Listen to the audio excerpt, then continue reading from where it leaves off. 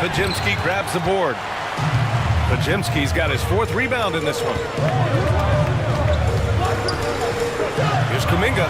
Nice shot from 10 feet out. Kuminga's got 11 here in the quarter alone. They have no answer defensively inside. Grizzlies trail by 6. Van Vliet, the pass to Huff. Outside Porter. They set the pick.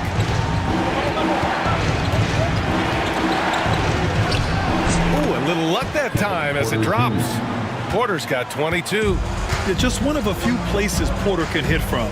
Good use of the mid-range J. Pass to Kuminga.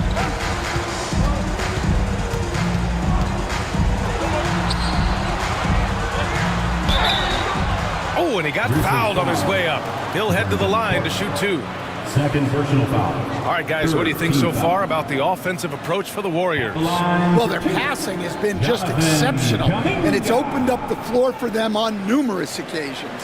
We also got to highlight how on fire they've been from three-point land. They've continued to capitalize from beyond the arc in this one.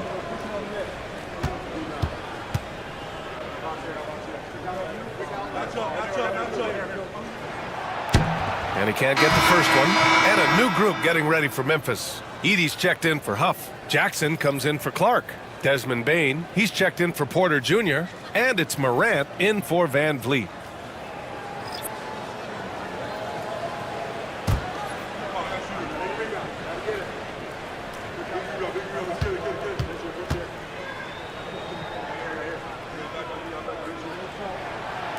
And he ends up missing both free throws. And here's Jackson. He'll bring it up for the Grizzlies. Outside Morant.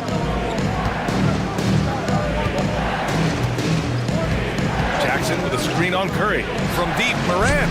Jackson Davis grabs a miss. Jackson Davis has got 9 rebounds in the game. Boy, he's getting it done. Kuminga's shot is off. Grizzlies trail by 4. Outside Morant. Jackson outside. Pass to Edey. 6 to shoot. The 3 from Bane. Drills it from deep. Shooting off the catch is the core of Bane's game, but he can do so much more. Outside Hield. Now here's Curry. Pounded by Morant. Kuminga with it. The 3 from Curry. And Curry with the answer. Look, in that first half, he was hot from beyond the arc. And that's now his 2nd in this half. And the Grizzlies with possession here. Here's Morant. 4-point game. Morant with the slam! Well, this is what the fans want to see. Morant showing off all of his superb athleticism. And that was our AT&T 5G Slam Cam, bringing you the sauce. The Warriors have gotten 7 of 12 shots to drop in this 4th quarter. Back to Curry. For 3. The rebound by Edey. Edey's got his 18th rebound here tonight, all over the place. Here's Morant. That misses. Got a chance to tie it. Golden State has gone 3 for 5 from three-point land since the end of the 3rd quarter. On the wing, Curry. Outside Kuminga. Hield, the screen on Jackson. Outside Hield. Here's the 3.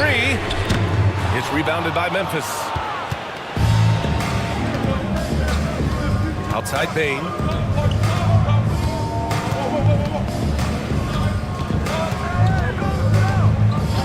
To take the lead. Not going to go that time. And the defense got away with one there. I mean, that's a shot he typically makes. Pass to Curry. High arcing shot. Curry strong against the coverage. 0 fear from Curry inside. 2 more points in his Hall of Fame career. And we've got a timeout from Taylor Jenkins. He's looking to make some very important adjustments here. Give it up for your Warriors.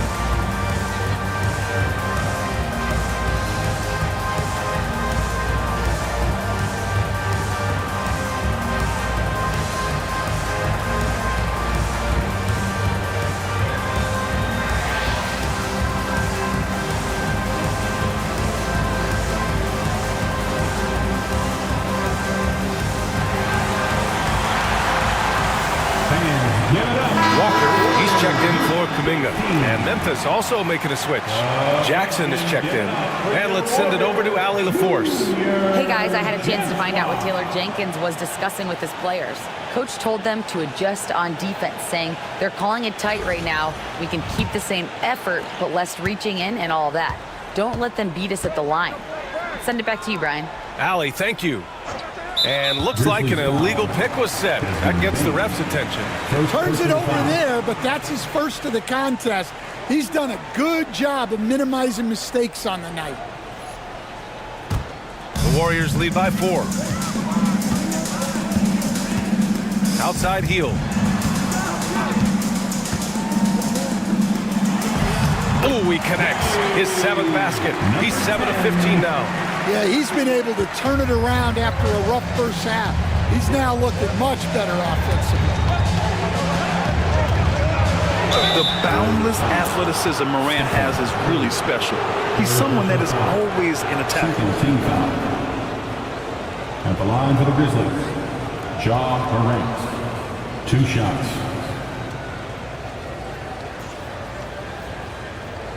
Take a break. Take a break. 2 shots.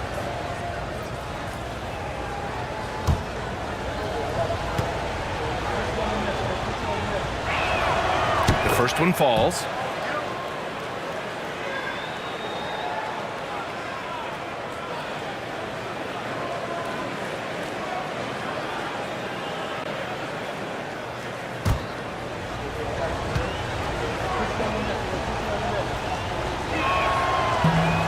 Morant drops them both. And so it's Curry with it. He brings it up for Golden State. They lead by 4. Outside heel. The 3. It's rebounded by Memphis. Well, with his team leading, he might just want to put that one in his pocket next time. Pass to Bain. Here's Edie. Over to the wing. Right side Morant. Down to 5 on the shot clock. A confident jumper by Morant. Well, Morant's built to go and showing what he's made of here in the clutch. Healed on the wing. Back to Curry. Here's Walker. Healed for 3. Yes! Great play by Walker to set it up. And the Warriors lead by 5. And Hield's judgment in these spots is impressive. Understanding what kind of shot to take in big-time moments. Outside Bain. There's a screen. Jackson, right side. Right wing. Bain, the pass to Jackson. From deep. Warriors with the rebound. Jackson Davis has got rebound number 10 tonight with that last one. Hield passes to Curry. Off target with the 3. Grizzlies trail by 5. Pass to Morant. Yeah, Morant is just a force of nature.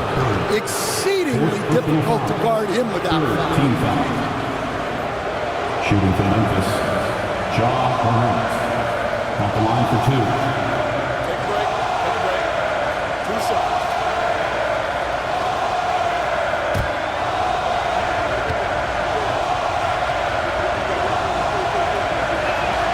First one falls for him.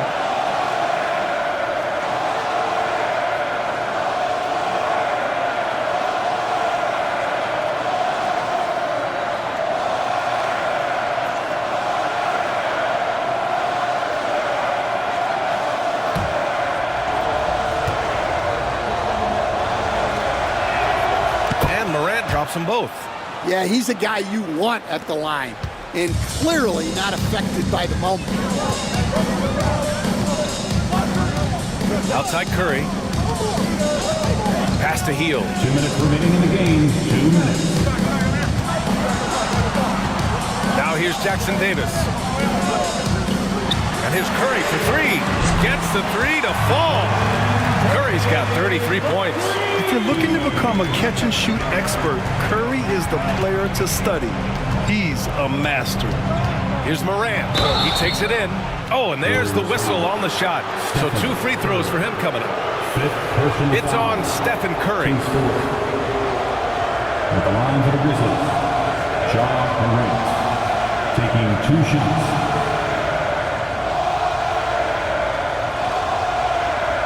Shooting 2.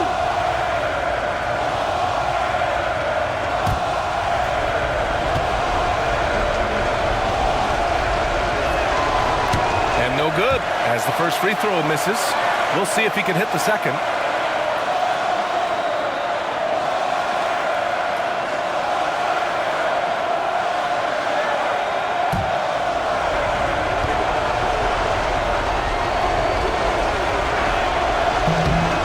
Up making the second, and that brings him within 5.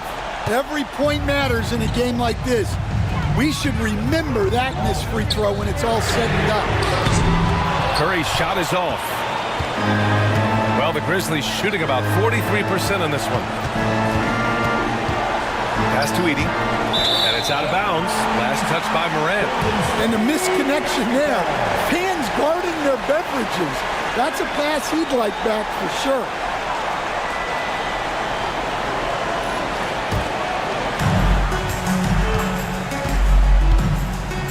1:21 left to play in the 4th quarter. Here's Curry. Ooh, a clear foul there on the missed shot. So he'll get a pair at the line. And Curry is always a threat to shoot, which is why defenses sometimes get too aggressive guarding him. Stephen Curry, 2 shots.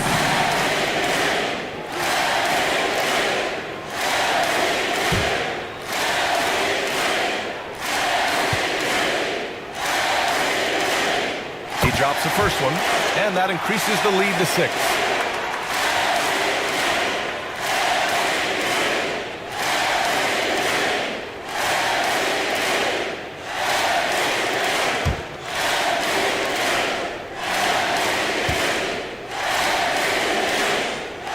And he hits both free throws here, and it's a 7-point game. Good job converting at the line and helping to build this lead. Takes a step back. Morant against Curry. Morant, no good. And Curry's got the ball here for Golden State. Outside Walker. Walker sets a screen. Ooh, he took a hard foul on the shot. So he'll head to the line to shoot a pair. Jaren Jackson picks one up. The officials were right on top of that one. At the line for 2. Number 10.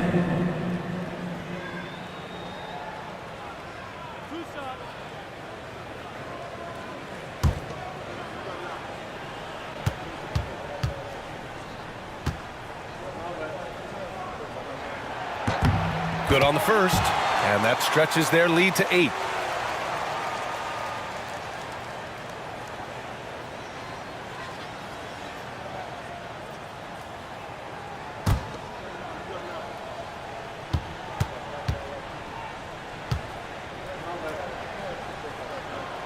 So he goes 2 for 2 at the line, and it's a 9-point game here. Timeout call, Memphis. They trail by 9.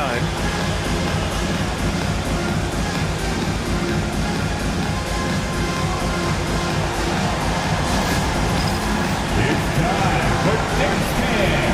If you see yourself on the big screen, you know what to do. Bust and move.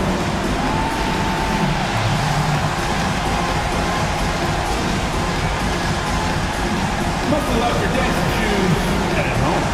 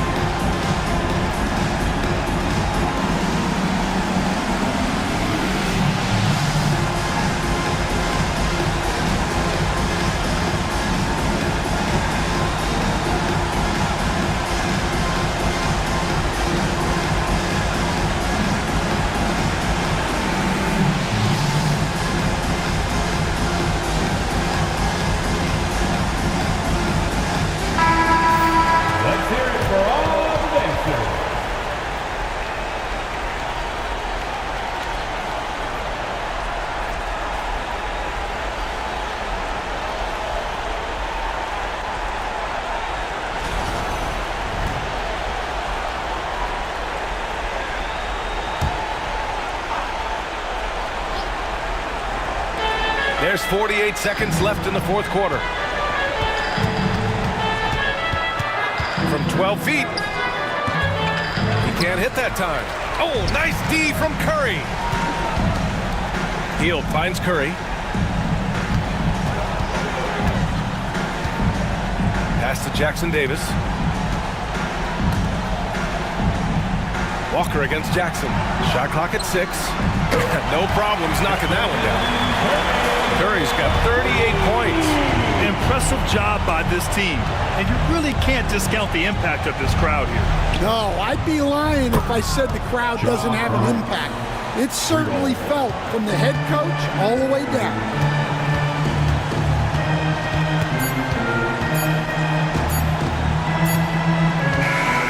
So it's Golden State winning this one. A clean win, and one where they clearly showed better energy. Yes, so true. They put on a show here at home. And I really think they had that extra swagger and confidence, too. Well, now we have some time to check in with Allie LaForce. Allie. Jimmy, congrats on the win. What did it take to get it done tonight? A lot of heart. My teammates fought hard throughout the whole game, and everybody had a tough matchup. They manned up. Hey, we did what we were supposed to do. Congrats on the win. Allie, thank you as always. Well, folks, that's going to do it for now. For Grant Hill, Stan Van Gundy, and Allie LaForce, this is Brian Anderson signing off. And let's reveal our player of the game, Stephen Curry.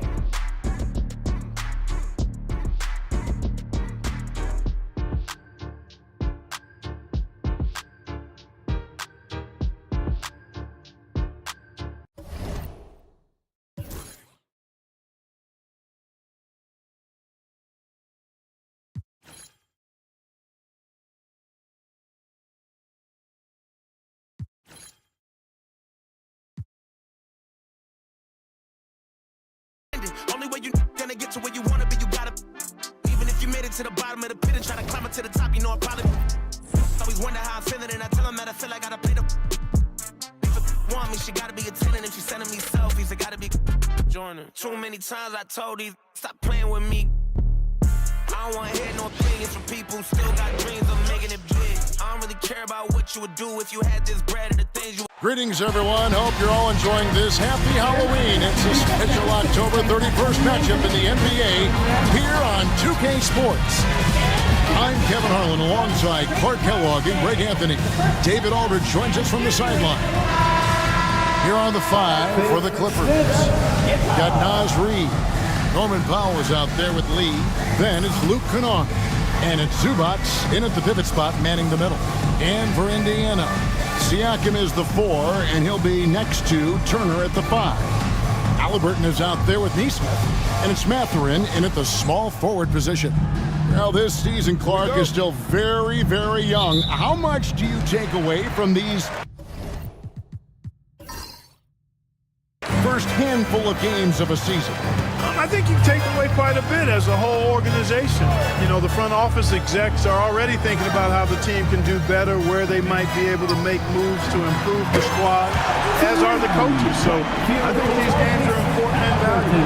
Halliburton, a really good knockdown shooter, which adds great value to this offense. To the inside, Zubac, and the dunk by Zubac. Give credit where credit is due right there. A terrific assist. Halliburton passes to Nesmith. Fires from deep. And it's Halliburton missing. Here's Lee. Pass to Zubac. Now here's Reid. Kennard kicks to Reid. Lock at 6. The 3. And it's Mathurin with the rebound. And he didn't punish them for the weak coverage there, but they can't count on him to continue missing. Halliburton for 3. It's hauled in by Los Angeles. This their first chance this season playing the Pacers. It's Powell with the drive. He just bangs down the one-hander. 2 very easy points right here. He'll take those all day long. About a minute and a half through the first quarter. Pass to Nesmith. Siakam has it in the corner. Turner with the screen for Siakam. And the Pacers can't get it to go. Very dangerous to leave a guy like that open. Lucky break there for the D. Kennard with the ball. Zubac, a screen on Halliburton. They get it again. Zubac, that's good. Zubac has got his second basket of the night. Really nice job to convert the putback opportunity there. I mean, he stayed with that play from start to finish. That's something we say about him a lot. Shot's good by Turner. Tossing around that 250 lbs, Turner going right through the contact. Here in the first, just under 2.5 minutes played so far. Pass to Powell. Now here's Lee. His last outing, 16 points for him. Reed misses. But these Indiana Pacers play at one of the quickest paces of any team in the NBA. Yeah, I love the fact that it's quite fitting considering the nickname Indiana Pacers. And they do set the pace. They love to push that rock, and they do it relentlessly. Catching you before your defense can get set. It's a beautiful way to play. Tell you what, though, you got to be in great shape to make it work.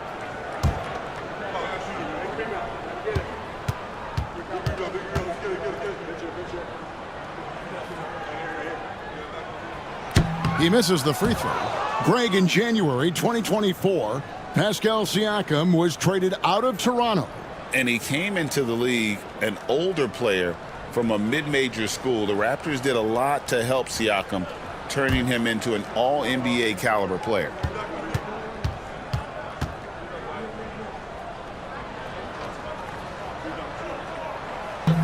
He hits the second from the line.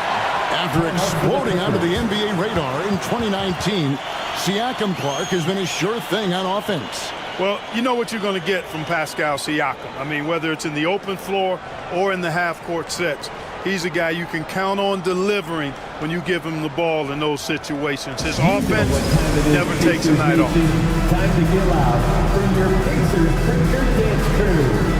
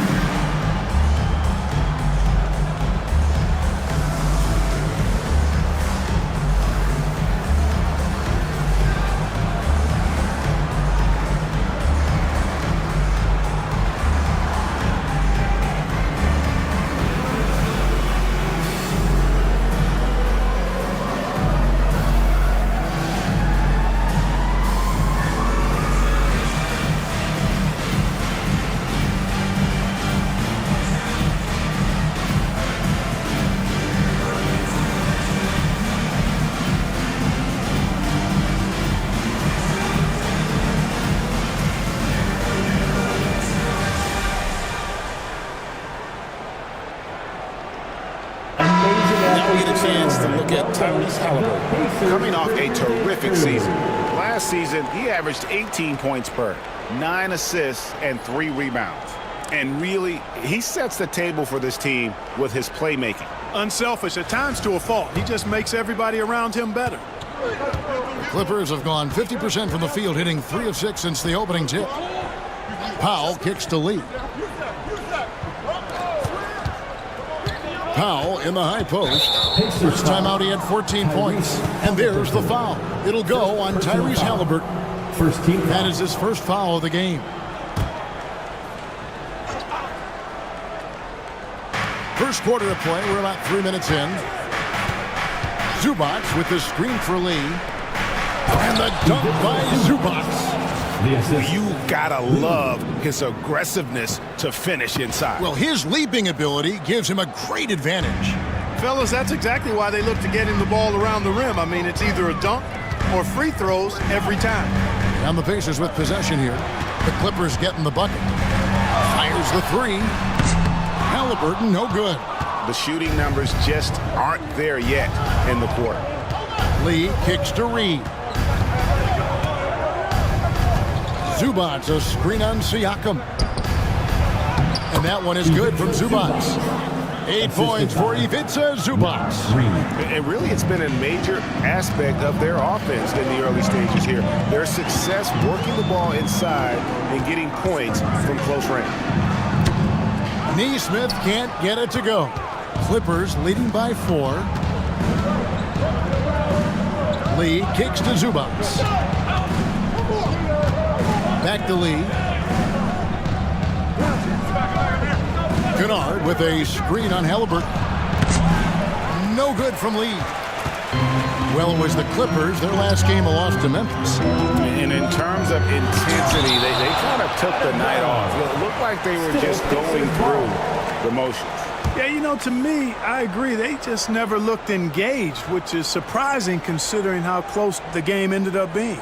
And that's a block right there. He swats that ball away with some energy. A defensive play like that early in the game can go a long way. Establishes an attitude that you want to have during the game. Now, here is Halliburton. Boy, was he something else against Dallas. Offensive rebound, and Turner throws it down. That's all about the ticker for Turner. Big heart, a real juggernaut on the boards who uses those long arms exceedingly well to get second chance opportunities. Here's Lee. Pass to Powell. Kick by Lee. Here's Reed. Powell for 3. Hits it from three-point range. Powell's got 5. And that's exactly what he's looking for, draining the triple. Now Neesmith. Back to Halliburton. Pass to Mathurin. From past the arc. That's good, and it's Halliburton with the assist. Yeah, Mathurin wanted this bad. He wants to one-up them at the arc. And Tyronn Lue calls timeout. He's going to have a discussion here on the sideline. It's Cam. Get ready, everyone. You see yourself on the screen.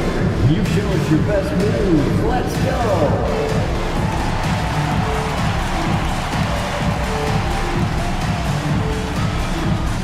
You must have left your dancing shoes at home.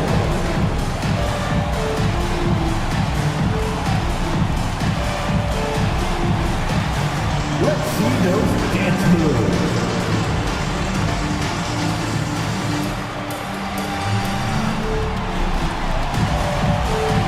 Keep on dancing.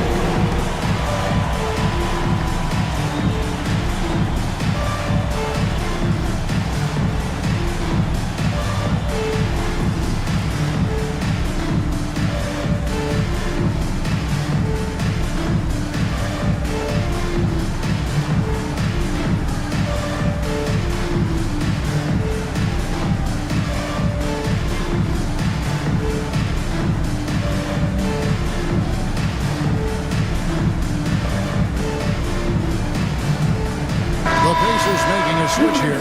Giddy's checked in, and Los Angeles making a change here as well. Yabusele, he's checked in for Powell.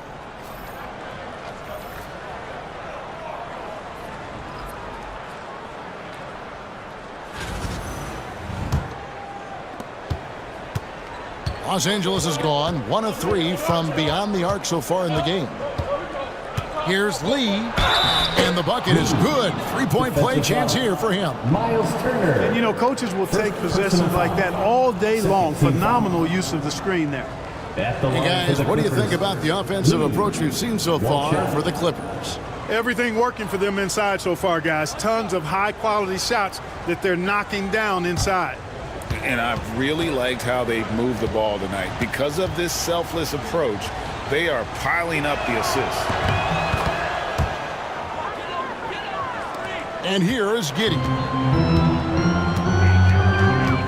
Siakam outside. Pass to Neesmith. Indiana moving the ball around. Yep, that one goes. Halliburton's got his second bucket of the night. That shot by Halliburton, not easy. Taking the hit and still finishing the play. Clippers leading by 3. And here's Kennard. Now, here's Here's Reed. And a miss there on the triple. And on an open look like that, he's very gifted at making the weak coverage pay. And Clark, as we watch Aaron Nesmith, he was such a great shooter in college, and it took him a while to find his stroke in the NBA. And you know what, Kevin, nothing really surprising about that. Most players struggle to find their game in the NBA, to find their role in the NBA. But Nesmith, he's found his rhythm and his role, and he clearly is dangerous from behind the arc.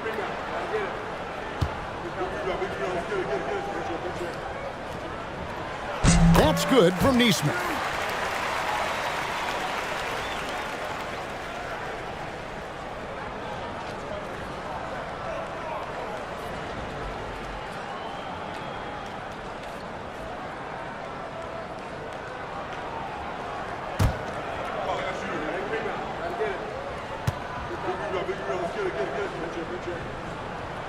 That one falls, so he hits both of them.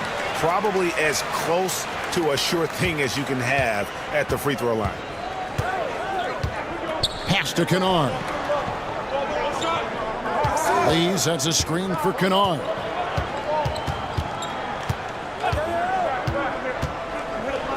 Here's Zubac, and stolen by Giddey. And a fast break now. The Pacers. Halliburton finds Siakam. Tries again. Reed with the block. Great denial by Reed. Boundless energy he brings. Second personal foul. For Los Angeles, they have shot just one free throw earlier. 1 for 1 in the game. Lee, 2 shots.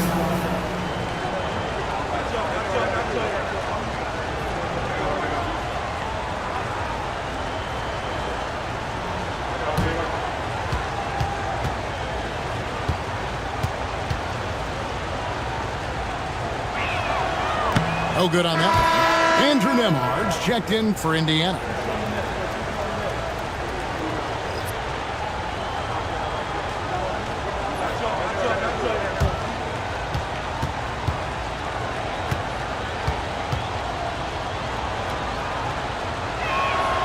And he sinks the second. Indiana trailing here. In the corner, it's Nesmith. Siakam outside. Drills it from outside. Yeah, you got to get out on that. Siakam demonstrating that ability to hurt you from beyond. Lee passes to Zubac. It's Kennard, top of the key. It's good from the top of the key. And the Clippers lead by 1. Really crisp, intelligent passing to make that basket possible. Back to Nesmith. Pass to Siakam. To the middle. And Giddey gets it to go. And how about the body control? Giddey refusing to let the defense alter that shot. Lee kicks to Zubac.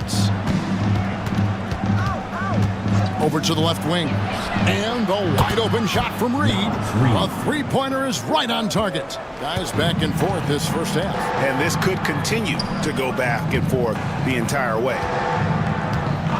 Pass to Nesmith.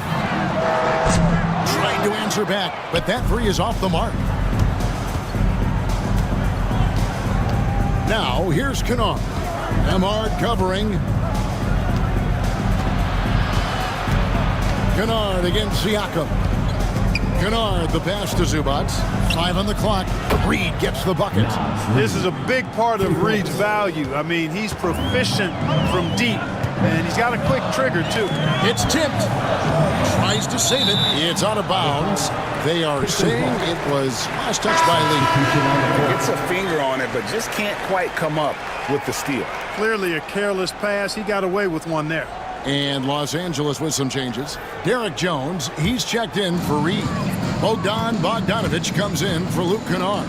And Chris Dunn subbed in for Lee. Nembhard, the rebound by Yabusele. And so it's Jones. He'll bring it up for L.A. Leading by 5. Dunn dishes to Bogdanovic.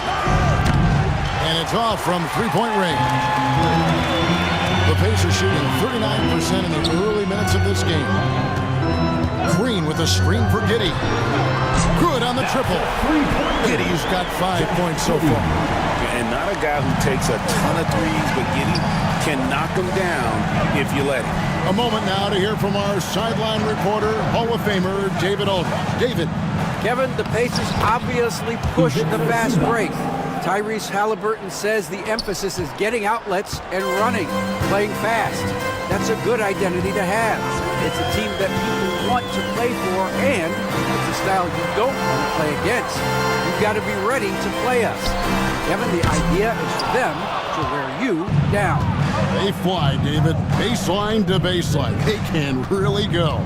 Outside, Jones. And you don't ever want to get into the habit of letting the offense get to the rim. Yeah, I couldn't agree with you more. I mean, that's the message they were sending with that foul. Nothing easy inside. First trip to the free throw line for him in this one. You know, this is not an area where they expect him to contribute. You know, he's a guy that shot below 70% last season. And because he struggled with his free throw shooting so much last season, I thought he was hesitant at times to be aggressive. Wasn't looking to draw contact and was trying to avoid getting to the foul line. The free throw drops for Zubac. The Pacers making a switch here. Mathurin's checked in.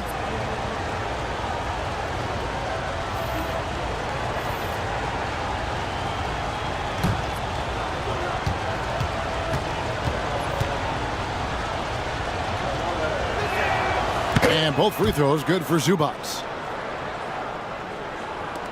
Pacers trail by 6. Now Giddey. He has 5.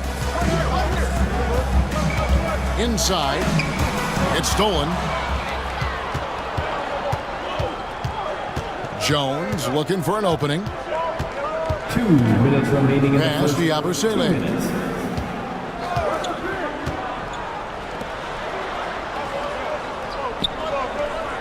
Zubac against Green. A baseline J. Zubac no good. You can't look at the result of that shot. They'll take that whenever they get it. Well, you know, I hear you. That's a good look, but when you're that wide open, I think you got to knock it down. Here's Nembhard. He had a big outing in that Mavericks game as well.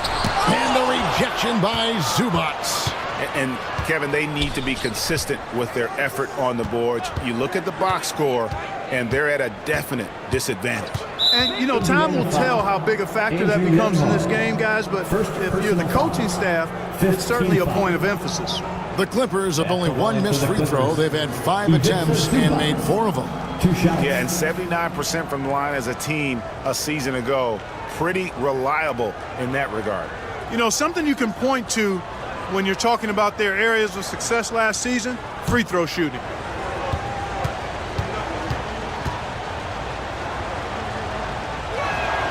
And the first one at the line is good.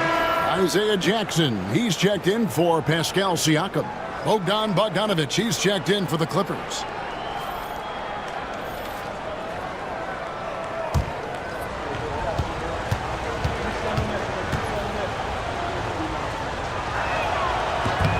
Both good from the line that time. Pacers trail by 8. 1:11 left in the first quarter. It's Nembhard on the wing.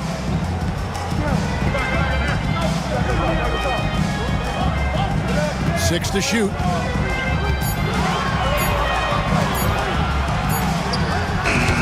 And he tries off the glass, but it's no good. And here's Los Angeles. They're on a 14-5 run. It's going to be out of bounds. Los Angeles will retain possession.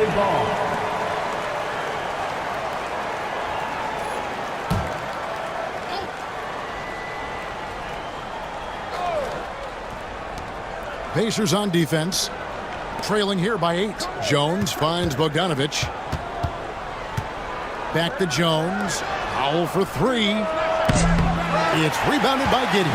just doing the job on the backboard. They sure are. I mean, they've done a terrific job carving out space under the basket and then pursuing the ball. You know, it's one thing to box out, but you've got to pursue the ball if you're going to get rebounds. And they look strong here in the early going. Bogdanovich passes to Yabusele. Down low. Stolen by Jackson. With 2 seconds left. And blocked. That one goes careening off the glass. And that concludes the first quarter of play. Los Angeles on top. Ending the first quarter on a 14-5 run. And back with the start of the second quarter in just a moment.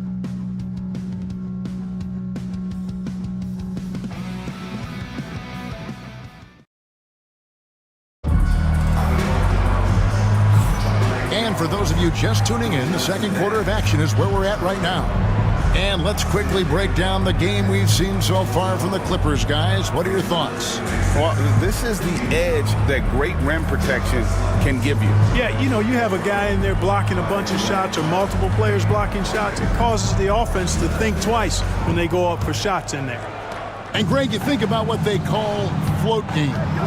Why does that one shot earn a nickname like that? I mean, it's a badge of respect, right? The floaters, teardrops, whatever you call them, runners, often the finishing touch to an already well-developed offensive arsenal. Here are the 5 the Clippers have to start the second. Bogdanovich is out there with Norman Powell. Then it's Jones. Then there's Achua. And it's Yabusele in at the 4. Here's Yabusele. The Pacers making the shot. Jones finds Bogdanovich. The wing jumper off target. And so it's Giddey with it. He brings it up for Indiana. 6-point game. And when this game is done with, they'll be off to Los Angeles taking on the Lakers. That will be a getaway game for them, a 1-game road trip. Now, here's Bogdanovich. He has yet to score. Back to Powell. Lets it go from deep. The Pacers pull it in. Want to keep it rolling here following the win against Dallas. And that was not an easy game for them. I mean, they barely hung on at the end of regulation before they were able to pull it out in overtime. And it could turn out to be one of their biggest wins of the season. I mean, just because of the way they came through when it mattered most. That's clutch play that could serve them well going forward. Now, here's Bogdanovich. Second quarter of basketball, just over a minute and a half played so far. And this is why Bogdanovich has a permanent green light from the arc. Frankly, the team expects this from him. Here's Giddey. And they wasted no time getting those 3 points back. Giddey's got 8. And an eye for an eye. Both teams working to stretch the floor. Nothing like answering back. One team gets 3, you fire 3 of your own. Boom. Powell for 3. Draymond Green with the rebound. Pacers trail by 6. Here's Nembhard. Pass to Giddey. On the wing, Green. Oh, Giddey in position. And you can see him give a little nod and then just burst to the rim for the alley-oop slam. A pair of teammates, Greg, with a terrific feel for each other. And I tell you what, guys, that's a big play to make in a close game. Potential momentum builder there. And here are the Clippers now. The Pacers making the shot. Here's Bogdanovich for 3. And it's Mathurin with the rebound. Matherin's got 4 rebounds in this game. And to me, Draymond Green really embodies the idea of a high IQ player. He can read the opposition, predict where a play is going, and those instincts aren't something that can be easily taught to anyone. A young guy who is ready to attack. Mathurin gets the ball and goes straight into his shot. Now about 3 minutes gone in the second quarter of basketball. Bogdanovich against Giddey. Powell, that's good. 7 points now in the game for Norman Powell. Ooh, tough layup with the guy right on him. He can be a hard player to handle at times.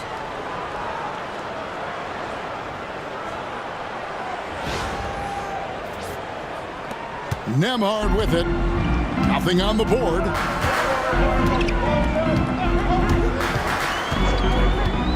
Pass to Giddey. Beyond the arc. It's hauled in by Los Angeles. Busele's got 4 rebounds now tonight. Bogdanovich passes to Achua.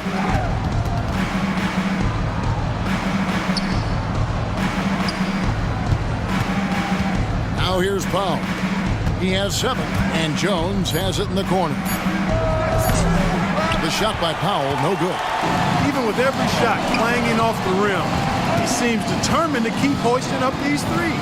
It might be time to get inside of that arc. Now here's Giddey. 10 points for him. To the middle. And he caught that pass in full stride on his way to the big slam. And this is why many are excited about Giddey's future, showing how dangerous he can be on offense. Los Angeles has gotten into trouble with the 3 ball in the second quarter, only hitting 1 of 5 attempts. Powell, no one around him, drains it from beyond the arc. Powell's got 5 points now in the quarter. Pick works well there. Not much resistance from the D. Yeah, that's not the defense you need. You got to be tougher defensively. Giddey the pass to Jackson. Jones against Mathurin. The offensive rebound. Nice shot by Yabusele. And it's a 6-point Clipper lead. And they keep hammering away at him inside, forcing the ball into the paint. Pass to Giddey. And this is what the schedule looks like for the Clippers. On Saturday, they'll go back home and they'll be hosting the Detroit Pistons. Then on Monday, they'll be matching up with Andre Drummond and the Los Angeles Lakers. And that game against the Pacers, things starting to solidify as that game is going to be number 10 on the year for them. Team getting sharper every time out. And he makes the first. And that's a spot of the floor Giddey wants to improve. It certainly puts in the work there to get better. And some changes here for the Pacers. Miles Turner, he's checked in for Isaiah Jackson. And Halliburton subbed in for Benedict Mathurin. And then for Los Angeles, Reed, he's checked in for Jones. And it's Luke Kennard in for Powell. And both free throws good for Giddey. Los Angeles leading by 4.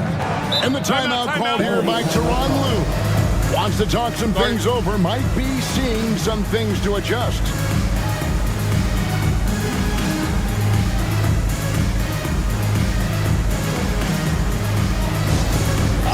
That music, and here they come, your Pacers High Crew. Get out, fans, on the court is your High Squad. The loudest section, there can only be one. And they're getting shirts, the 5-0 fans.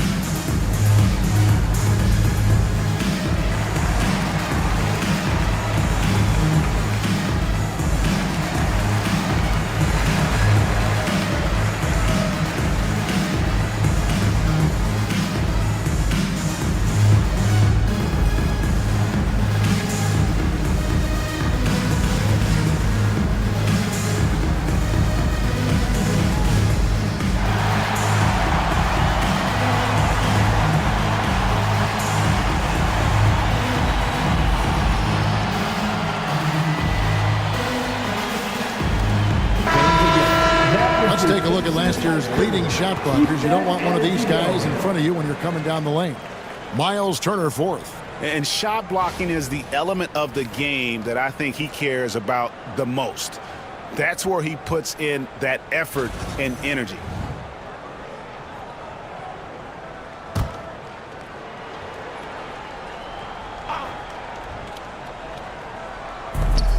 Yabusele kicks to Bogdanovich.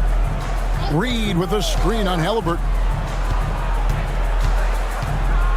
And here's Bogdanovich for 3. Pacers with the rebound. Halliburton in the corner. Over Bogdanovich. Shot is good, and the Los Angeles leads. Cut down to just 2 points with the bucket from Halliburton.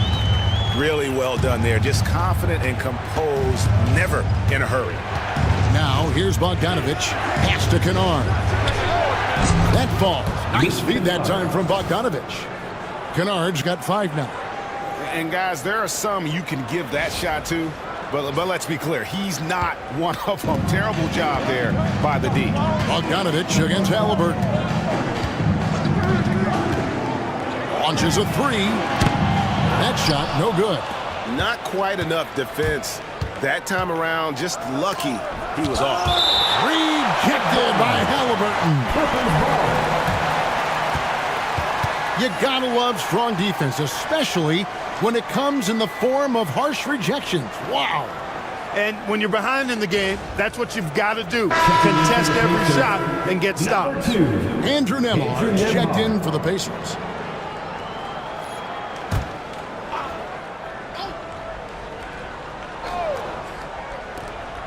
Bogdanovich wide open.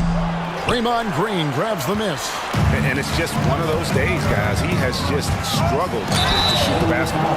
And looking at the numbers for Kennard, last season's performance for him averaged 8 points a game, 3 assists and 2 rebounds. And there isn't much to write home about with his numbers. I think he'd like to up his contributions. Yeah, but you got to earn that chance. I mean, you get what you earn. His numbers are fine, but he's not going to get a lot more floor time unless he turns it up a notch. The first one falls. And getting to the line and hitting your free throws, a good way to get back into the game. It stops the clock and extends the game and allows you the opportunity to set your defense. They've been perfect from the line so far here in the second quarter. Siakam is checked in for Indiana. Aaron Nesmith comes in for Andrew Nembhard. And both free throws good for Giddey. You're having a lot of success from the line here in the second quarter. And here is Zubac. He had a 12-point outing in their last game against Memphis. And he was also a big factor for them defensively. I think he tallied 4 blocks in the game. Shot clock at 3. Here's Lee on the money from 12 feet away. Lee's got 6. And so it's Giddey with it. He brings it up for Indiana. Trailing by 5. Inside, Siakam. And finished off by Siakam. Excellent job navigating the screen and roll there. Giddey showing his vision on that one. And while we've got a moment, let's send it over to our terrific reporter, David Aldridge. David? Thank you, Kevin. Now, Pascal Siakam is nominally a power forward, but his versatility at both ends of the floor allows him to play a number of roles. Siakam says that's where the NBA has been going. It's always positionless basketball. I feel like I can do anything. And in today's game, Kevin, that means tremendous value for Siakam. Back to you. Doesn't it? My goodness, David, he is something else. Thank you very much. Something that's kept this game close is the fact that the rebound stats for both teams are almost identical. The battle to a standstill on the boards has really been something to watch. The game's not over yet. We'll see if one of these teams maintains more energy than the other going down the stretch. Here's Zubac. And the rebound goes to the Pacers. Turner's got 4 rebounds in this game. Offensive rebound. Here's Siakam. Misses the layup. He had him with that pump fake. Los Angeles leading by 3. Back to Reed. Lee outside. Reed with a screen on Halliburton. Shot clock at 6. Rejected by Halliburton. Got to be impressed with Halliburton's defensive instincts there. I mean, able to come away with the rejection. You don't see guards do that a lot. Wide open look, and the jumper is good. Halliburton's got 4 points now in the quarter. Boy, what a slick move that time. Made the defense look absolutely clueless. Tyrese Halliburton is flat out special, Clark. And you say it all the time. He is an absolute machine on offense. He really is an orchestrator, a maestro of platinum-level capability. His turnover numbers, outstanding. He's a guy that flirts with the 50, 40, 90 shooting splits and is going to lead the league in assists, I think, a better part of his career going forward. That's how good he is. He's had 4 chances at the line, made them all. Benedict Mathurin, he's checked in for Josh Giddey. Norman Powell's checked in for Los Angeles.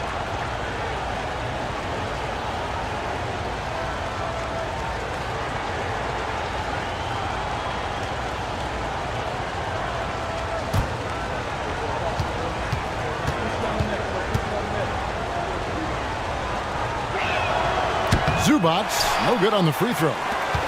Pacers trail by 3.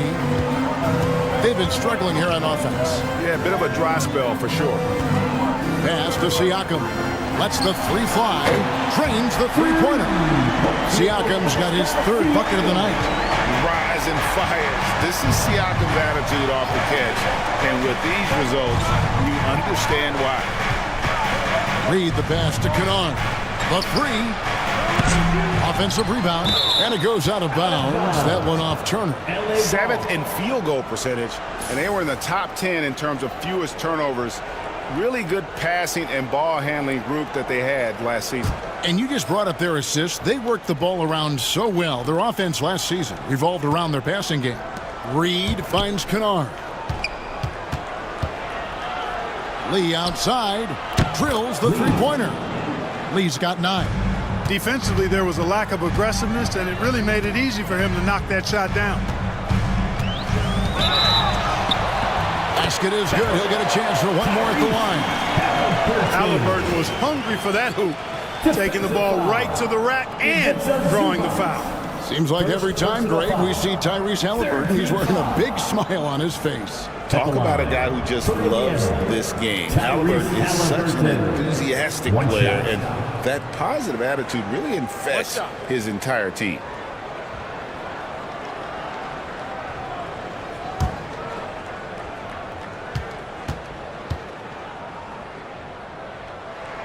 I tell you, one of the things I've noticed about Halliburton is his endurance, man. It is off the charts. He's always pushing the pace and really outworking other guys most of the time.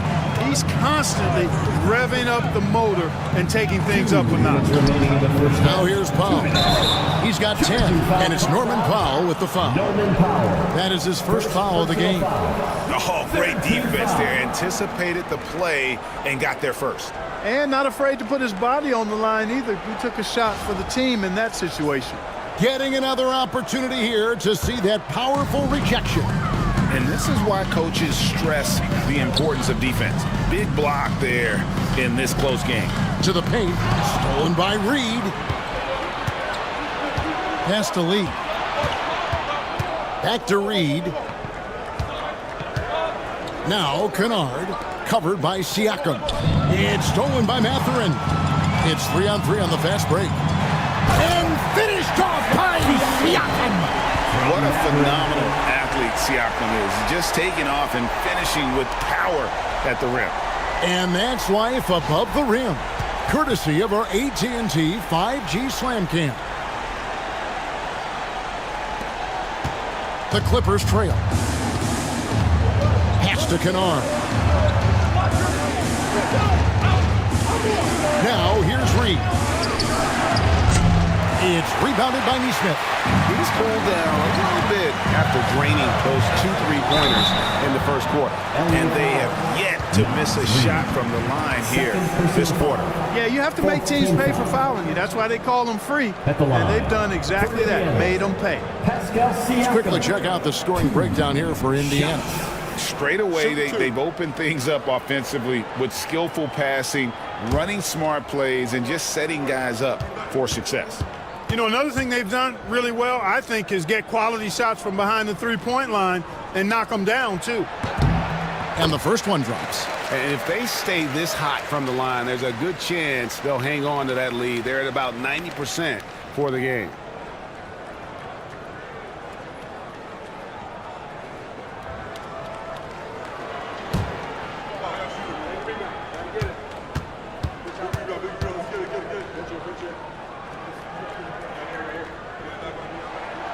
Siakam hits them both.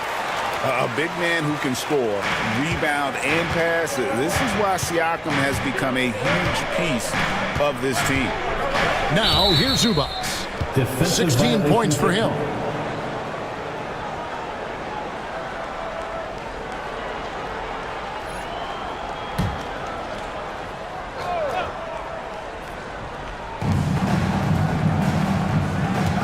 Now, Lee. He's got 9. Kennard with a screen on Halliburton. Lee with the ball. Halliburton picks him up. Powell for 3, and it's blocked. And it's going to be out of bounds. The Clippers will retain possession.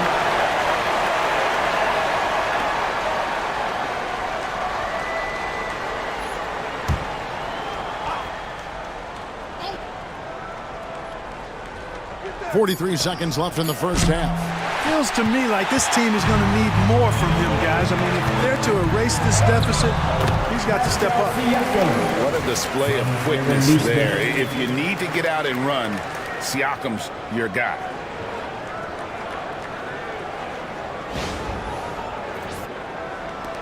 Clippers trail by 6. Lee outside. Pass to Reed. Will it go? And the rebound goes to the Pacers. Matherin's got his 6th rebound on the night. Siakam passes to Mathurin. Back to Siakam. Neesmith with the ball. Here's Halliburton.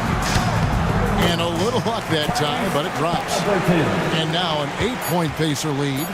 And creating a little separation here, gaining some confidence. Yeah, you get the sense that they're going to start stretching this lead out a little bit. We've reached the end of the first half of play. It's the Pacers as they end the second quarter on a 20-7 run. And now let's catch up with David Aldridge, who's standing by from the sideline. All right, Dave. Thanks, Kevin. Rick, what's your analysis of how your defense has done so far?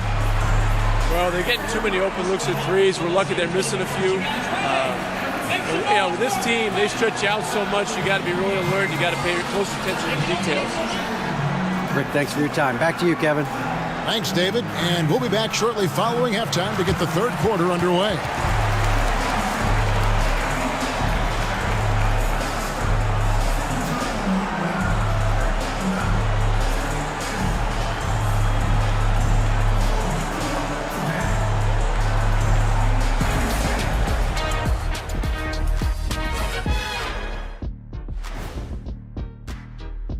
They haven't been close with some of these threes. Does the rim look like it's moving to the...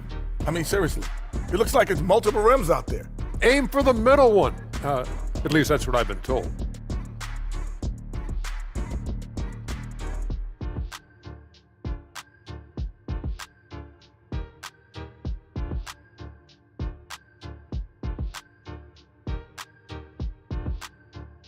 And we've got some trades being made around the league. Always a compelling story. Anytime you can add a player like Draymond Green, you do it. He's a unique individual in every way, and he's a stone-cold winner. And that about wraps it up. And as the third quarter is about to begin, we go to Kevin Harlan for the call.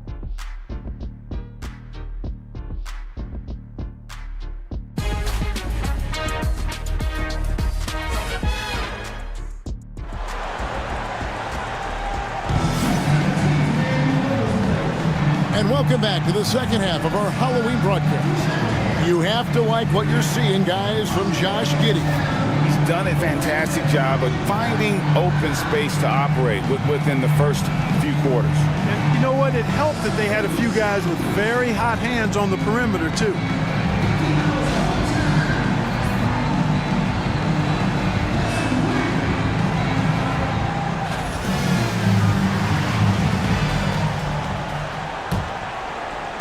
Clippers trail by 8. Siakam is the 4, and he'll be next to Turner at the 5. Neesmith is out there with Tyrese Halliburton, and it's Mathurin in at the 3. So that's who Rick Carlisle starts the second half. And really, as the three-pointers keep dropping, you get the sense that the frustration is mounting for the defense. Yeah, and they either have been unwilling or unable to take that shot away. And here are the Pacers now. Clippers able to drain the 3. Outside Mathurin. And right away, they match it with a three-pointer of their own. Mathurin's got the lead. Back up to 8 now for Indiana. Here's Lee. Pass to Kennard. Lee sets a screen for Kennard. Lee against Halliburton. Siakam pulls it in. Siakam's got his 4th rebound in this one. Halliburton for 3. It's hauled in by Zubac. Not quite enough defense that time around. Just lucky he was off. Second half of basketball, just over a minute played so far. 6 on the shot clock. Kennard for 3.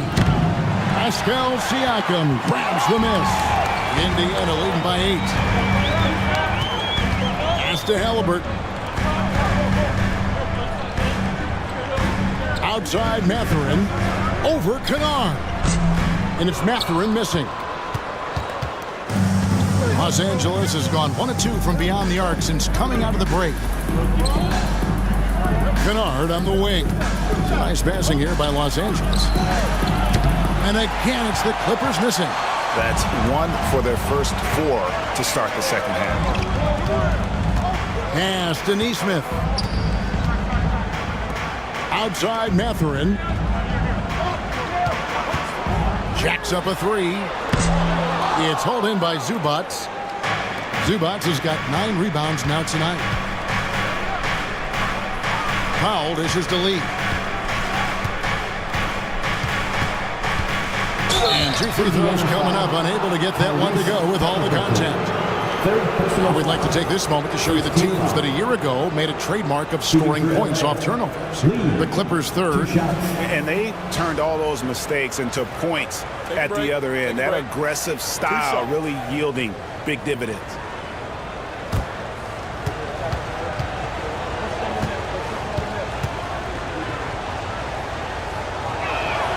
And he knocks down the first one.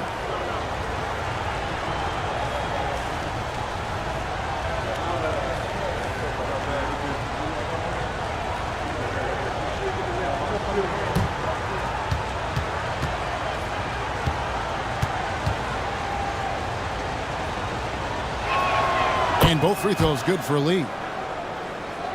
A little under 2.5 minutes gone by here in the 3rd. Siakam outside. Outside Mathurin. Pass to Siakam. Halliburton for 3.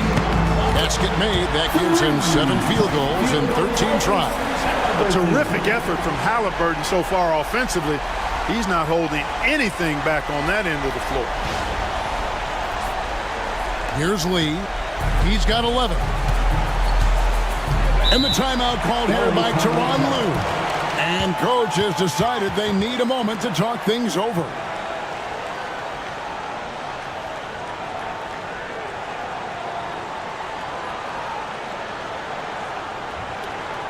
Here comes your Indiana Pacemates crowd. Give it up for them.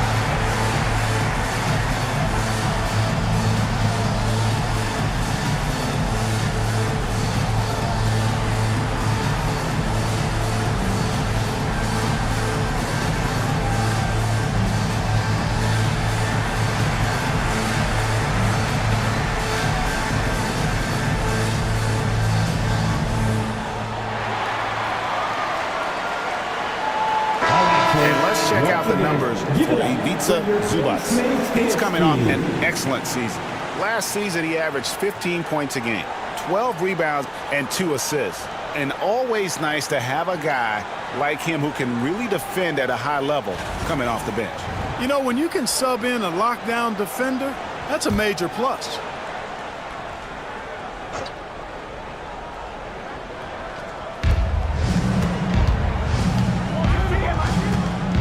Pass to Reed, fires for 3, and he's good on the 3-ball.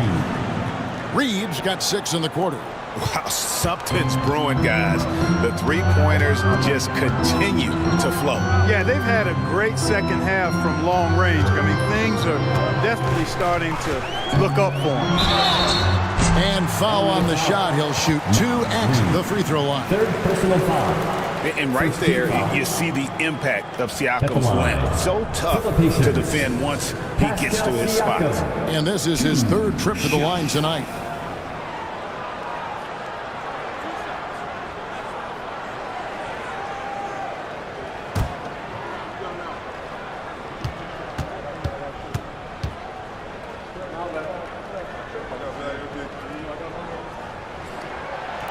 He's off on the first.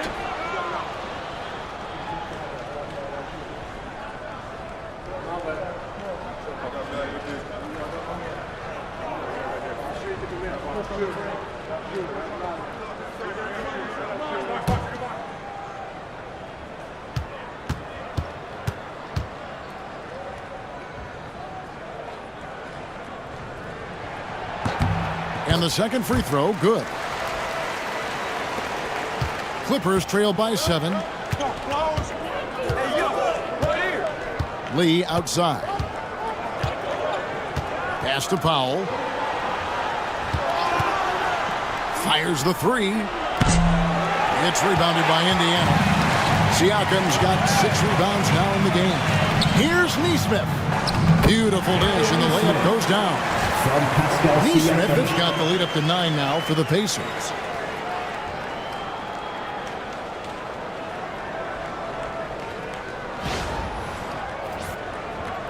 Clippers with the ball. And at home for the next game, it'll be Detroit pulling into town. And that game will kick off a 4-game homestand. Kennard for 3. Pacers with the rebound. A slight advantage for them in the rebound department, but that oftentimes is all it takes. Especially when you're scoring the ball at a decent clip the way they have. I mean, they've done exactly what's necessary to take the lead. This is his first trip to the line tonight. Miles Turner.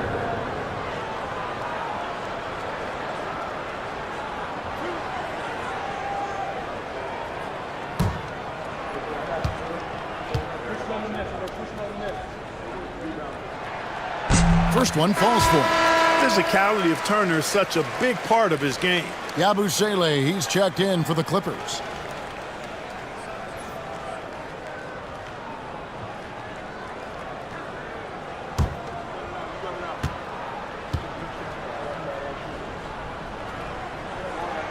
He hits both from the stripe.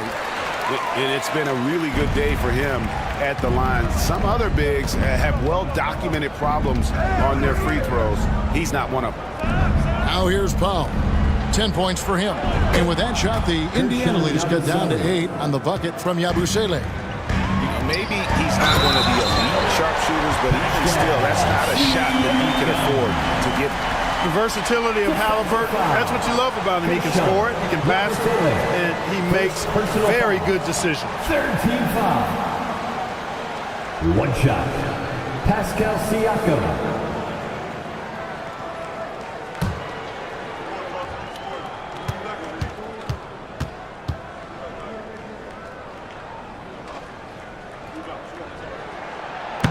On the free throw, no good. Clippers trail by 10. And that'll be 2 free throws coming up. Officials on the call with the foul. And a closer look here at the scoring breakdown for the Pacers. And guys, how about the unselfishness and all about working that ball around, shifting the defense, and just seeking out the best shot. And, you know, they've done a fantastic job scoring inside as a result, finding plenty of opportunities to cash in near the hoop. And the first one drops. And it seems a new era is upon us, GA. A lot of young stars and young teams vying for the status of household names. Kevin, the casual fans might have to update their frame of reference, right? Especially since a lot of these new stars are playing in smaller markets. And that one goes in. 2 from the line that time. Wow, they've made every free throw here in the second half. And that efficiency is, you know, so critical when you're looking to overcome a deficit. You've got to be close to perfect and can't waste scoring opportunities. Now Powell, following the three-point attempt by Pascal Siakam. And with that shot, the Indiana lead is cut down now to just 6 points with that basket from Lee.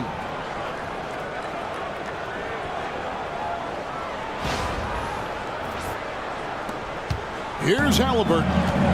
17 points in the game. Pass to Neesmith.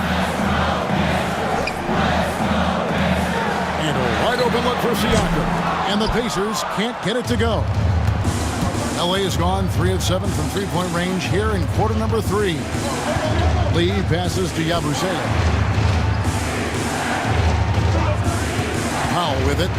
He's got 12. They get it back. Zubac kicks to Yabusele.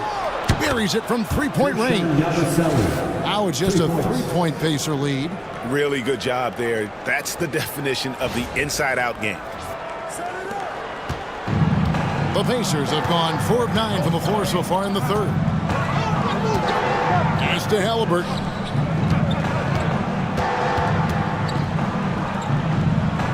Back to Neesmith. Shot clock at 5. Mathurin for 3. Gets it to go from beyond the arc.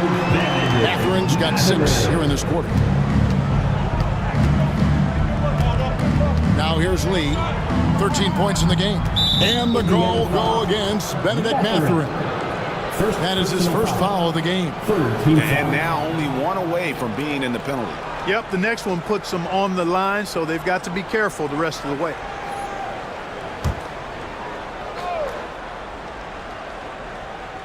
On defense, the Pacers. They've led by as many as 11 points.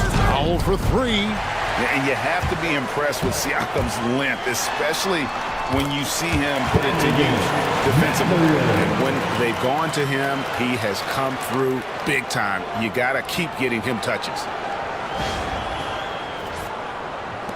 Clippers trail by 8.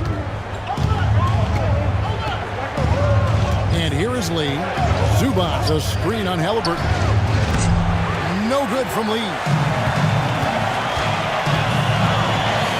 Lee against Halliburton. And the rejection by Zubac. And that one goes out of bounds. Last touch by Zubac. A sensational block that definitely deserves another look. And guys, that is lockdown defense at its finest. Going right at the shot and then able to knock it away. And some changes here for the Pacers. Andrew Nembhard comes in for Neesmith. And Josh Giddey subbed in for Halliburton. And the Clippers making a change here as well. Derek Jones, he's checked in for Lee. Here's Nembhard. No scoring in this one. They get it back. Turner passes to Nembhard. That ball. Nice speed that time from Turner. Turner's got 3 assists now in this one. Clippers trail by 10. Now Powell. He's got 12. And while we can, here's a look at the teams that had the fastest hands in the league last season. The Clippers in second. You could tell by watching them how much they enjoy playing defense. They seem to have an endless reserve of energy flying around and pressuring the basketball. Shoot 2.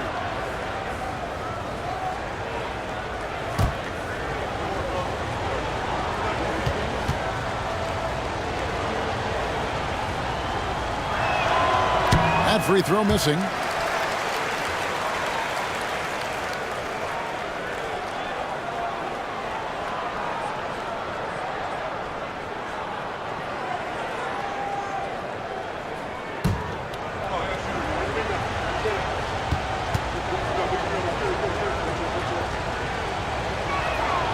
Good on the second free throw. He's done a much better job of getting to the line here. Aggressively taking it inside and not shying away from contact. I thought he was settling a bit in the first. Now here's Turner. He has 6. Here's Siakam. The Clippers grab the miss.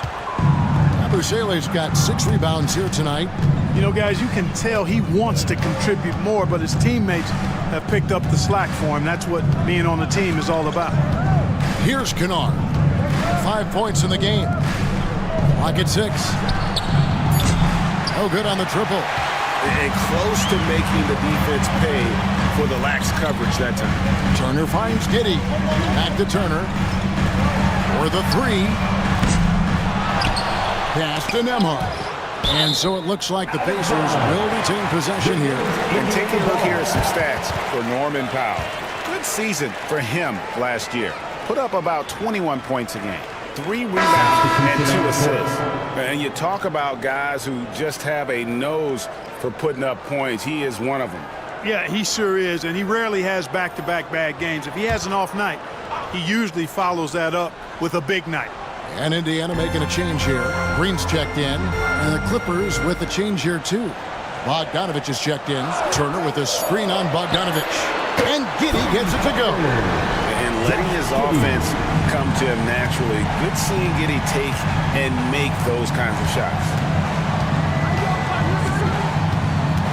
To the inside. And he gets the whistle. 2 free throws coming up. It's going to be on Miles Turner. And this is his 4th trip to the free throw line tonight. Shooting for LA, Ivica Zubac, taking 2 shots. Take a break. Take a break. 2 shots.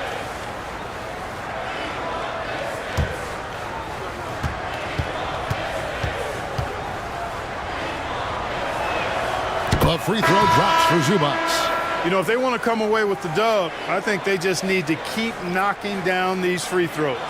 And Indiana making a change here. McConnell's checked in. Chris Dunn's checked in for the Clippers.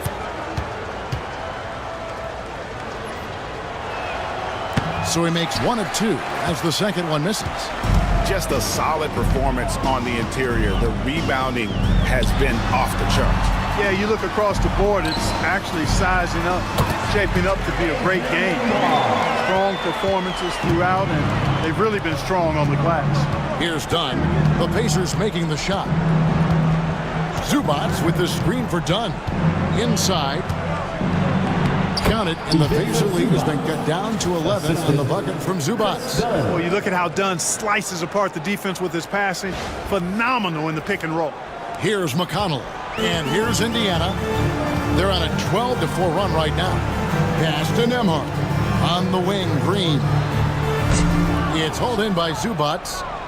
Zubac has got 13 rebounds in the game. Class-eating. Yabusele. And the rebound goes to the Pacers. And oh boy, a lot of contact there, but he gets the call and will shoot 2.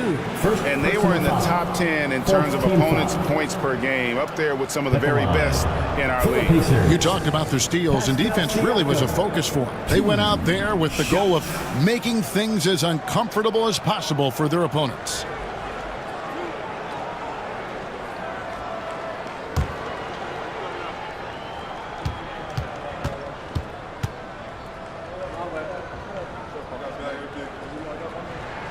First free throw is good. Well, it's been so hard to watch at times. I mean, he's missed so many of his foul shots tonight. Good to see him finally come through there.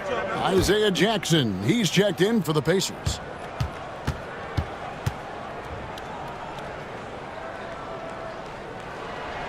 Siakam hits them both. And here's Dunn. He'll bring it up for the Los Angeles Clippers. It's a 13-point game. To the paint, wants to get it to Zubac, and does. That one goes in. You know, if you're only looking at the way he's played offensively, you'd think his team would have the lead. Here's Indiana. They're on a 14-6 run. Jackson, a screen on Dunn.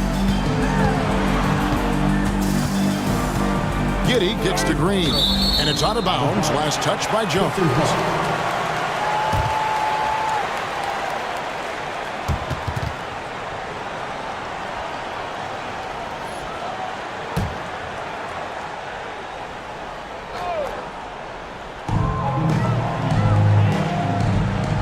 Shot clock at 6. Goes up on the wing, and the jumper falls for him. Nembhard's got the lead up to 13 now for the Pacers. And he's showing signs now of life after going scoreless through the half. Dunn looking over the floor. And that one is good from Zubac. Zubac has got 7 now in this quarter. I love the spirit he's shown tonight, particularly on the offensive end. Boy, I tell you what, the hole would be a lot deeper if he wasn't being as efficient as he's been so far. Boy, they dodged one there, guys. I mean, he got the wide open look that he wanted, just didn't knock it down. Dunn against Giddey. Dunn dishes to Jones. Three-pointer. Draymond Green grabs the miss. Pacers leading by 11. Nembhard the pass to Giddey. Outside, Green. Down low, and stolen by Bogdanovich. Dunn outside. And 1:01 left in the third. Good on the shot, and that shaves the lead to single digits. And they're beginning to just flat out fall apart defensively right now, especially on the interior. Yeah, and that's 4 straight field goals now they've allowed from point-blank range. Can't happen. Here's Giddey. Chris Dunn making his last shot. Back to Giddey. It's up a 3. It falls for his 7th bucket of the contest. He's 7 for 9. He's found his rhythm from deep, and you can see the confidence. Yeah, I'd be confident too. As a matter of fact, I mean, if you're stacking up threes the way he is, I mean, he's doing all this work from behind the arc. It's out of bounds. The Clippers able to retain possession here. Both teams changing it up here.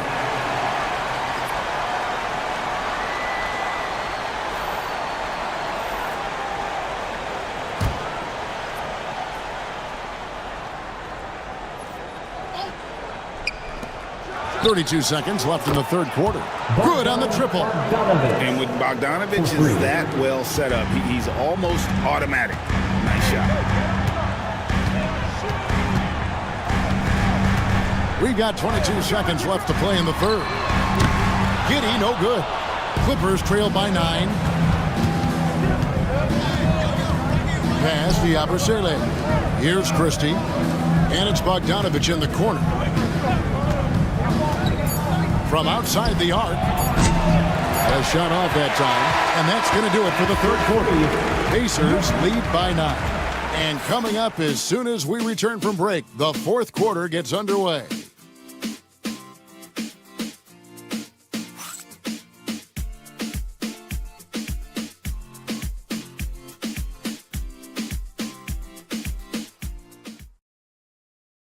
And let's listen to head coach Rick Carlisle review the game plan with his guys. Hold your ground. Hold your ground. Your job is just to stay in front of this guy. No blow-bys. All preaching strong defense there, GA. I mean, basic fundamentals. He doesn't want to see anyone on his team get burned on that end. And with 3 quarters behind us, let's see what this fourth period holds in store for us. And on the floor for the Clippers here in the fourth, we've got Bogdanovich. Derek Jones is out there with Yabusele. And then there's Precious Achiuwa. And it's Dennis in at the point guard position. Clippers trail by 11. Bogdanovich looking around. Indiana foul. Number 24. First personal foul. First team foul.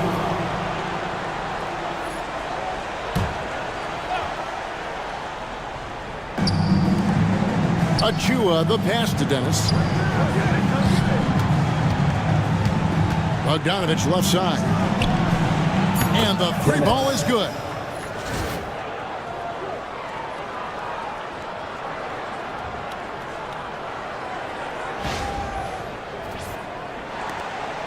Indiana leading by 8. It's Nembhard on the wing. He is covered by Bogdanovich. Green kicks to Giddey. Shooting foul as the whistle blows. He'll shoot 2 free throws. Personal foul. First team foul. And I like Giddey getting physical, challenging the defense. At the line, for the Pacers, Josh Giddey. 2 shots.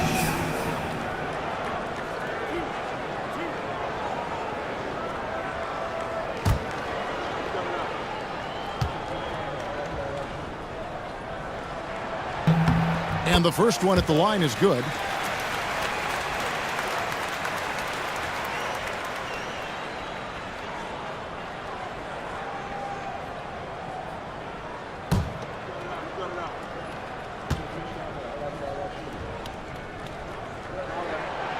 And both free throws good for Giddey. And so it's Bogdanovich who brings up the ball for the Clippers. Just over a minute played here in the fourth. And he gets the basket. Officials blowing the whistle, so a chance at the line for one more. And the focus Bogdanovich has is tremendous. Able to take on contact and still convert. And Indiana making a change here. At the line for one.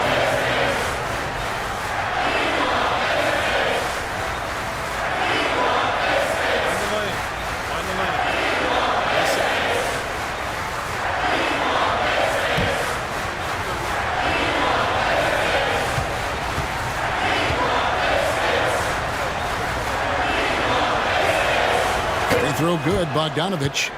And, you know, few guys play their role better than Bogdanovich. And by that, I mean he's often exceeding expectations and giving his squad more than they ask for. To the middle.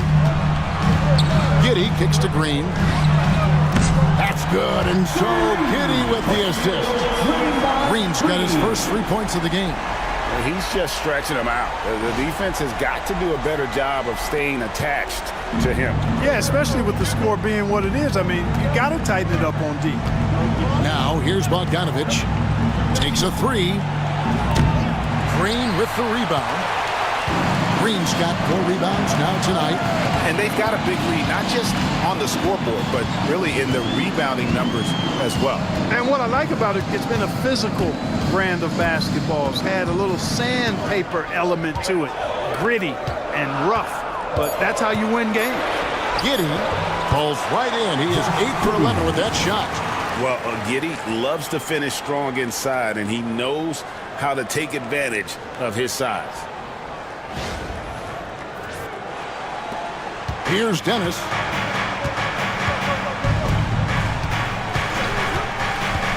Outside, Bogdanovich. And again, it's the Clippers missing. Pacers leading by 12. The drive by Green, and it's denied. And so it looks like the Pacers will retain possession here. Los Angeles making a switch here. Dunn's checked in. Chris Dunn.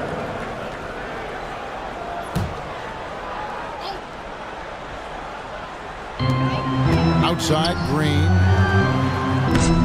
Off target with his three.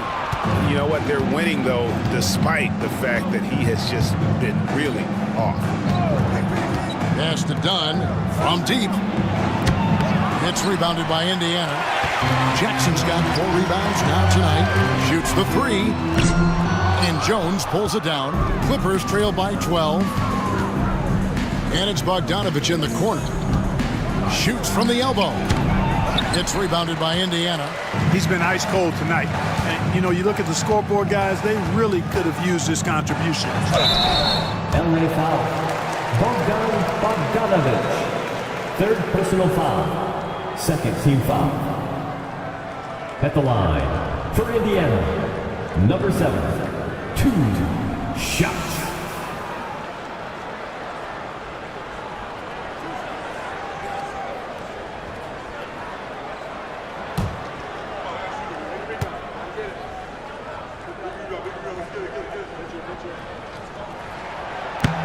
No good on the free throw. Halliburton's checked in for Andrew Nembhard. And the Clippers with a change here, too. Reed's checked in.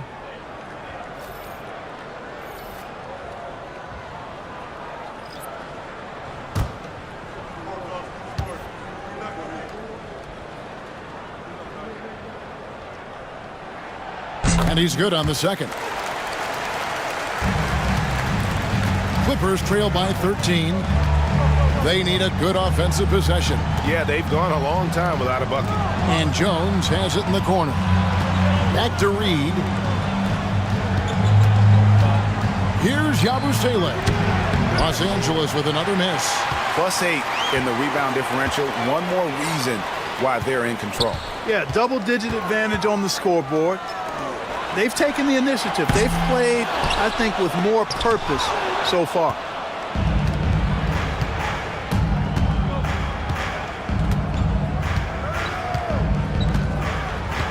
Pass to Achua. And here's Reed. Drains the three-pointer. Reed's got 9 points now in just the second half. Off-ball preparation paying off for Reed. He was just waiting for that pass. He takes it in. Good on the shot. And the Pacers lead by 12. Los Angeles has gone a disappointing 2 of 6 on three-point attempts here in the fourth. To the paint. And Reed throws it down. Once Reed saw he had room, he went right up with authority.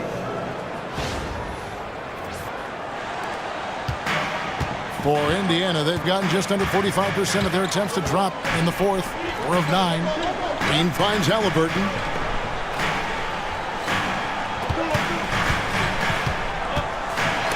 And so the ball is out of bounds. Bogdanovich touched it left. And Los Angeles with some changes. Zubac is checked in for Achua. Luke Kennard comes in for Jones. And Lee's subbed in for Bogdanovich.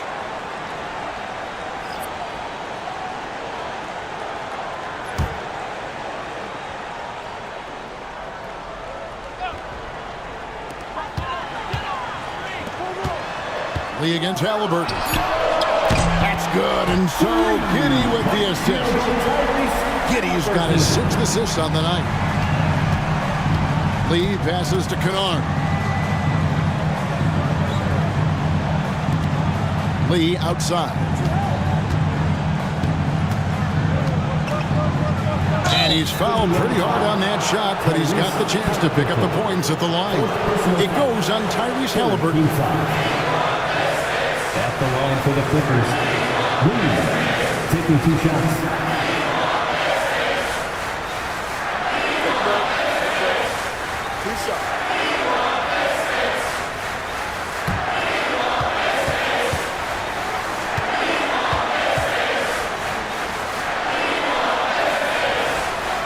And he knocks down the first one. Foul, he's checked in for Yabusele.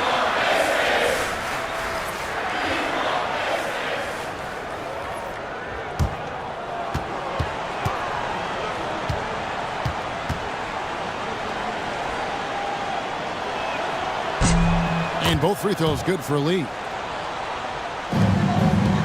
Pacers leading by 11. Siakam, a screen on Kennard. And Siakam throws it down.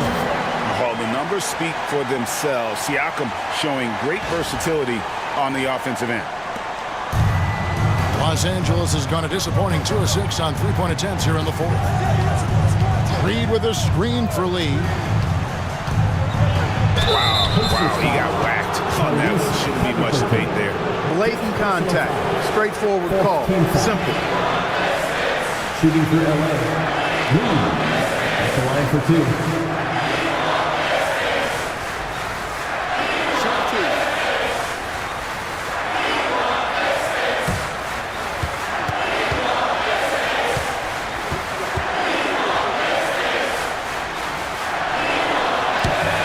And he makes the first. Benedict Mathurin, he's checked in for Indiana.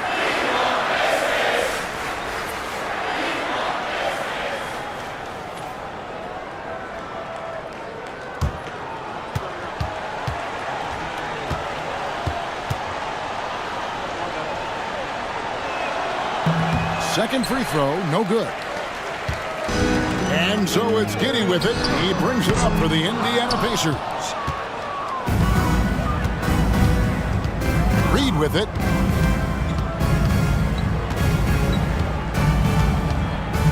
Zubac, a screen on Siakam.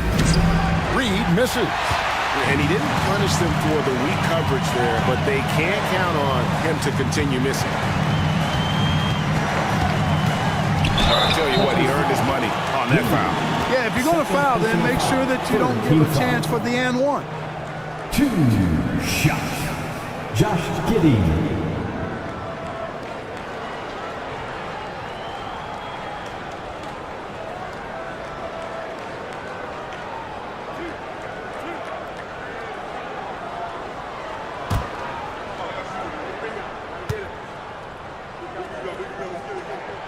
First free throw is good.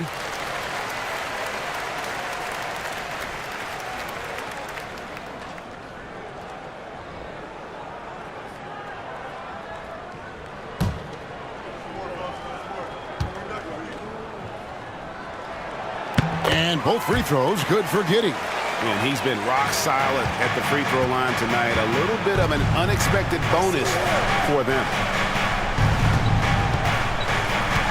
Pass to Reed.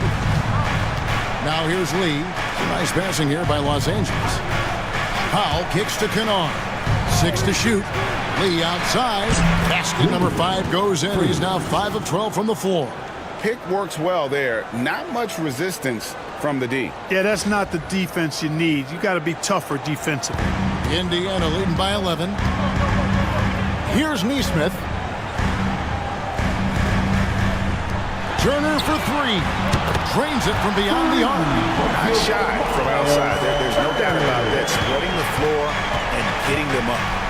Love the mentality there, I tell you. I know I've never coached, but, man, playing to win and being aggressive even with the lead as opposed to being safe and going into prevent offense, I'll take the former all day long. Play to win. Aaron Neesmith, second personal foul, 5th team foul. At the line for the Clippers, Norman Powell, 2 shots. Shooting 2.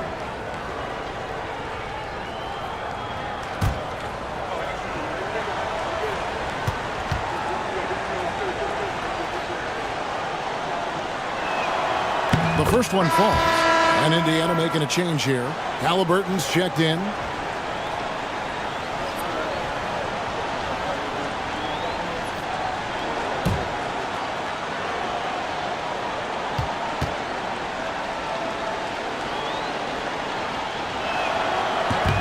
And so he hits both. Indiana leading by 12. Siakam looking around. And foul on the shot. He'll shoot 2 at the free throw line. 5th personal foul. I'm just so impressed with Siakam's offensive improvement over the years. I mean, he's mastering the ability to play in attack mode. Pacers, Pascal Siakam, 2 shots.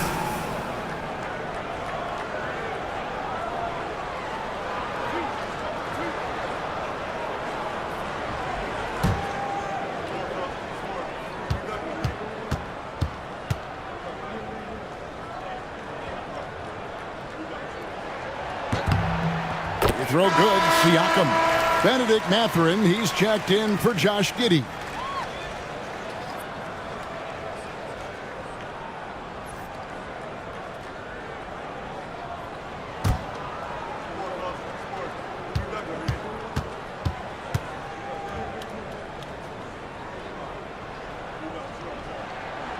And so he's able to get 1 of 2. Clippers trail by 13. Kennard on the wing. Here's the 3. Cracks in the tray. Reed's got a couple of 3-pointers now in the 4th for Los Angeles. You know, he knocked down a couple from range in the first half, but now his confidence through the roof. Mathurin for 3. It's hauled in by Zubac. Los Angeles has gone over and over to the 3-point shot in the 4th quarter. 4 of 9. Now here's Lee. Pass to Reed from past the arc. And again, it's the Clippers from deep. And they're getting their points now almost exclusively from the triple. 4 of their last 5 makes are from beyond the arc. It's hard for me to watch this. I mean, the defense practically giving them those shots. Now, here's Halliburton. Over Lee. The shot's good from Halliburton. Halliburton's got 5 points in the quarter. Like the way Halliburton continues to take more responsibility on the offensive end. His game warrants that he does that. Here's Reed. They grab their own miss. And that one is good from Zubac. I mean, he is just demoralizing his opponent right now on the backboard. They didn't want anything to do with him on that possession. Almost like they were just giving up on the play. I love his ability to carry his team for long stretches in games. And we're right now in one of those stretches. He's been doing this for a couple of games in a row now, so he's rolling. Now Kennard following the 3-point attempt by Pascal Siakam. Kennard with a screen on Mathurin. The shot by Powell, no good. but still, eventually you got to feel like he'll start knocking those down again. Mathurin passes to Siakam. Turner with a screen on Reed. Siakam's shot is off. Clippers trail by 7. Powell, the pass to Reed. And it's denied! Sent back by Siakam. Neesmith with the ball. Powell's there. Shot's good by Turner. Exceptional skills for Turner down in the paint. This guy, I think, has the potential to be a dominant player inside for a lot of years. Lee outside. To the inside. 8 feet away. Reed misses. Not pretty. You just got to shake off a miss like that. Siakam kicks to Halliburton. Back to Siakam. Outside Turner. Lets it go with a 3. Bangs home the trifecta. And now it's a 12-point Indiana lead. Really good to see Turner find the open man, proving once again he's a team-first guy. Powell for 3. Pacers with the rebound. You know, brick after brick after brick. I mean, that's been the story for him this quarter. I mean, he's got to brain it in down the stretch here. Mathurin for 3. And Indiana, another 3. And this is what they wanted. I mean, to announce their presence in this matchup with authority. Very decisive. It can definitely be considered a statement win for the Pacers. In the end, they had a better shooting percentage, and that's what made the difference. Sometimes, things go your way. The other team wasn't catching any lucky breaks themselves. Yeah, and Kevin, not all about luck. I thought their overall shot selection was better. And so with this, they'll end up with their second win on the year. And so they win their first game against this squad. It's a 2-game season series, and they'll be going for the sweep the next time they face off. When it is just a 2-game season series, the team winning game 1 has that slight mental edge going into the second meeting, knowing they've already solved their opponent one time and only have to do it one more time. Hey, guys, what a nice performance it was for Pascal Siakam. He came out and let everyone know that points would be hard to come by with the way he swatted away shots and protected the rim. Catching up on the changes now for Indiana. Jackson, he's checked in for Miles Turner. Green comes in for Benedict Mathurin. Andrew Nembhard's checked in for Aaron Neesmith. And Josh Giddey's subbed in for Halliburton.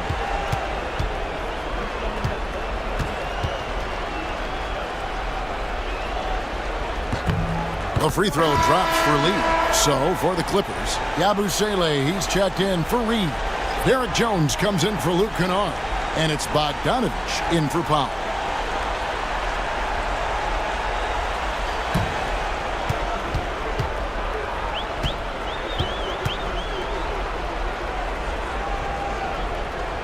That one is no good. Not nearly as productive a trip to the line as he'd have liked. They need all their free throws to go down at this point. Siakam a screen on Lee. Driving to the basket. Lee with the block, and he's able to get it back. Siakam for 3. 6-second difference between the shot and game clock. And here is Lee. Pass to Yabusele. Knocks down the 3 ball. Sean Yabusele, 3 points.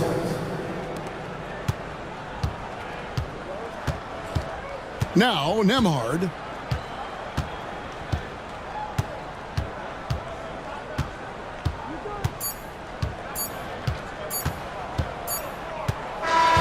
So no problem for Indiana as they get the win. Some good competition, but the hometown advantage and their ability to stay focused, I think, made the difference. Yeah, and the first step in becoming a good team is your ability to win at home. And they really seem to revel in that opportunity, and this is what they came out to do. Thank you for joining us. That'll do it for now. For Clark Kellogg, Craig Anthony, and David Ullman, this is Kevin Harlan thanking you for watching the NBA, presented by 2K Sports. And now, our player of the game, Pascal Siakam.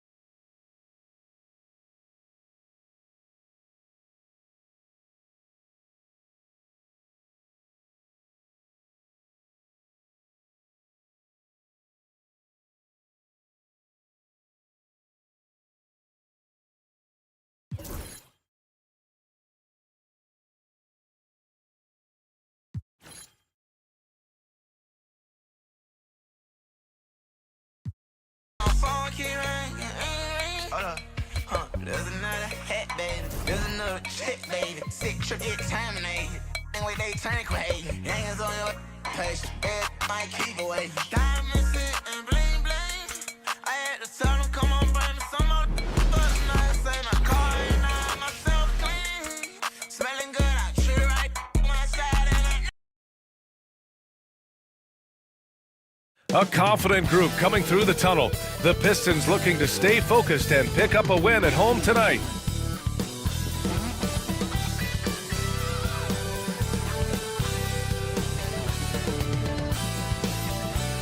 Put down the candy and get ready for basketball. It's Halloween night. It's the NBA on 2K Sports. And on tap tonight, it's the Detroit Pistons going up against the Cleveland Cavaliers. Brian Anderson here. With me tonight are analysts Richard Jefferson and Grant Hill, and our reporter, Allie LaForce. And you look at their injuries, down a starter and a reserve. That shuffles up the lineups a bit. 2 injuries, one of their stars out. It's all about how you respond to adversity. A look at Cleveland's opening lineup. At the 4 and the 5, a lengthy pair of Mobley and Allen. Garland and Mitchell, the talented 1 and 2. And it's Hunter in at the small forward position. And for Detroit, Ivy at the 2 with Thompson at the 3. Murray out there with Jalen Duren. And it's Sasser in at the point. Well, Grant, these two teams just faced off. It's the second game of this mini-series. Yeah, I mean, we first saw a lot of these back in the 21-22 season, and they were added in a way to reduce travel. You know, I like them. They give you a playoff feel with the game-to-game adjustments that I love. Now here's Garland, trying to make up for his poor performance in that loss to Detroit. Unloads. And that one no good to start off the night. Here's the Pistons with the ball. And here's Ivy from the arc. Count it. 1 for 1 to start the game. And something Ivy continues to improve. He's becoming a real threat from downtown. Outside Mitchell. Fires the 3. Drops in the 3. That's how you up the ante. Come right back at him. Yeah, I love the competitive fire right there. You drain a triple on us, and I'm coming for my revenge. Time now to hear from our reporter, Allie LaForce. A bit ago, JB Bickerstaff and I were able to chat. And guys, Coach stated the number of different ways that Donovan Mitchell can be productive. The emphasis for this defense is going to be limiting his touches throughout the game and trying to trap him when they can. It's a tall task for the defense. BA? And Allie, thanks. We played just over a minute here in the first. Mobley passes to Allen.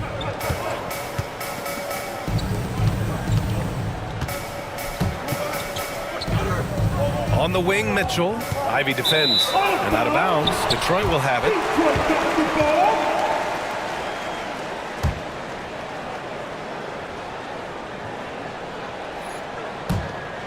Here's Ivy. Pass to Murray.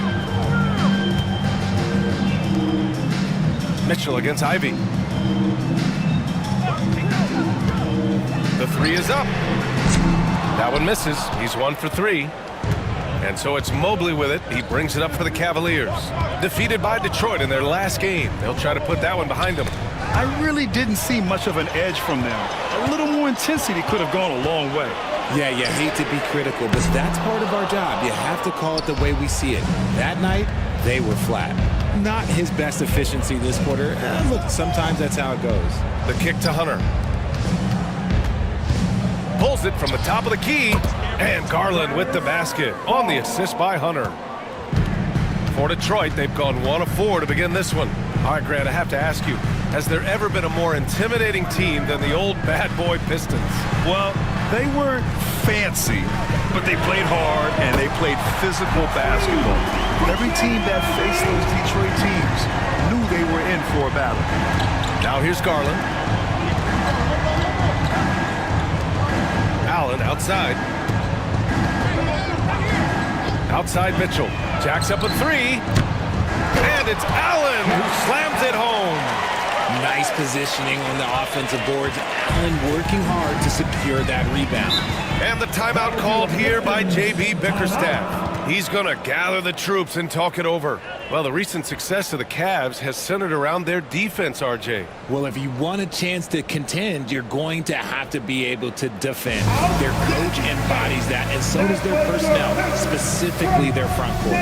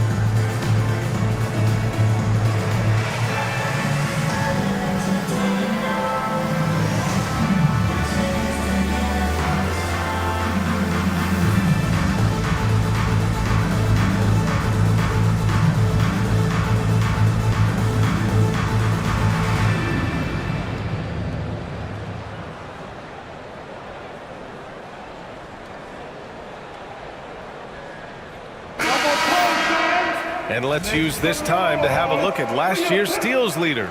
You look at Thompson, active hands. He's second in the NBA in steals. Last year, he was really opportunistic defensively, creating havoc.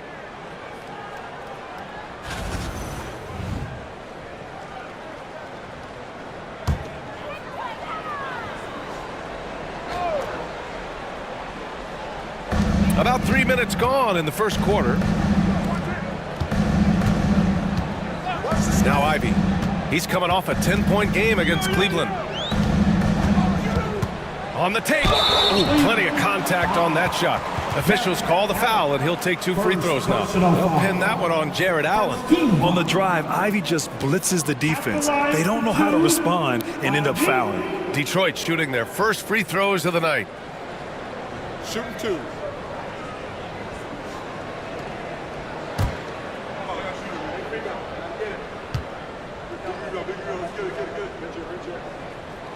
And the first one at the line is good.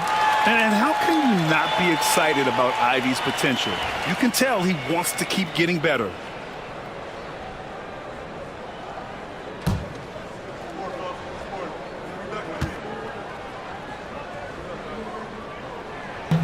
And both free throws good for Ivy. And it's Garland with the ball for the Cavaliers. They trail by 1. Last time they met was in Cleveland. Last game, their starting lineup struggled to stay on the floor. It just put too much pressure on the bench. Expect to see them being much more careful tonight because of that. Maybe being a little less aggressive. Outside Hunter, 6 on the shot clock. Takes a 3. Garland, no good. The Pistons have gone 2 for 5 here in the first. Ivy outside. Plenty of room to knock down that one. Ivy's got 10 points. He's looked practically unstoppable this quarter. The defense, yeah, well, they haven't had many answers for him. Now here's Hunter. 14 points for him last game against Detroit. And there's the call on Jalen Duren. That's his first foul of the game. Personal foul. First team foul.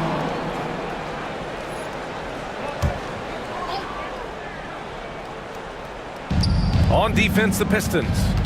It's a 3-point game. Garland for 3. You know, some people could say he's struggling on offense this period. I like to think of more of drowning. Just can't seem to find his confidence. And here's Ivy. He's got 10. Off target from 3-point range. Boy, they'd love if anyone could get a bucket. Yeah, their offense has been grinding to a halt. Gets the 3 ball to go. Such a consistent shooter. Garland has worked so hard on his 3-point shot. Outside Murray. Pass to Duren. Thompson outside. Now here's Sasser. There's the triple. Mobley grabs the board. That was a good possession. They got a clean look. The shot just didn't fall. Thompson against Garland. Back to Mobley. Clock at 6. Here's Allen. Oh, nice finish from the low block. That one's good. And put your head down and go to work. That's what they need to do. Yeah, when the game is up for grabs like this one has been, it's all about the attention to detail. And J.B. Bickerstaff decides to call timeout. He wants to make sure everybody's on the same page. Here we go, fans. Time to get hype. Everybody, it's the Pistons Hype Squad. Attention, fans. Now on the court, it's your Hype Squad. Everybody get down. Let them hear you. Here we go, Bob. Time to get live with some free team.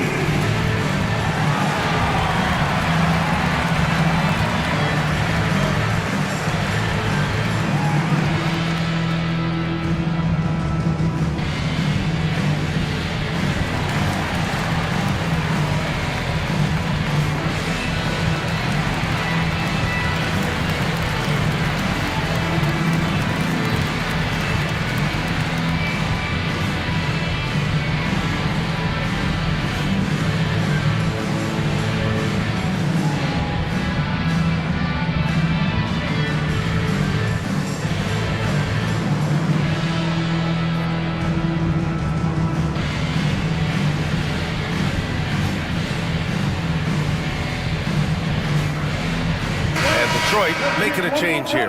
Moore's checked in.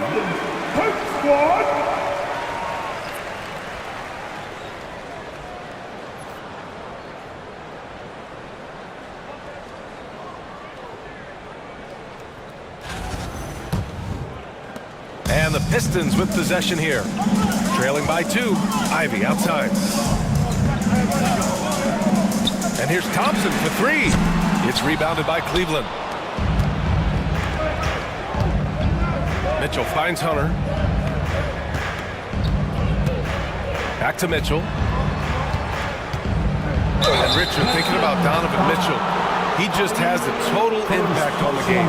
It's crazy to think that he's in the prime of his career, but every single year he continues to get better. I still think there are more levels for him to go.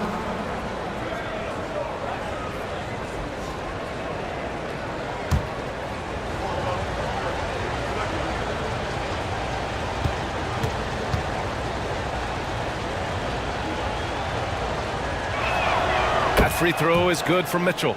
And we know Donovan Mitchell is a superb scorer. But Grant, what do you think he's focused on at this point of his career? Well, B.A., it's all about championships for him. This is a guy that doesn't just want to be seen as an elite player. He really wants to compete for titles, too. Both shots good from the stripe. Now he's perfectly comfortable doing work at the line. Pistons trail by 4. Pass to Duran. And here's Thompson for 3. Mitchell grabs a miss. And you just can't afford to give up that kind of look very often. Garland feeling it out a bit. Outside for Mitchell. 3-pointer from deep. Mobley. Rebounded by the Pistons. This game coming on the heels of their win versus the Cavaliers. Oh my, talk about mental toughness. The crowd was roaring against them. They were able to focus and finish the task at hand. And the mental game you talk about, a lot comes down to coaching. Having your players focus. Yeah, Ivy has been relentless, just working hard and finding himself looks. Allen with a screen on Ivy. Mitchell against Ivy. And there's a whistle. He'll head to the line to shoot 2. This is his second trip to the free throw line in this one. At the line for the Cavaliers, Mitchell, Donovan Mitchell, 2 shots.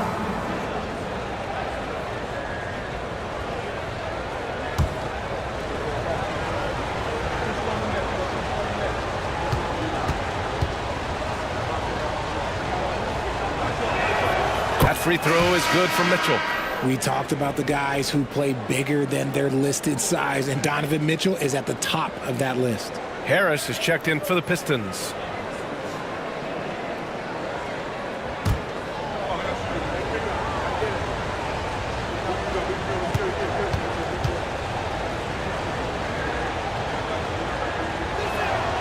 Both free throws good for Mitchell. Mitchell just continues to improve every season, and now he's one of the game's elite players. Harris passes to Moore, and he lobs it up top. Stolen by Mobley. To the inside. Here's Allen.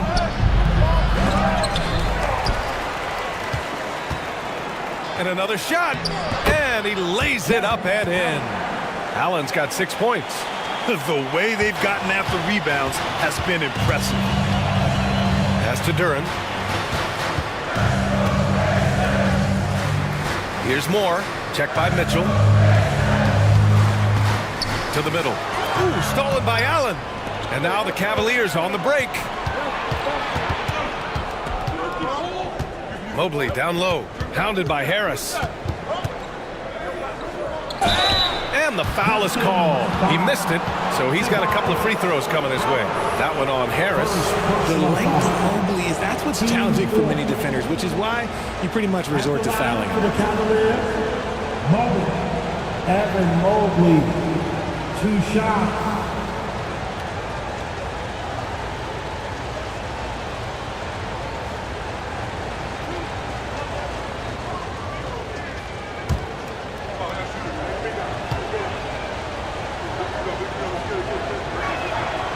Throw good, Mobley. When you're talking about Mobley, where do you start? In terms of length, skill set, he's got a great offensive skill set, and he's got a great defensive skill set. This man has the old school grit and grind mentality. And Cleveland making a change here. Okoro's checked in. And both free throws good for Mobley. And you have to be impressed how they're getting to the free throw line and taking advantage of those opportunities. Here's Thompson, and he'll draw the foul. He'll head to the line for 2.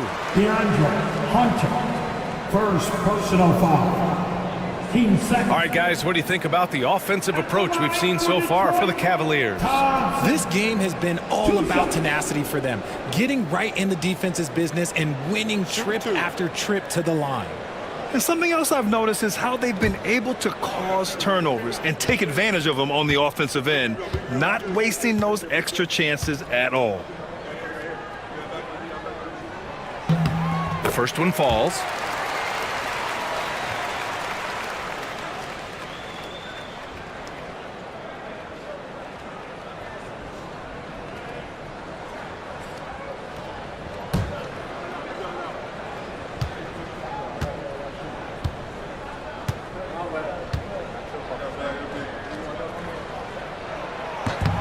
Both free throws good from Thompson. And here comes Cleveland. They're on a 13-5 run. Okoro outside. Pass to Allen. Now Hunter, defended by Thompson. Now Mobley launches a 3. He's now 1 for 2 with that bucket. This is something that Mobley is still developing, but nice to see him take a confident shot from the arc. Here's Sasser in the game against Cleveland. Very impressive. Here's Moore. Thompson outside.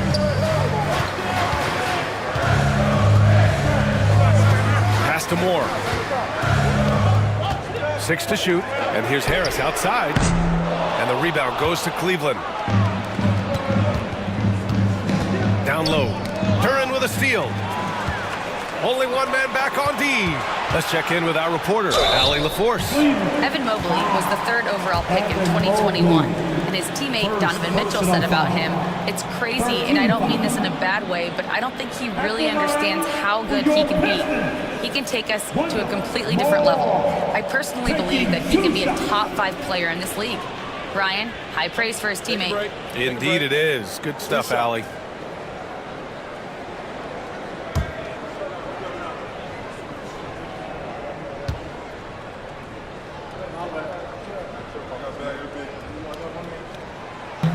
That free throw, no good. And some changes here for Detroit. Stewart, he's checked in for Duren. Hendricks comes in for Sasser. And Fontecchio's subbed in for Thompson.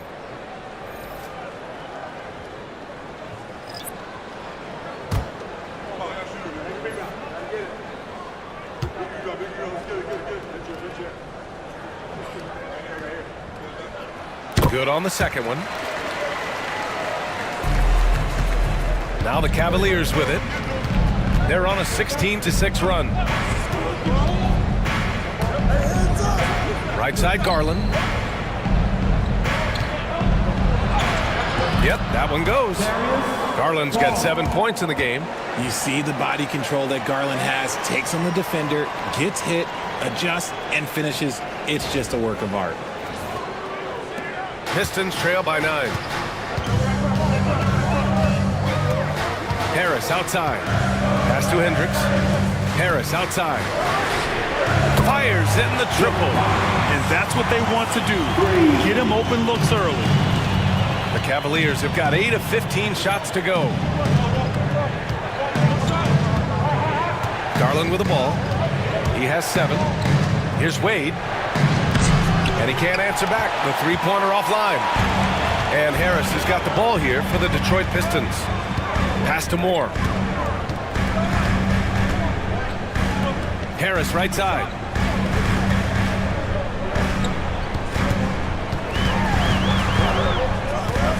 Clock at 4. Fontecchio, the pass to Moore. And it's off from three-point range. The Cavaliers lead by 6. 2 minutes remaining in the first. Back to Garland. Stewart defends. The 3 from Okoro. The rebound by Stewart. The Pistons shooting just 36% here in the first quarter. Harris outside. Pass to Moore. 1:36 left to play in the first. To the inside. And he was fouled while in the act of shooting, so he'll take 2 free throws. First personal foul. Yeah, you never want to let shots at the rim go uncontested. It's his first trip to the line. In their previous game, he simply couldn't miss from the line. 2 shots.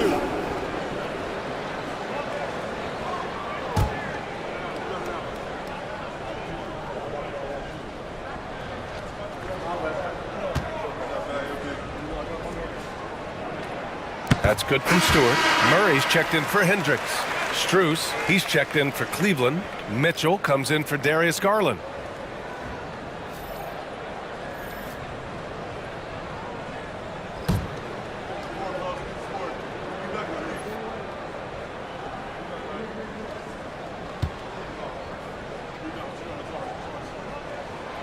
Stewart hits them both. And here are the Cavaliers now. They lead by 4. Pass to Strus. They set the screen. And he lobs it up to the rim. Mitchell's been a master of the pick and roll for years. With the right partner, he's unstoppable in that set.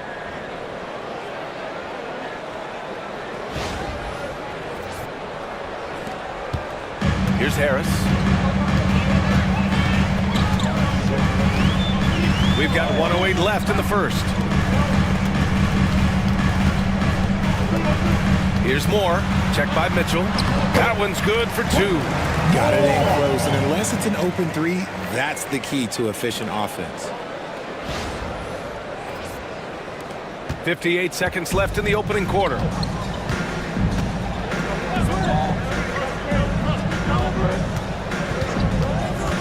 Inside. Woo! I just love that alley-oop slam. Defense disorganized. Defense pays.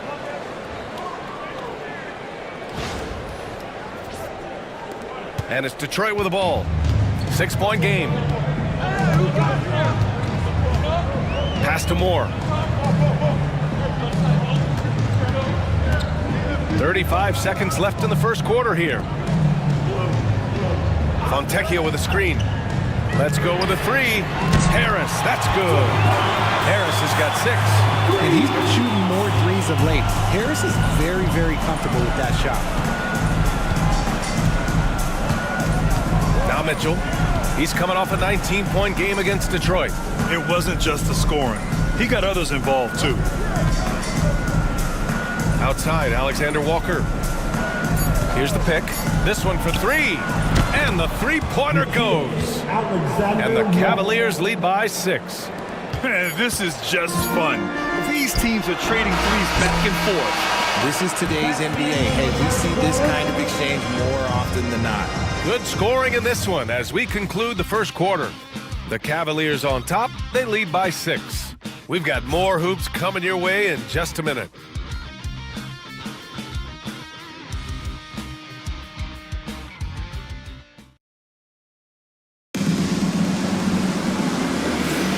And thanks again for tuning in. If you're just joining us, we've played through 1 quarter of action so far.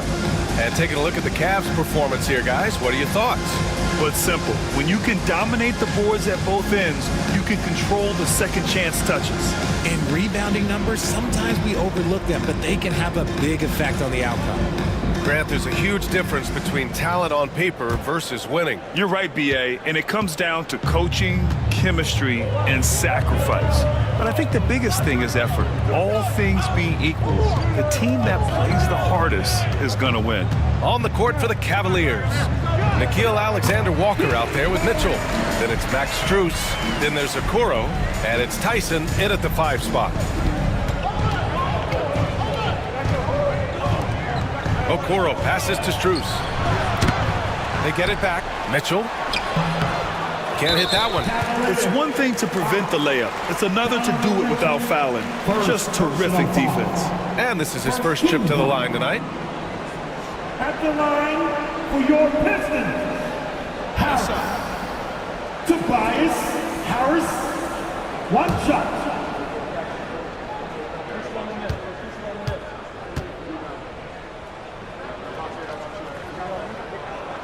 A good percentage from here. Harris over 80% for his career.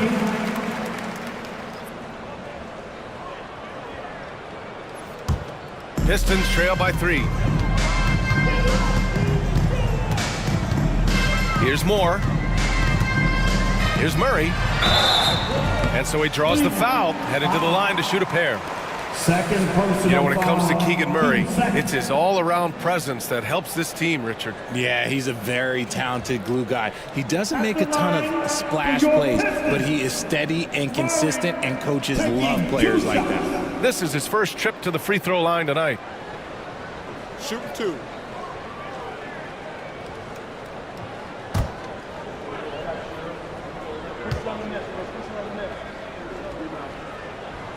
That free throw, no good. Murray's one of those guys who might be better suited for the NBA than college ball. More screens, more off-ball movement. He's talked about how much it benefits him. And he's good on the second. Now here's Mitchell.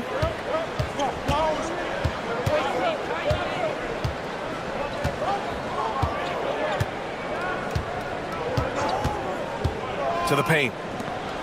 Boom! He jams it straight down. Well-run play, and Mitchell puts it in the perfect spot.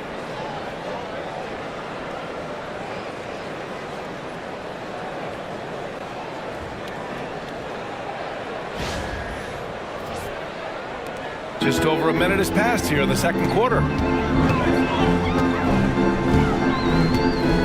Here's Moore. Fontecchio up top.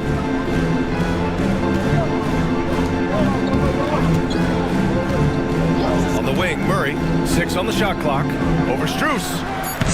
Murray, no good. You gotta love how they've been crashing the boards, fighting hard for every miss. Mitchell finds Strus. And here's Mitchell. He's got 7. Defense kind of rolled the dice there, and I'm a little surprised it ended up going their way with the miss. Harris passes to Moore. Harris outside. From the arc. Again, the miss by the Pistons. And here's Mitchell. He'll bring it up for Cleveland. Their biggest lead of the game was 9. Mitchell showing off the versatility. The floater's an important shot for Mitchell, and he's got it down. He can alter his release any way he needs to. Pistons trail by 6. Here's Moore. Pass to Murray. Again, the miss by the Pistons. Strus against Murray. Strus the pass to Mitchell. A little mid-range shot is up. Mitchell can't get that one to fall. And imagine how good they'll look if he can start to chip in a bit more offensively. Here's Moore. Harris passes to Moore. On the wing, Murray. Harris outside. Again, the miss by the Pistons. Defense dodged the bullet that time. Total breakdown. Pass to Mitchell. Fires from deep. From outside. Mitchell is good. And this is what we've come to expect from Mitchell. He is just a monster offensively. And J.B. Bickerstaff decides to call timeout. I think right now he must be looking at some adjustments. It's time for the dance cam. If you see yourself on the big screen, then you know what to do. Come on, show us your moves.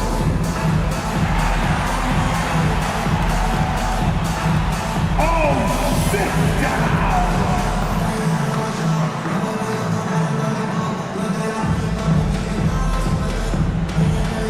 Oh, everybody's getting down.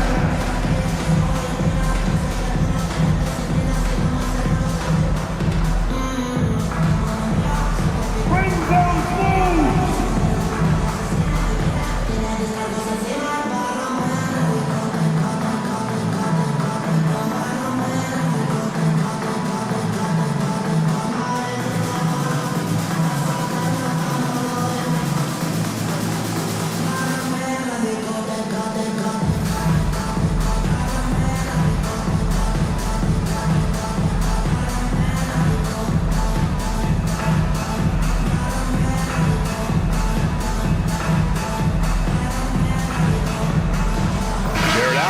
Checked in for Cleveland. Hunter comes in for Strus.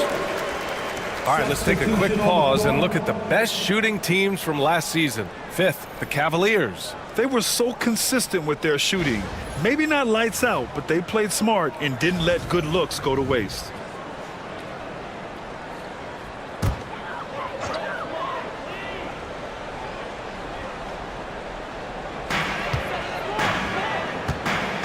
Here's Klinman, covered by Alexander Walker.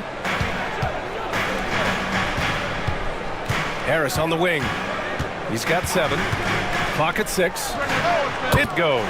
He's made 3 shots in 6 attempts. When you look at Harris's career, though, it's the evolution of his jumper, turning a good shot into a great one. It's been pretty impressive to watch. Now here's Okoro. No made baskets yet. And it's Allen who slams it home. And I just love how he's making the effort plays that everyone around him appreciates. It is certainly making an impact tonight. Offensive rebounding is about hustle and determination. Huge putback, making a statement there. Detroit with the ball. After the basket by Cleveland. Inside, here's Harris. And that's his 4th bucket of the game in 7 attempts. Defense comes at Harris hard inside, but he is physical right back. If you hit first, it hurts less. And the Cavaliers with possession here. And following this game, they hit the road to challenge the Hornets at Spectrum Center in Charlotte. That'll be the 2nd of 4 games total on the road for them. Now here's Hunter. From outside the arc. And it's Harris with the rebound. Pistons trail by 7. Tipped to the right side.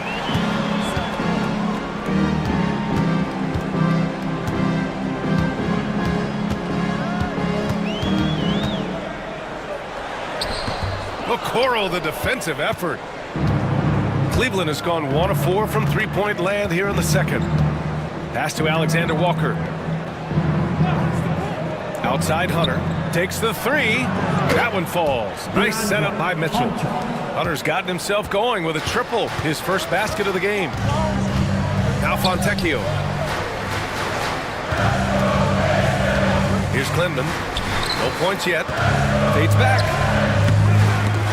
Again, Harris missing. Well, that's what you get when you go for style points with the fadeaway. And look, he paid the price. Here's Hunter. Banked it in off the glass. And now it's a 12-point Cleveland lead. Taking it right at the rack. I mean, that defense is looking real frustrated. That's the kind of aggression you want to see when you've got a team on the ropes. Here's more. Harris left side. Over Okoro. Harris' shot is good. Harris has got 13. The mid-range doesn't intimidate Harris at all. He's very confident in his jump shot. Pass to Allen. Now Mitchell. Allen a screen. Wing shot on the way. And it's Mitchell. The miss. Things just don't seem to be clicking for them offensively. Yeah, they really need to find a way to get back on track. Here's more. Pass to Fontecchio. 5 on the clock. The Pistons need to get one up quick. And here's Harris outside. That shot is off. They really have a commanding lead, not just in points, but in rebounds as well. Hunter passes to Mitchell. The three-pointer off the mark. Pistons trail by 10. Here's Clinton. Hunter covering. Here's Clinton. Still no points. Pure from three-point range. He can really stroke it from deep. You have to keep better tabs on him. Mitchell, the pass to Allen. Okoro, left side. And here's Hunter from the arc. The rebound by Stewart. Stewart's got his 4th rebound in this one.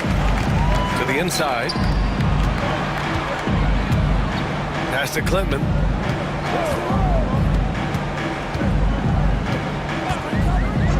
Here's more. Lets the three fly. Clinton misses. All right, let's get a report from Allie. The Cavaliers are having success. Point guard Darius Garland said, "We're building something here and we've come a long way. It feels amazing having our own legacy. We're just trying to keep it going. The whole city is behind us." And Brian, they know there's still work to do. And they've got no problem with that, Allie. Thank you. Pistons trail by 9. Harris outside. Picked by Stewart. 4-3. Harris, that's good. Harris has got 16 points. And this is the type of scorer Harris can be. Once he finds a rhythm, and he's pretty effective. And for Tobias Harris, his priority is to contribute to winning basketball. And he's shown that through his willingness to play different roles. We've seen him as a spot-up shooter. We've also seen him as a go-to scorer. He does whatever it takes. And we've got a timeout called by Kenny Atkinson. A moment to rest and confer on the game plan.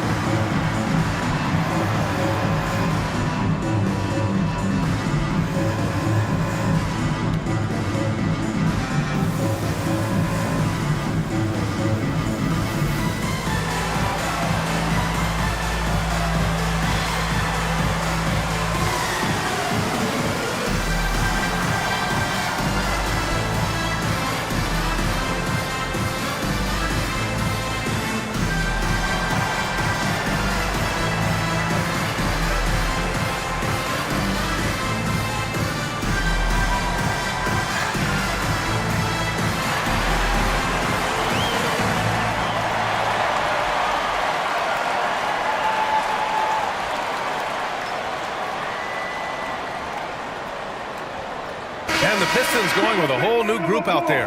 Mobley, he's checked in for Cleveland. Darius Garland comes in for Mitchell.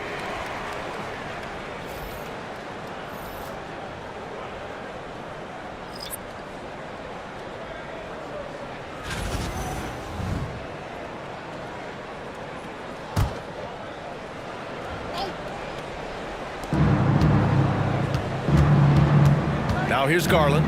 Sasser defending.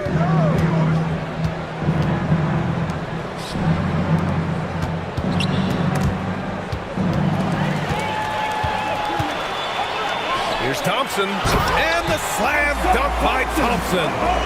flying high, Asar Thompson. I wish I still had hops like that. The Cavaliers lead by 4. Okoro outside.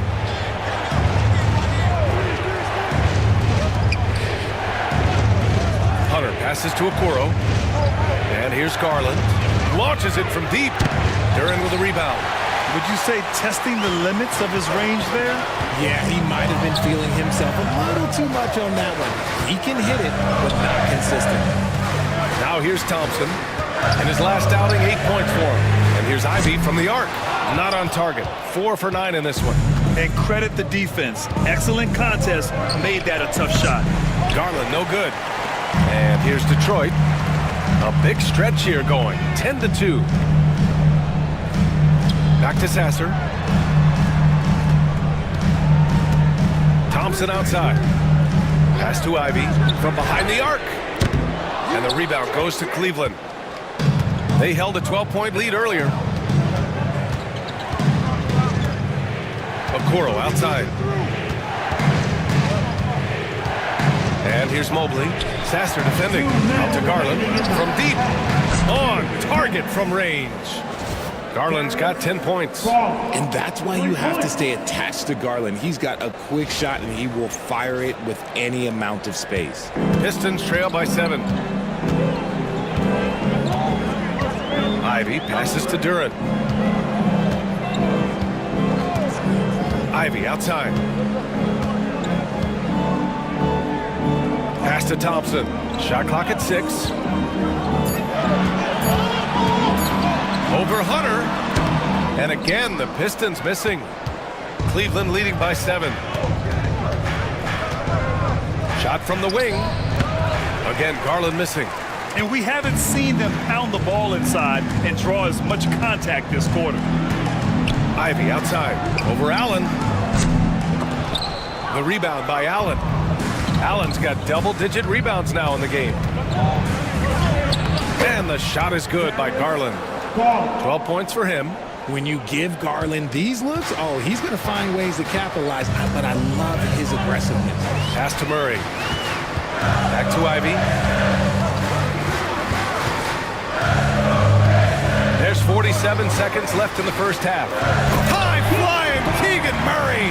And he gets off the floor in a flash. Murray can elevate off 1 foot or 2. It's easy for him to convert on lobs. 43 seconds left in the second period. Garland, the pass to Mobley. Thompson against Hunter.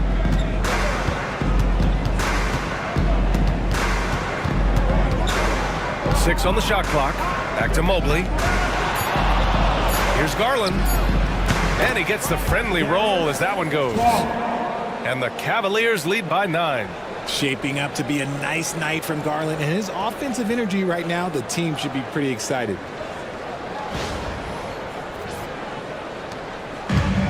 Pistons shooting 41% in this game. Sasser outside. Pass to Murray. Back to Sasser.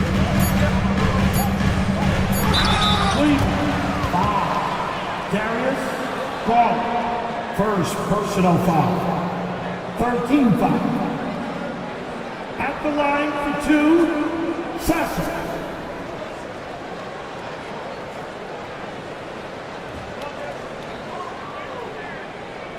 Take a break. Take a break. 2 shots.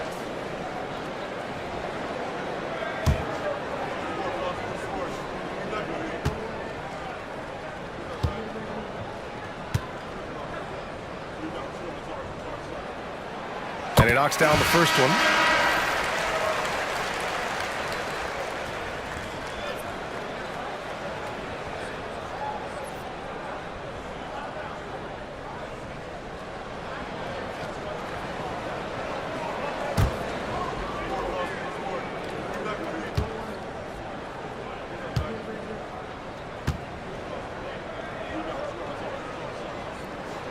That's also good, so he hits both free throws.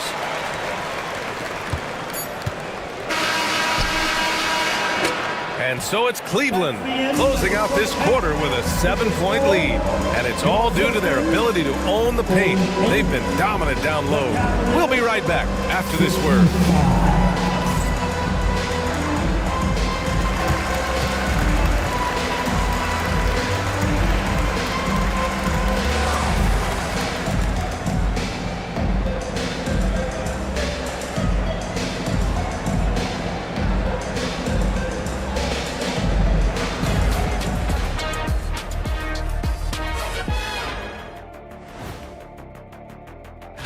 Locked in offensively, getting to his spots, picking apart the D, scoring in bunches, Jets. Great points. Get it? See what I did there? We saw, Ernie, it just wasn't funny.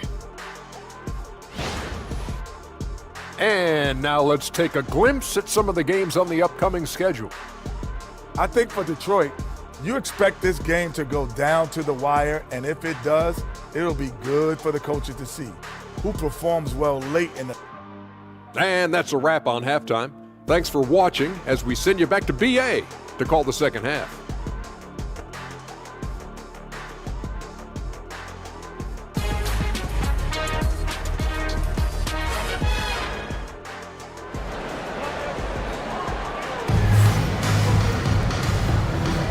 And we're ready to get this second half of our Halloween broadcast going.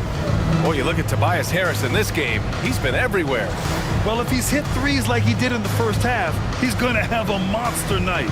And let's see if the D adjusts, make life a little more difficult on him.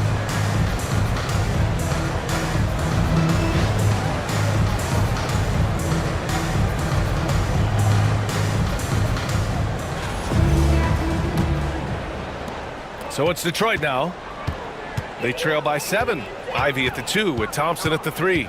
Duran out there with Keegan Murray. And it's Sasser in at the point. That's J.B. Bickerstaff's 5 as we get going in the second half. Now here's Thompson. Murray. And denied. He sends it right off the glass. Detroit basketball. Just a superb read on defense to come up with the block. Yeah, good offense comes from great defense. This lead is only getting stronger with plays like that.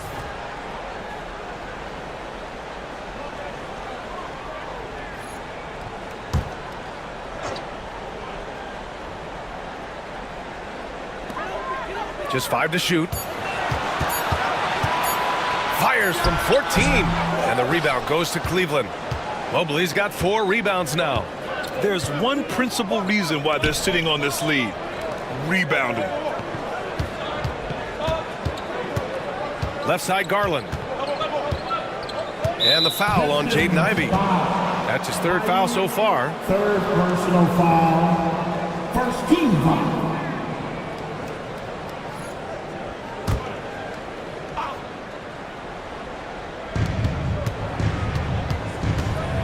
Now here's Garland. He's covered closely. Yeah, anytime you put the ball up near Duran, there's a chance it ends up back in your face. Sasser with the ball. He's picked up by Garland. Pass to Duran. Here's Murray. And there's the foul. It's going to belong to Darius Garland. That'll be a 2nd foul of the game. And that shot was going nowhere thanks to that aggressive swat. You know, you can't ask for any better defense than that. He responded so fast to the shooter, and it stifled him.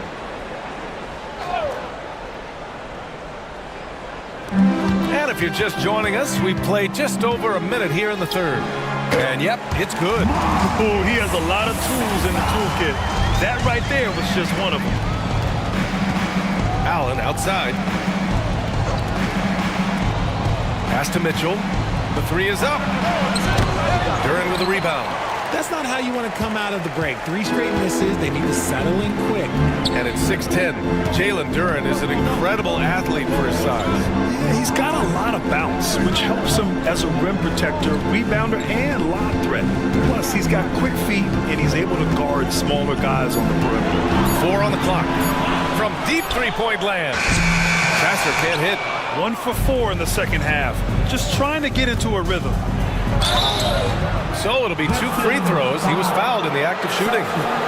It's on Marcus Sasser. I love the intensity from Mobley going right up inside, not avoiding the contact. Cleveland shooting their 7th and 8th free throw attempts of the game. Evan Mobley, 2 shots.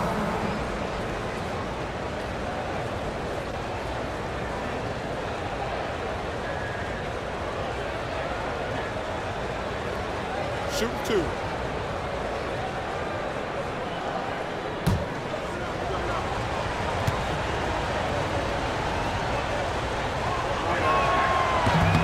Free throw good, Mobley. Yeah, Mobley better get used to getting to the line, especially with his style of play.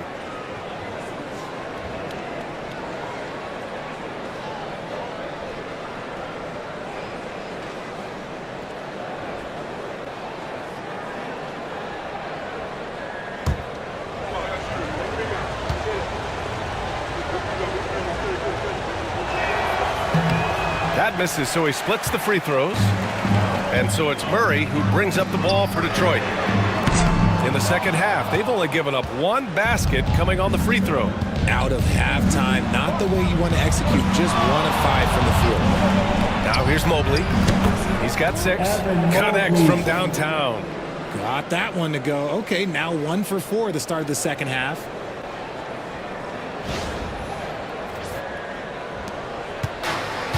Second half of play here with just under 2.5 minutes passed. Murray against Mobley. And here's Thompson for 3.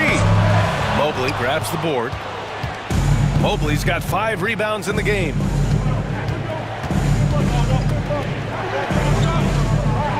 And it's going to be a 3-second call. And it's time to give you a look at the top 3-point shooting teams from a year ago.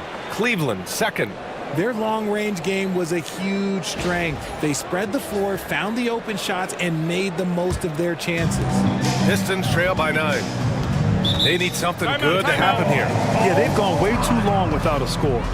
And the timeout called here by J.B. Bickerstaff. He wants a few moments to regroup with his players.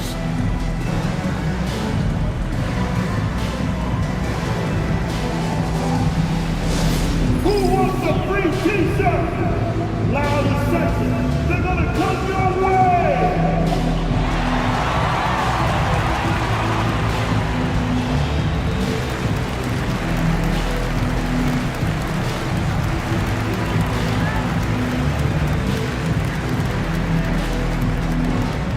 It's t-shirt time! I said it's t-shirt time! You got make some noise!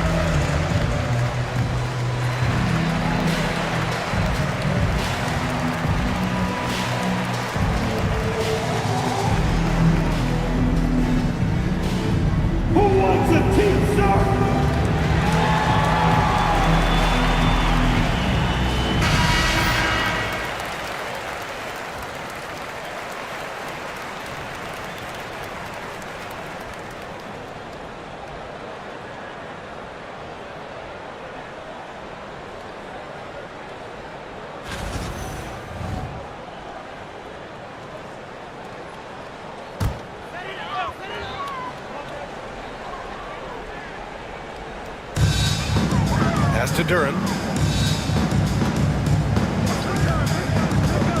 Thompson outside. Hits the trifecta. Thompson's got 7 points in the game. Yeah, because Duran is such a big, physical, athletic guy, it's easy to overlook his incredible passing, but that's one of his core strengths. Now here's Hunter. 5 points in the game. Mobley, no good. To the middle. Here's Murray, and he got the whistle on the way up, so he'll be headed to the line for a pair. Yeah, good commitment from Murray. He stays with his shot and gets the contact. And this will be his 3rd and 4th free throws of the game here. Murray, 2 shots.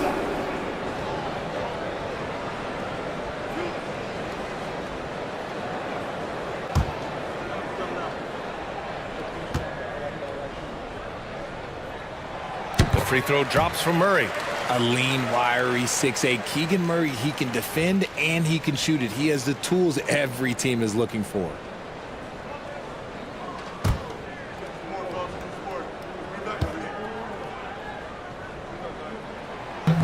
No good on the second free throw. The Cavaliers lead by 5. Third quarter action. Just under 3.5 minutes have passed. Outside Hunter from downtown. Doesn't go for him. Nice D from Thompson. And the shooter had very little space on that attempt. I'm sure they'll think twice about shooting against him next time.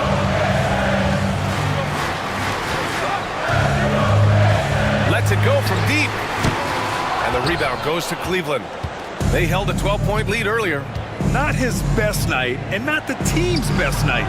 Sometimes it just goes that way. Pistons trail by 5. Pass to Murray. And the shot counts. He's fouled, and it's a chance for a 3-point play. Defensive foul. And a chance to catch up on some numbers here. The scoring breakdown for Cleveland. Their offense has been a well-oiled machine. They're moving the ball around, playing for one another, and just piling up assists. Another thing they're doing well tonight is shooting from long distance. All game long, they've been finding openings at the perimeter. What impressed me most about Keegan Murray is that he came ready to play. He walked into this league ready to do serious minutes on a playoff team. That's hard to do as a rookie. Now here's Mitchell. 14 points for him. Sends it home from three-point land. Gotta fight harder to get over those screens. Yeah, as soon as these guys feel contact, they are just disappearing like they're not even there. You gotta show some fire and keep defending. Ivy against Mitchell. Back to Sasser. Duran with a screen on Garland. Pass to Murray. Just 5 on the clock. Shoots over Mobley. Murray, no good. And the defense was right on him there. Nice contest. From deep, Mitchell. Duran with a rebound. Duran's got 5 rebounds tonight. Thompson fires from way outside. And again, the Pistons missing. And so it's Garland who brings up the ball for the Cavaliers. Leading by 5. Allen outside. Back to Hunter. Launches it. He's off on that one. He knocked down 3 in the first quarter, but he's still been unable to connect from deep past the break. Kept alive. Duran finds Thompson. Thompson, a screen on Garland. Sasser can't hit. Cleveland leading by 5. Here's Mitchell. Pass to Garland. Marked it down low that time. Got hit with the 3-second call. Boro is checked in for Evan Mobley. Cavaliers substitution, number 35, Isaac Okoro. The Pistons shooting only 36% so far in this game. Outside Murray. Ivy outside. Duran with a screen on Mitchell. And here's Ivy from the arc. Drains the triple. Ivy's got 16 points. Yeah, well, Ivy is working towards being a consistent three-point scorer, and the results speak for themselves. Back to Garland. Okoro outside.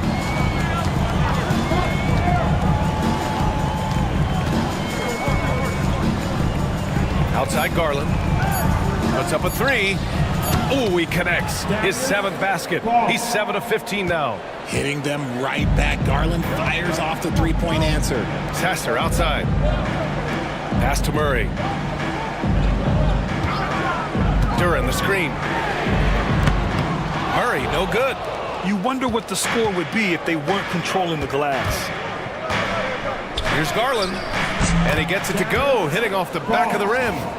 Garland's got 19 points. I really like that shot from Garland. Teams will give up the mid-range these days, so look, why not shoot it and make it? Pistons trail by 7. Well, you talk about an anchor for this defense. Richard Jared Allen is that. It's hard to find a big man who can move and eat up space like Allen. He's a great shot blocker that can also move his feet on the perimeter and guard in isolation. But a difference maker at the rim, that is where he's at his best. Yeah, this is the kind of confidence you love seeing. Murray not thinking twice at all about firing away. From deep, Mitchell. The rebound by Detroit. Murray's got his 5th rebound in this one. And here's Ivy from the arc. And the Pistons, another 3.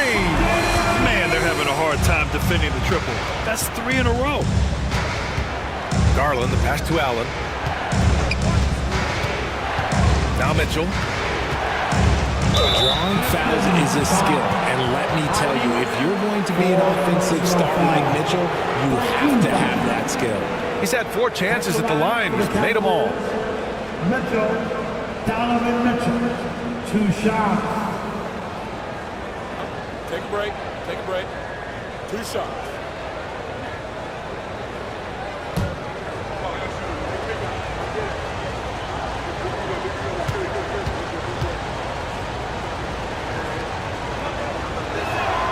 First free throw is good. A big group substitution here for Detroit. Fontecchio's checked in for Murray. Toppin comes in for Thompson. Tobias Harris checked in for Ivy. And Moores subbed in for Sasser.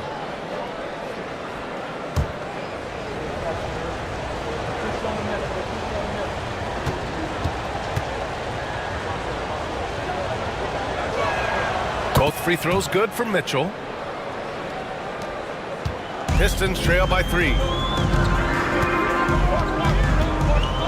Harris outside. Fontecchio up top.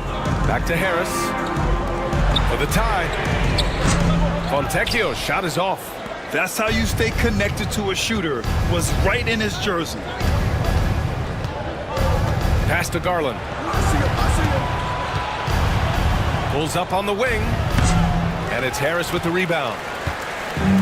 And the Pistons shooting just about 33% since this second half started. Toppin outside. Plenty of space. Cavaliers with the rebound. They held a 12-point lead earlier. Shoots from 12. Hits wide right. Hits off the rim. Oh, come on. Those are the looks you can't mess up. From this close inside, you got to get the job done. Pass to Harris. Duran with it. Fires the 3. The rebound by Allen. Yeah, and the defense has really got to tighten up on him. I mean, he's just too dangerous from the three-point line. The shot's good.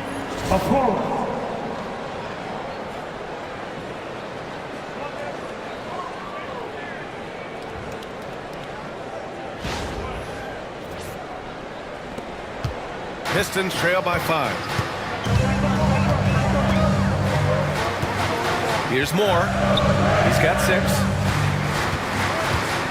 Duran with a screen on Mitchell. Harris. And again, the Pistons missing. And Cleveland's shooting pretty well at 45%. Hunter with the ball. Now Fontecchio defending. Back to Garland. Pass to Mitchell. Fires it. No luck on that one. This has not been his best quarter. Yeah, he needs to mix things up on the offense. He simply just can't keep missing shots at this rate because he's destroying his teammates. Duran with a screen on Garland. Down low. They still need this. And the dunk by Duran.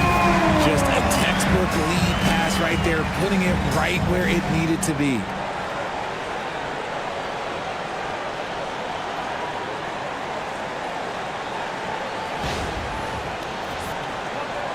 And Cleveland has possession. It's a 3-point game. Mitchell, the pass to Allen. 2 minutes remaining in the third. 3-pointer. Can't get it to drop. It's clear he's totally out of sync. The team needs to rethink its strategy around what to do with him. And there's 1:45 left in the third. Harris against Mitchell. Harris passes to Toppin for the tie. And the rebound goes to Cleveland. Mitchell's got rebound number 8 now. Here's the 3. Pure from 3-point range. Mitchell's got 22 points. And now with 2 3-pointers in each half, he's really doing his all to help his team out from deep. Duran with a screen on Garland. Moore passes to Duran. Ooh, Stolen by Allen. It's an even 3-on-3 break. Oh, leaving no doubt on the break. Mitchell. In the open floor, very few people can stay with Mitchell. Pistons trail by 8. Moore passes to Fontecchio. Throws it up high. And the bucket counts. And he is on his way to the line. He'll try to make it a three-point play. Stewart, he's checked in for the Pistons. Hendricks comes in for Toppin. Third personal foul, 4th team foul. At the line for your Pistons, Fontecchio, 1 shot.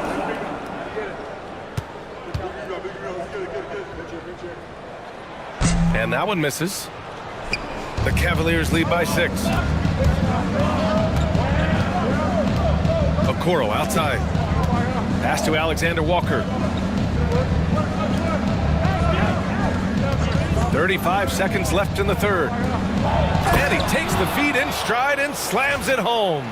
And although he's undersized at his position, his vertical, yeah, that'll clean up a few mistakes.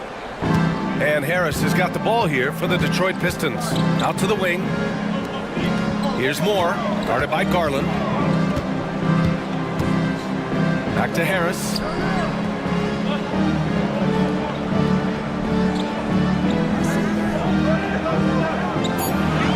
Pass to Moore. Fontecchio with the ball. And again, no good by Detroit. And a deep three from Strus. That misses. Would have counted had it gone. Just a big-time effort for Donovan Mitchell, providing a lot of energy for Cleveland. He put together 10 points in the quarter. More 2K action in just a moment.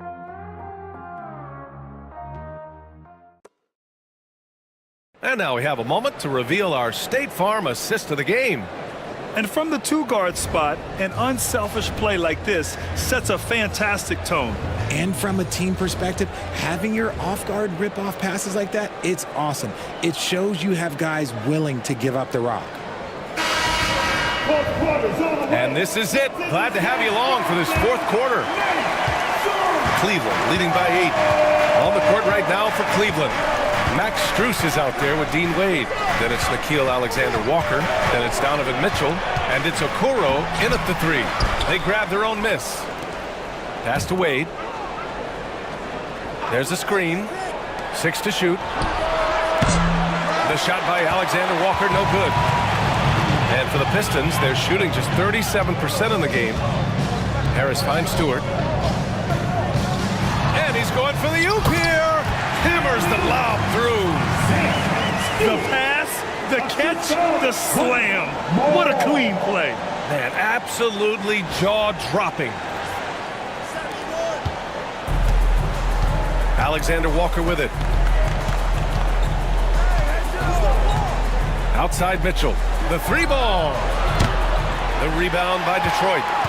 Fontecchio's got his 4th rebound in this one. Here's Moore, covered by Alexander Walker. Good job by Harris, forcing the contact right there, making the D send him to the line. Second personal foul, 1st team foul. At the line for Detroit, Harris. Tobias Harris, 2 shots.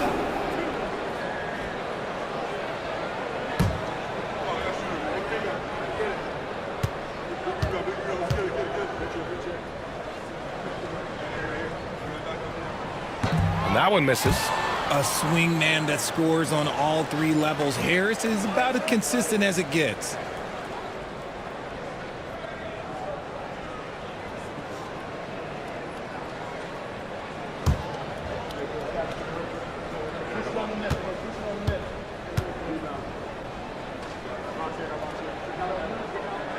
He hits the 2nd from the line. 4th quarter still young, just over a minute played. Pass to Wade. Now here's Okoro. Outside for Mitchell. Fires for three.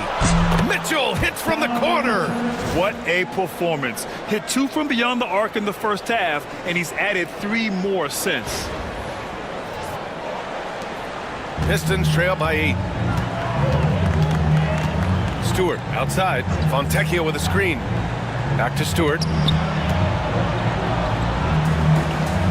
Here's Hendricks, and he was camped in the lane there. He gets a 3-second call. We've seen more than a few miscues from them tonight. And if they want to come back in this game, look, they got to clean up those mistakes. The Cavaliers lead by 8.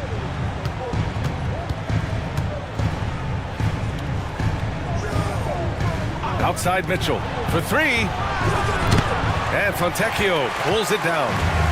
Fontecchio's got his 5th rebound in this one. Pass to Moore. Harris outside.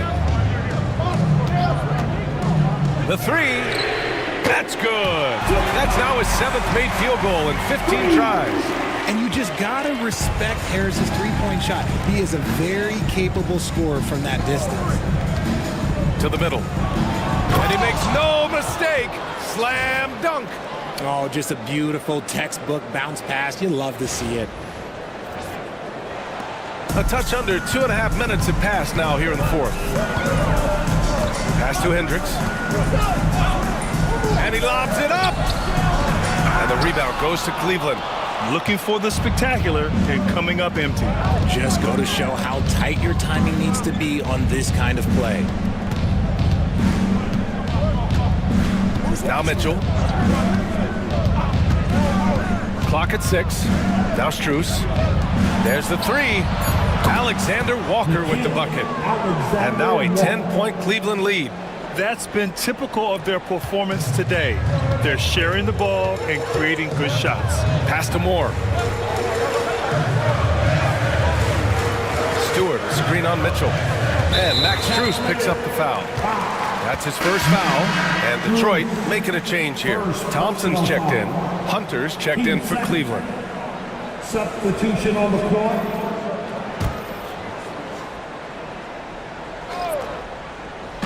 Here's Moore. And again, no good by Detroit. Strus the pass to Mitchell. Mitchell to the rack. Blanketed by the D. He fights to the rim for the layup. Mitchell's got 15 points here in the second half.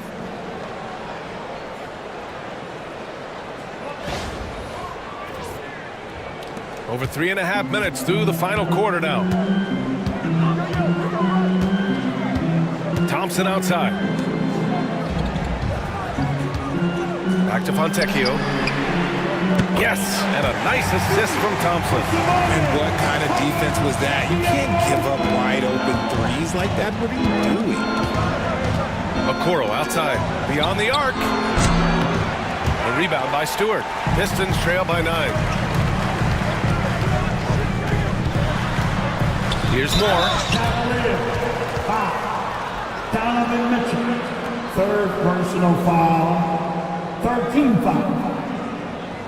At the line for 2, Wendell Moore.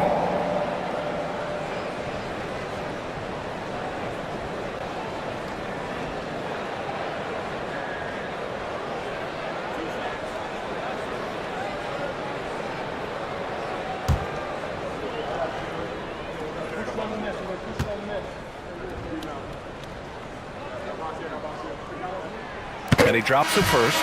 And some changes here for Detroit. Duran, he's checked in for Stewart. Ivy comes in for Fontecchio. And Sasser subbed in for Tobias Harris.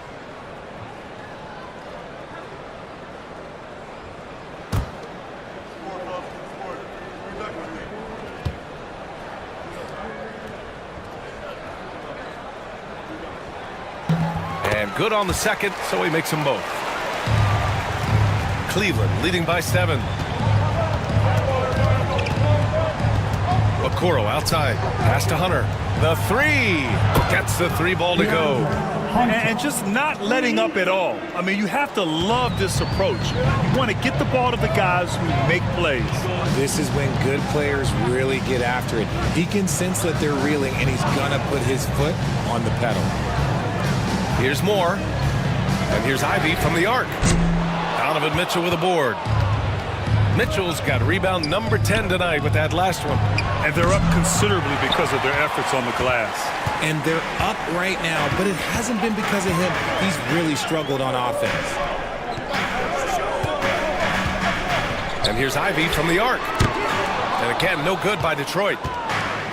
The Cavaliers have gone 5 of 11 so far in the fourth. Here's Alexander Walker. And he can't get that one. Ivy with the defensive effort. Fires the three. The Cavaliers pull it in.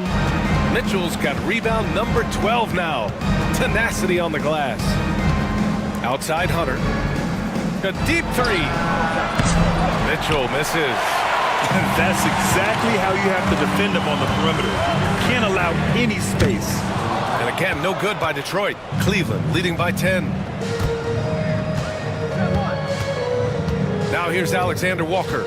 Pass to Mitchell.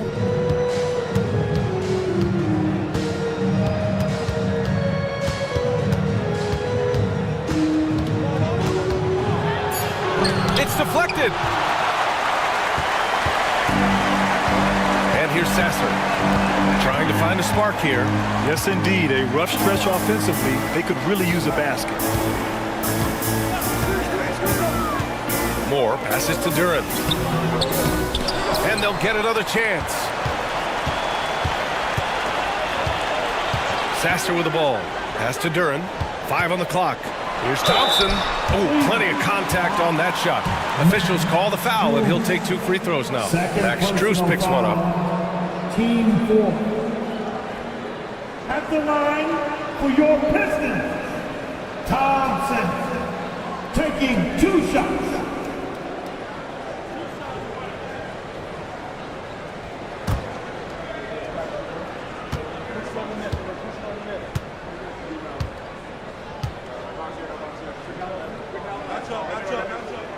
And he makes a first. Murray's checked in for Detroit.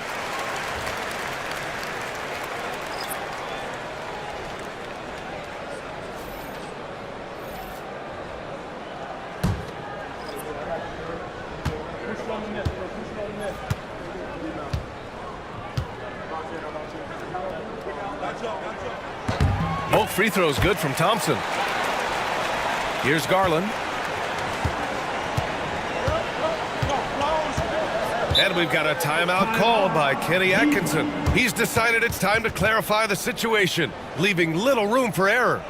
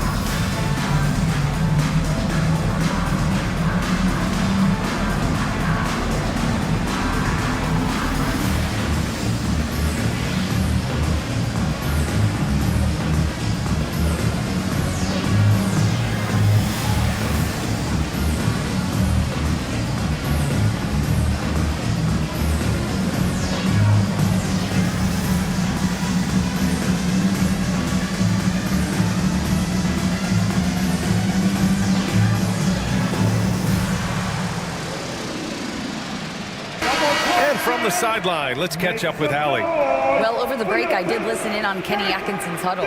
He told his guys, let's not waste this advantage. Hold on to it. Stay aggressive. Let's not give up ground. Coach wants to see his team staying strong out there, guys. Good job there, Allie. Thanks.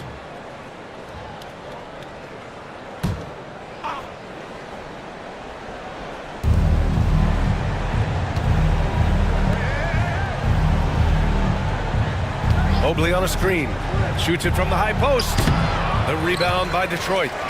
Thompson's got 6 rebounds in the game. Pass to Murray.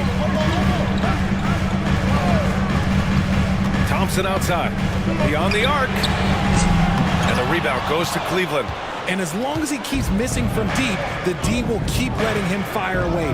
He's just off from range right now. Garland with the ball, and it's Ivy picking him up. There's the 3. Garland, no good. And so Thompson will bring it up for the Pistons, trailing by 8. After this game, they can look forward to L.A., where they'll match up against the Clippers. It's a quick turnaround on the road, just one game. And here's Ivy from the arc. Knocks down the long J. Ivy's got 9 points here in the second half. Here in the second half, you see they've gone to the long ball to try to keep up. Pass to Mitchell. Mobley outside. 4-3. That one's good. Mitchell making the play. Mitchell's got his 6th assist of the night. Murray, a screen on Garland. Duran with it.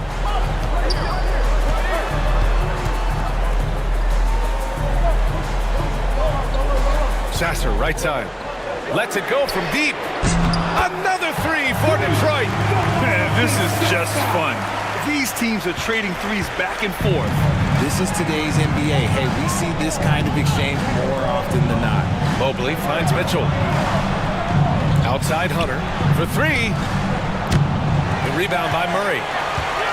Murray's got 6 rebounds in the game. Pass to Duran. And here is Thompson.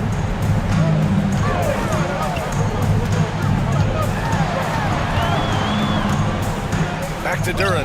Just 4 to shoot. Releases. Sasser can't hit. They've been grabbing rebounds all game long.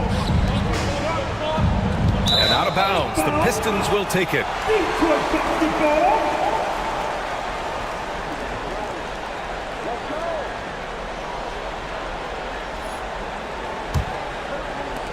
Pistons trail by 5. Ivy outside. On the wing, Thompson. Outside Murray. From the arc. And the rebound goes to Cleveland. Hunter's got his 6th rebound on the night. The 3 from Mitchell. Counted from distance. Mitchell's got 18 points now here in the second half. He's been dominant all game long. Nobody on the floor can stop him. And look, let's just say he knows it. And J.B. Bickerstaff decides to call timeout. He wants to make sure they're purposeful with the game plan. It's time to cheer on the Pistons High Squad. And get down on the court. It's your High Squad. Only the loudest fans. Only the noisiest fans. Go get T-shirts. Just crank it up.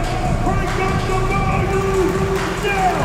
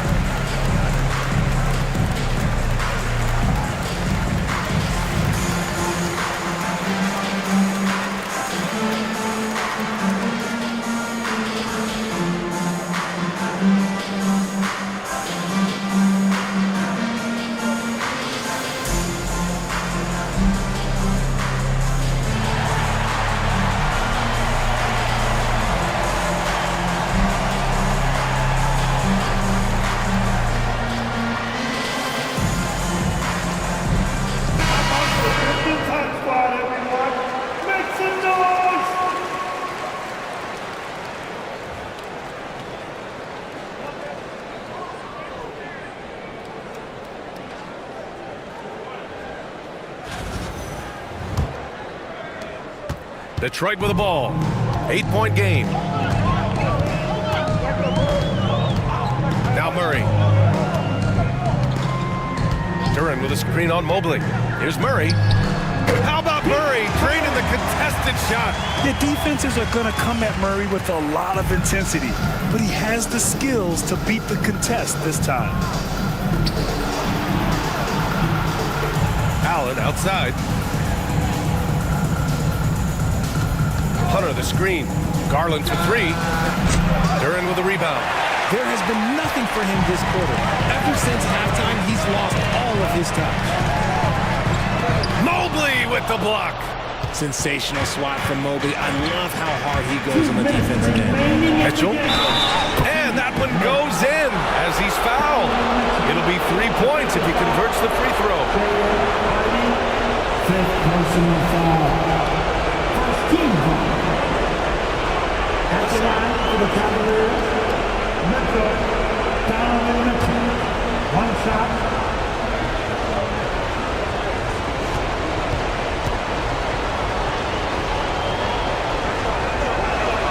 That free throw is good for Mitchell. Pistons trail by 9. They've been having major problems offensively. Definitely in a bit of a dry spell. Here's Murray. Mobley with the block. Hard to protect your shot from Mobley's length. Look, he just bats that ball away.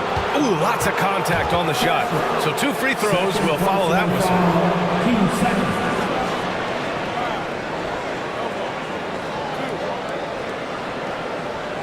At the line for the Cavaliers, Garland, Darius, Garland, 2 shots. Take a break. Take a break. 2 shots.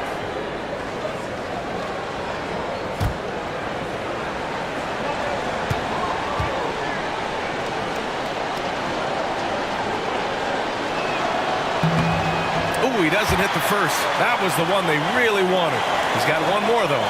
And you know what's so funny is that after his rookie season, there was speculation about Garland's ability. But he has shown continued growth and has worked his way into an all-star.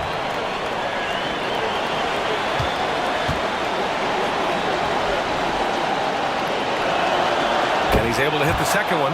And that'll push the lead to double digits. And I love watching Garland mature into a leader. And you know what? He is not done yet. Pass to Murray. Sasser outside. Duran with it. Now Ivy. 6 on the shot clock. From outside the arc. And the rebound goes to the Cavaliers. Hunter's got his 7th rebound here tonight. Nothing left to do but to watch the clock tick towards 0. Nice victory here for the Cavaliers. You can score without sharing the ball, but it can be a whole lot easier when guys are assisting one another. Yeah, they were very patient. They were also unselfish, and ultimately, that's why they were so efficient. And this one concludes with their 2nd victory of the year. And this is an even matchup, 1-1 on the season series with 2 left to play. And when you look at the game, the one thing that helped fuel this team to victory was the efficiency for Donovan Mitchell. He was just dropping dimes left and right out there. Any opening that the D provided, he exploited it and found his teammates. And they've won the battle on the board so far, and the scoreboard reflects that. They set a physical tone early on, and they're being rewarded for their efforts. Now here's Mitchell. Back to Hunter. The teardrop. Mobley, no good. And a comeback here looking very unlikely. Absolutely everything would have to go their way at this point. 16 seconds left to play in the 4th quarter. Outside Garland.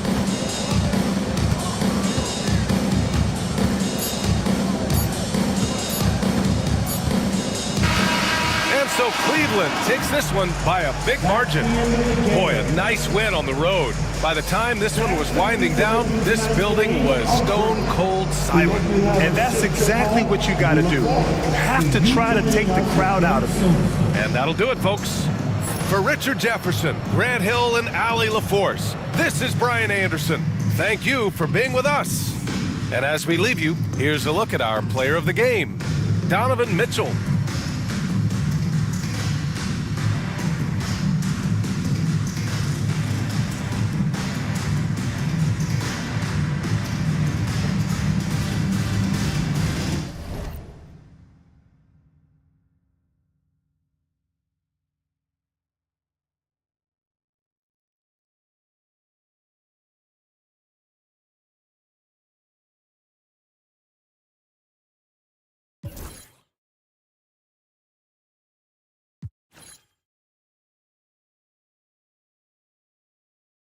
Surprise. One-on-one, pull up with tens.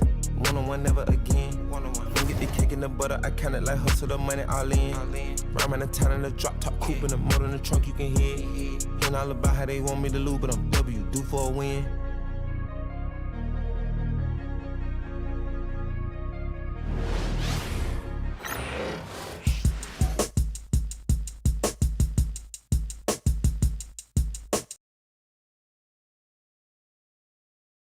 And in the locker room, each guy has been going over and through his own routine to get ready.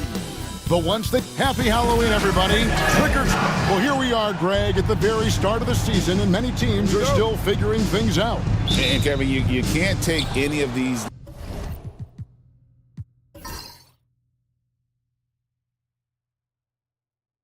lineups as final just yet. Coaches might keep trying some new things, tinkering a little bit, and these teams are very much works in progress. Now a look at Philadelphia's starting lineup. Maxey finds George. 6 on the shot clock. There's the screen. Shoots over Anunoby. And it's George missing. Brunson, left side. A 3-ball. Bridges misses. Defended by Bridges. And George now top of the key. Shoots over Anunoby. And that one's good. George. Now, this is a reliable aspect of Paul George's game. That in-between jumper is pure. Pass to Hart. Anunoby kicks to Bridges. Off target from three-point range. And I thought that was going to drop. It looked good from here. Bounce pass Maxey. McCain hits it from three-point range. Yeah, spotting the open teammate there. Nice work by Maxey. And now the latest from our reporter, David Aldridge. Well, Kevin, I did have a chance to catch up with Tom Thibodeau. He thinks Tyrese Maxey is a guy they have to watch. He said he reads the floor well and understands situational basketball. Defensively, it's tough to speed him up or slow him down. He really plays at his own pace, guys. Okay, David, thanks. And Philadelphia has possession. After New York gets the 3. Maxey, no good. To the right wing, on deep, Brunson, and the Knicks hit again from deep. What a confident stroke from Jalen Brunson. This guy doesn't have to dominate with the ball in his hands. We're just about 2 minutes into the first quarter. Pass to Maxey. They set the pick. Down low. A great 1-2 punch. Beautiful pass and nasty jam. Oh, fantastic dunk. And he hangs around up there just for a little camera time. Yeah, maybe he didn't want to land awkwardly. Who knows? But there he is, and we see it very clearly. The Knicks have gone 2 for 4 from the field so far today. Hart the pass to Towns. And just under 2.5 minutes elapsed here in the first. Hart finds Brunson. The kick out to Anunoby. Hart with the screen for Anunoby. And the Knicks hit again from deep. Boy, just tremendous concentration on deep range. OG Anunoby is really coming along as a shooter. And Nick Nurse, Greg, the 26th head coach in 76ers franchise history. And Kevin, known for his creativity and that outside-the-box thinking. I think it's a good fit with this forward-thinking front office. And what do you guys think so far about the offensive approach for New York? Absolutely dialed in from beyond the arc so far in this one. The defense is surrendering the long-range shot here early on. Yeah, and in addition, their ball movement has really unleashed their offense. Boy, they've been fun to watch. This team has handed a lot of responsibility to Tyrese Maxey, but Greg, he's lived up to it. And has grown very well into his role with the team. Shown that he can be a scorer all over the floor. Amazing to think how far he's come in such a short amount of time. And that's good as he hits both of his shots. Doris, the way this Knicks roster was put together, they have a great level of physicality. Kevin, if you think about it, with the way the rules are starting to trend back toward that level of physicality, they've got an opportunity to be successful. They also have a big-time star in Jalen Brunson, so there's a lot to like about the future. Pressured that shot by getting a hand up just as good as a block. And he did it without fouling, and that's become an art, changing shots without making contact. A solid facilitator. I like whenever Maxey looks to get his guys involved. And here is Hart after Paul George getting his 3 to go. Here's the floater. Whistle blows. Basket is good. So a chance here for a 3-point play. Boy, how about that conversion by Jalen Brunson? This has become a staple of his game. And one thing among many doors that's so impressive about Jalen Brunson, the way he goes to work in the paint. Wow. Kevin, at his size, you have got to be crafty. You've got to have great footwork and great patience. You've got to be willing to work in a crowd. What he does is really impressive. And Doris, what a breakout for the guard Jalen Brunson these last couple seasons. Kevin, I think what's taken a lot of us by surprise is how capable he is in being the center point of an entire offense. And not only as a scorer for himself, but involving all the guys around him. Truly an incredible transformation. McCain's shot is off. New York's gone 3 of 6, 50% from deep so far tonight. Pass to Anunoby. Now, here's Bridges. Defense right on him. Boy, 9 times out of 10, that's going in. I'm sure he surprised himself with the miss. Here's George. It's rebounded by New York.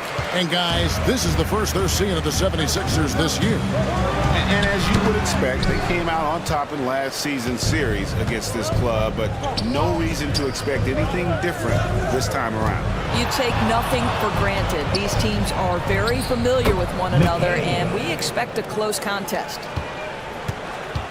And here's Brunson. He'll bring it up for the Knicks. Trailing by 2, defeated by the Hornets in their last game. They'll try to put that one behind them. And guys, there's really a fine line between being aggressive and being out of control. And in that one, they crossed the line. You have got to be a low-mistake team in today's NBA because once those turnovers start piling up, you're giving your opponent too many extra looks. McCain's shot is off. The Knicks have gone 4 of 10 shooting the ball here in the first quarter. Brunson surveying the D. Lays it up off the glass. Brunson's got 8. 76ers have gotten 5 of 10 shots to drop in this game so far. Right at the 50% mark. Maxey, no good. And so here is New York. And Brunson has it in the corner. Out to Bridges. That doesn't go in. Had a chance, though, to take the lead. I think he's got to settle down because right now it feels like he's rushing, like he's forcing some shots. This quarter he has been completely bothered. You will not see this guy miss many of those. He's one of the keys to their floor spacing. Brunson against Maxey. Towns a screen on Maxey. Here's Brunson. Hits the outside fadeaway. He's got 10. I'll tell you, this guy is proving to be a problem for the defense. In this quarter, he has been special. And it's Nick Nurse calling timeout here. He wants a minute here to get things straightened out with his team.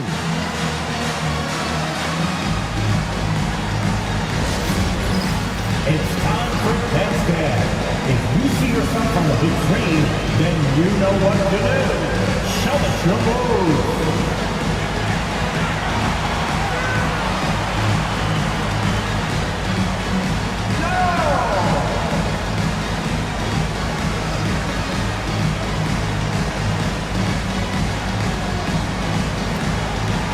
Let's see what you got.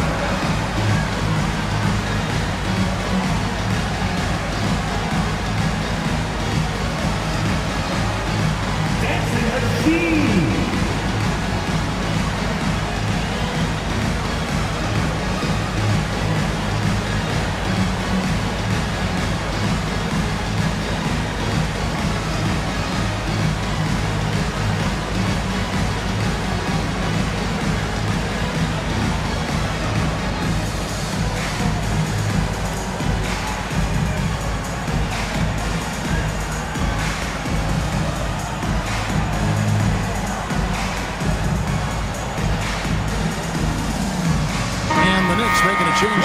Williams is checked in, and the 76ers also making a change. Watford's checked in.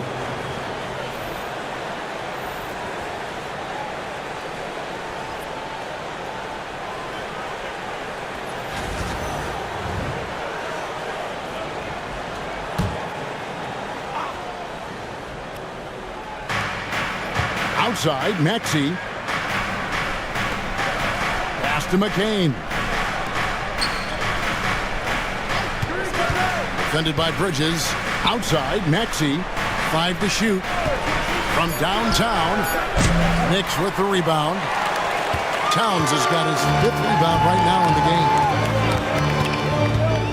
Bridges, no one around him. Off target from outside. Nothing seems to be going his way this quarter. Well, not at the offensive end, certainly. He cannot buy a bucket right now. Really the right play defensively. If you can't block, force him to the line. The 76ers shooting their 3rd and 4th free throw shots of the night. And last season, as a team, they knocked down 79% of their free throws. So those are numbers you'll be happy with.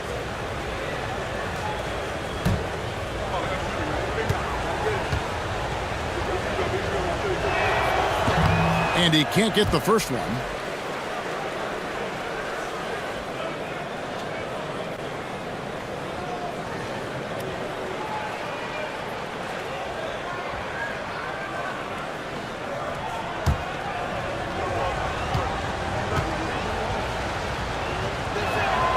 And he sinks the second. The Knicks with the lead. Here's Brunson.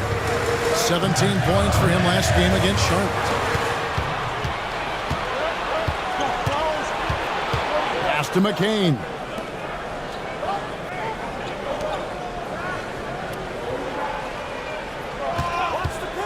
Defended by Bridges. They now take the lead. And the 76ers lead by 1. Taking back the lead once more. Give these teams credit. Man, they are battling. Neither team willing to give an inch, and neither able to seize the momentum. This has been a fascinating one to watch. Here's McCain. He has 5.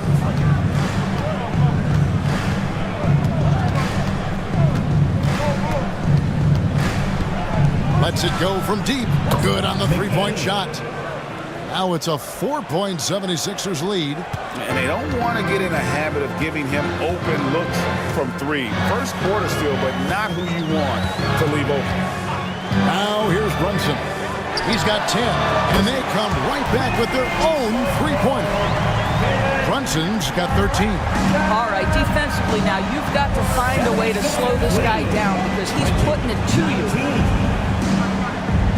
Maxey with it. Williams picks him up.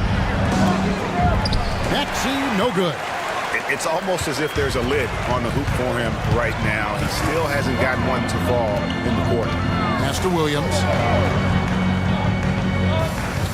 And here is Hart. Johnson with it. There's the triple.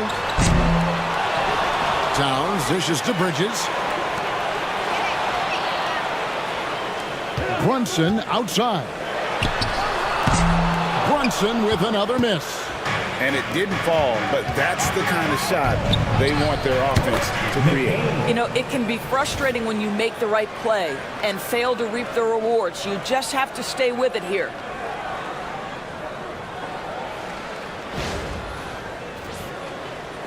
And here are the Knicks now. 4-point game. Hart the pass to Williams. With the teardrop, and it's blocked.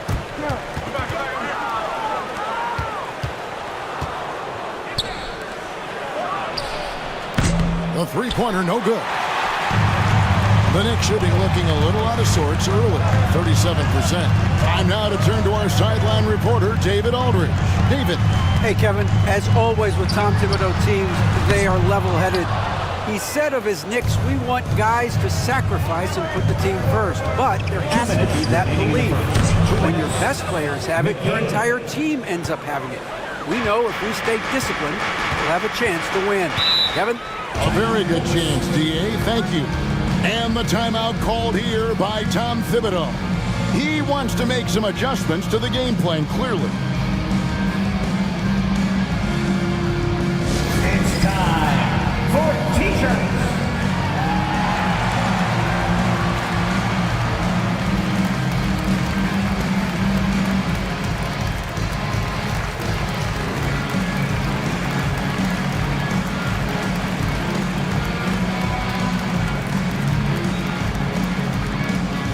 T-shirts are incoming, fans. Make some noise, and we'll send one your way.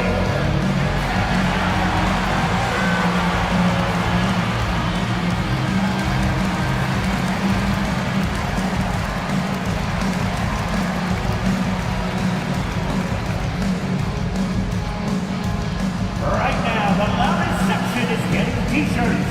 Get on your feet.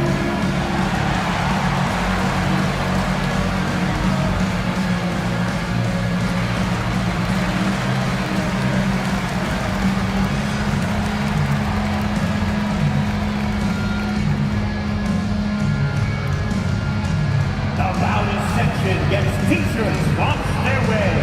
Let me hear you. Both teams deciding to change it up. Substitution on the court. It's time now to look at the NBA's top shooting teams from a season ago. The Knicks fourth. Hard to shoot the ball any better than they did. I mean, they weren't the best in the league, but man, they were right there.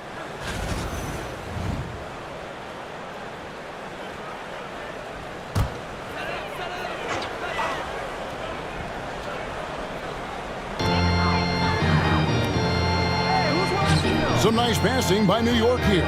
Pass to Kolek. Pick by Williams. Launches it. Kolek, no good.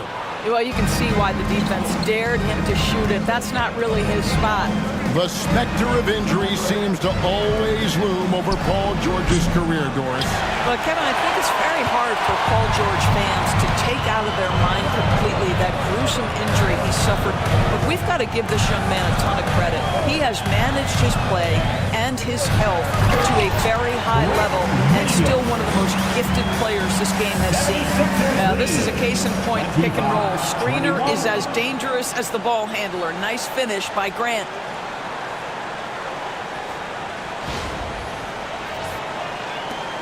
.109 left here in the first quarter. Pass to McCollum.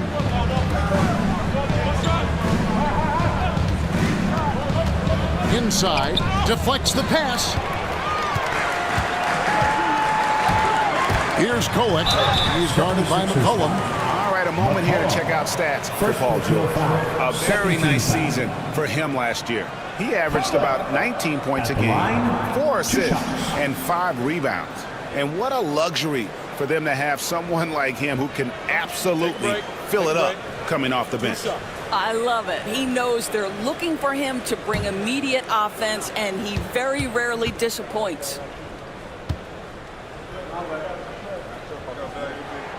First one falls for him. And Philadelphia making a change here. Edwards is checked in.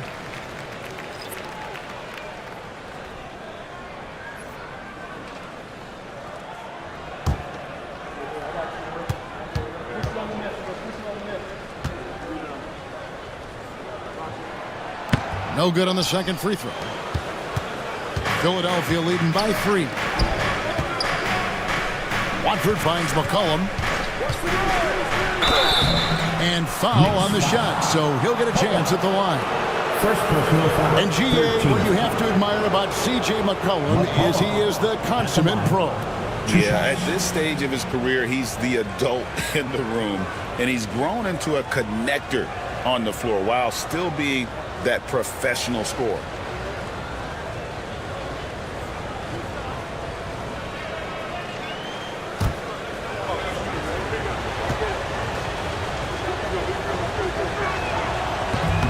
And he knocks down the first one.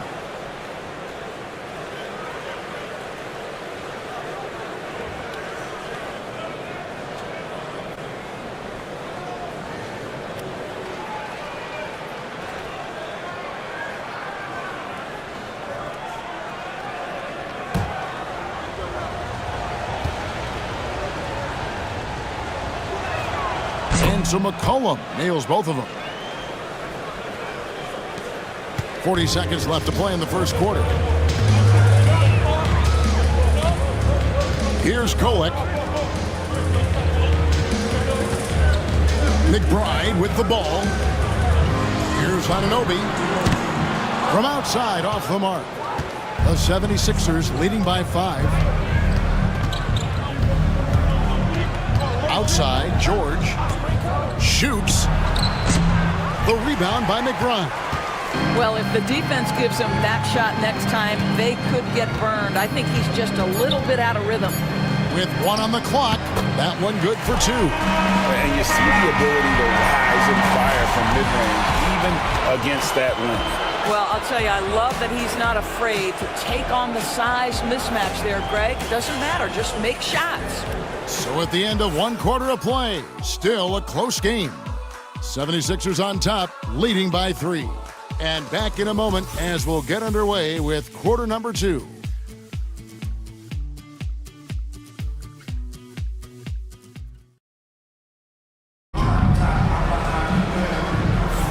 And some good action in the books as we get back to the game that's been pretty close here so far. And looking at what we've seen from the 76ers, what do you guys think? Yeah, in that first period, they looked to push in transition at every opportunity. And why wouldn't they? You see their effectiveness in the open floor. Very difficult to slow down. So for Philadelphia, their last game, a win against Portland. So to begin the second quarter for the Philadelphia 76ers, Cohen is out there with Kelly Oubre. Then there's Brendan Watford. Then there's Edward. And it's George in at the 4. Greg, you look at today's point guards, so many different types that can be effective. And there's a lot more freedom for point guards to kind of explore the parameters of their game. Sometimes it's steadying an offense. Other times it's to ignite it.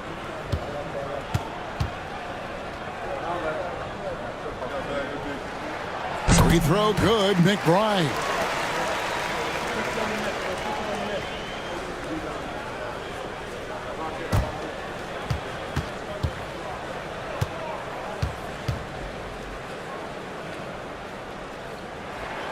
He's perfect from the line this time. And so it's Oubre with it. He brings it up for the 76ers. Pass to McCollum from the arc. Robinson pulls it in. Just enough coverage to bother that three-point attempt.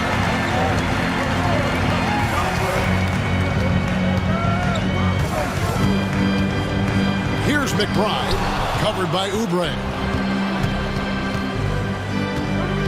To the inside. Here's McCollum. Sinks that one from the post. And look at how the hustle game has been going for the 76ers. Their defense has been so aggressive right out of the gate, wasting no time shutting shooters down here with authority. You know, also, they've been incredible on the fast break, taking those chances, playing with great pace. Here's McBride. 76ers getting the bucket. Takes the 3. That's in. He's got 2 made now, and he's shooting 2 for 3. And the lack of effort to fight over the screen there makes that an easy shot. You know, we see this all the time. You're basically, as a defender, hoping the man misses rather than putting in the work to get over screens. Now here's Edwards. Still yet to score. It's rebounded by Anunoby.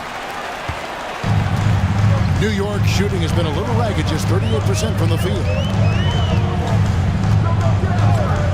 Pass to Kolek. Puts up a deep 3 from beyond the arc and then some.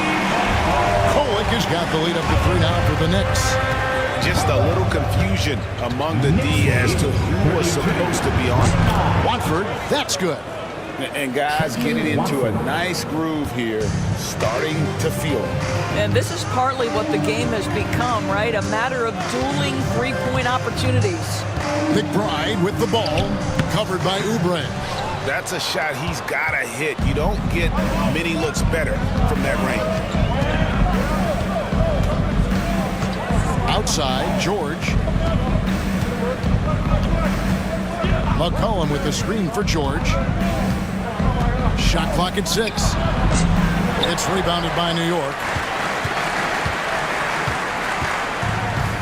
Here in the second quarter, we've played a little over 2.5 minutes now. New York moving it around. Here's Robinson, and finished off by Robinson. Well, Mitchell Robinson knows who he is, a vertical spacer. What a pretty dunk. 32.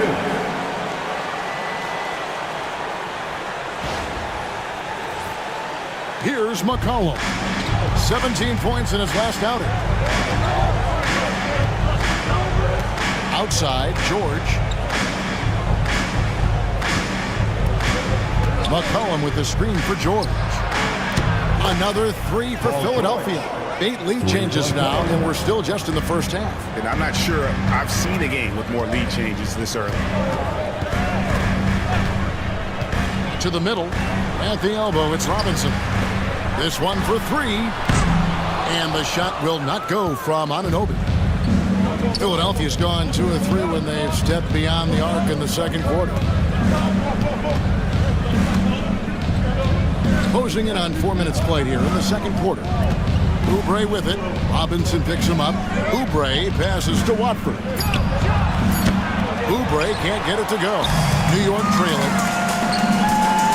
Pass to Colin.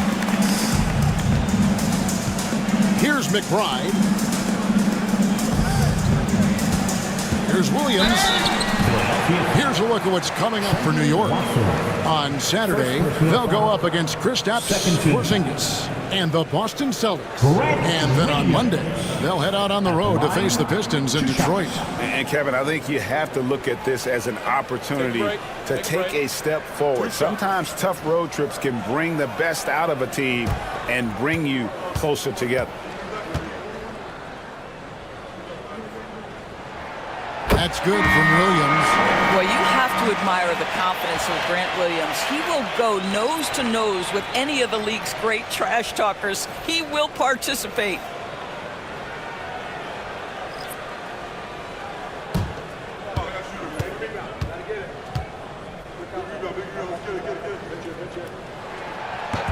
And Williams drops them both. The 76ers have gone 3 of 7 shooting the ball here in the second quarter. Maxey passes to McCollum. Fires from deep. And Maxey with the basket on the assist by McCollum. 3 points. Maxey's got 5. The shortest 3 in the game. Maxey solid from that corner. Williams kicks to Brunson for 3. New York, no good that time either. Philadelphia's gone 3 of 5 beyond the arc since the start of the second quarter. And that'll be Philadelphia as it goes on about 76ers retain possession. So it's both teams making substitutions here.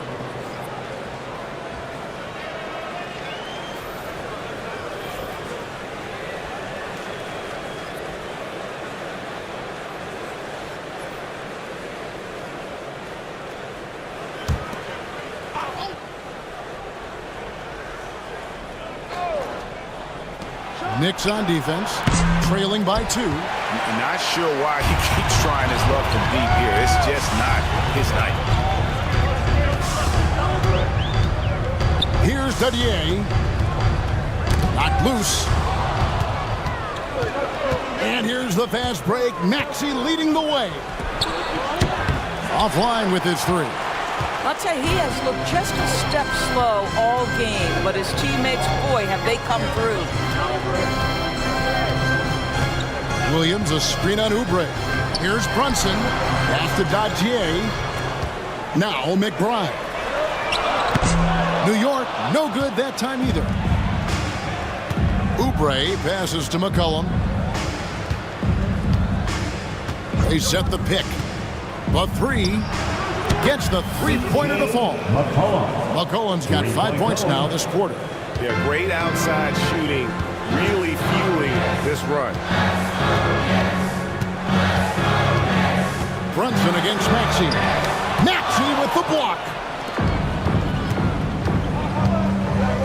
And here's Oubre, still without a basket. And here's McCollum for 3. Rebound by Williams. They've been looking out of sync offensively. Yeah, their offense has ground to a standstill. McBride passes to Brunson. to end the drought. There it is! Brunson with the deep shot. He nailed 2 from distance in the opening period. Now gets this one. We know Doris that Towns might already be one of the best shooting bigs ever. Well, Kevin, he flat stated and called himself the best shooting big of all time. He has an argument because not only has he shot the ball incredibly well from deep, even as his volume has gone up, his efficiency stays the same. This is a gifted offensive post player. Now on the court is your fight squad. Get loud and let them hear it. Time to get loud now, everyone, because it's time for a t-shirt talk.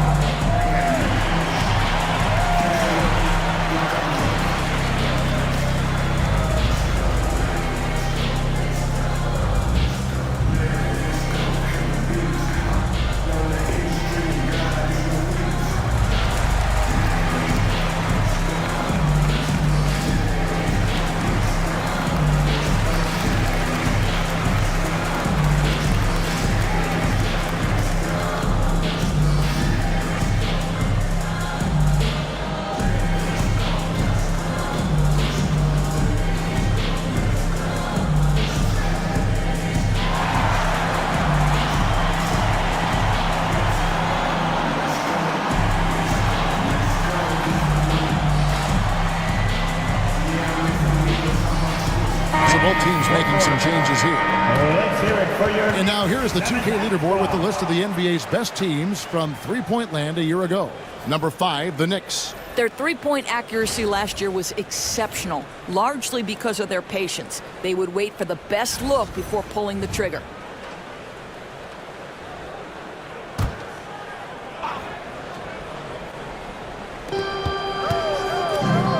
Back to Oubre. Some nice ball movement here by the 76ers. Pass to McCain. Down low. His shot is good, making him a perfect 2 for 2 from the floor. That's about reading the floor. Hits his man right where he wanted it. And here are the Knicks now. 4-point game. Brunson the pass to Towns. Back to Brunson. Now Hart. He had a 12-point outing in their last game against Charlotte. And how about the job he did rebounding as well, guys? I mean, just a dominant performance on the glass. And the short break in the action gives us a chance now to send it over to David Aldridge. Thank you, Kevin. Jalen Brunson is a very cerebral player. He says he focuses on the little things. The attention to detail has made the game a lot easier. I know what I'm capable of. So as long as I keep working on my craft, keep the same mindset, only good things are going to happen for me. Kevin, back to you. Good stuff, David. Amazing how far he has come. We appreciate the report.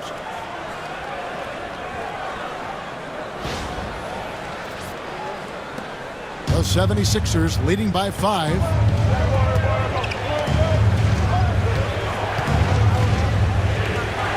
Pass to Oubre.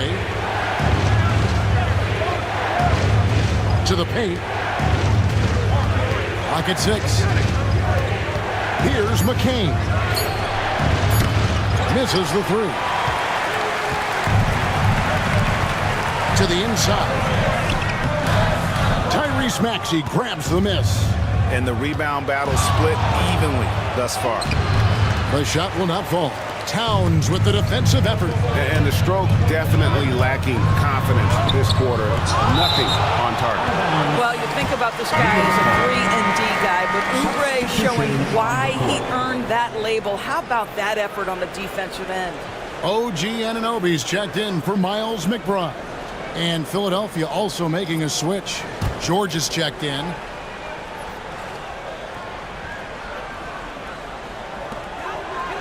Towns finds Hart.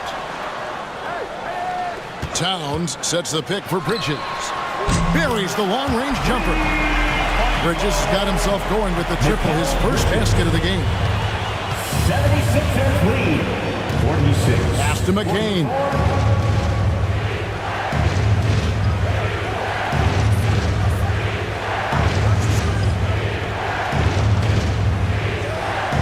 Six to shoot.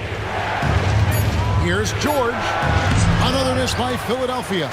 Just not there from a rhythm standpoint right now. It's really eluding him. Anunoby kicks to Bridges. Inside. And Anunoby slams it in. The vertical emoji. Anunoby. Go ahead, sir. Finish with authority.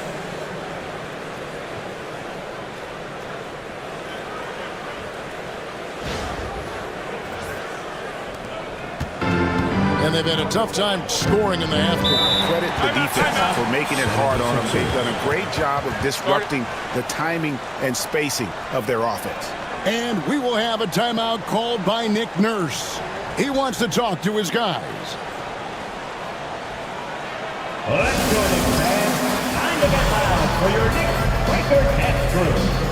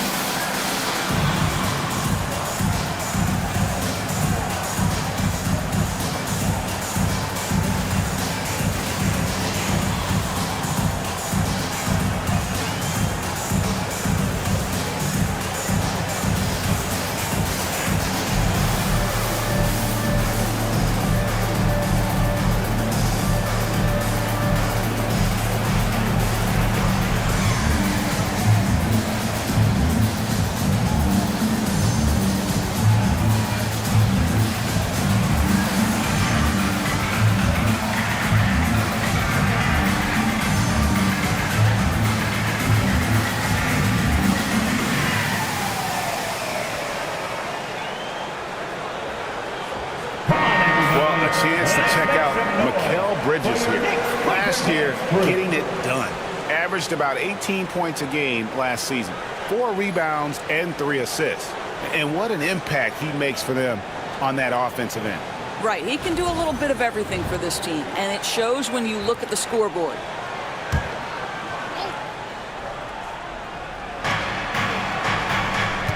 Outside, Maxey.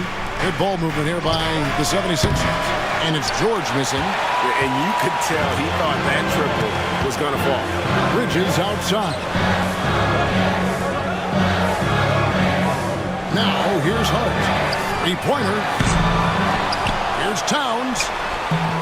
And that won't go, missing the go-ahead bucket.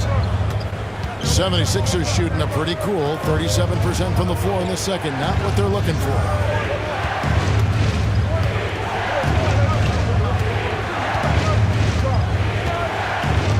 6 on the shot clock. Defended by Towns.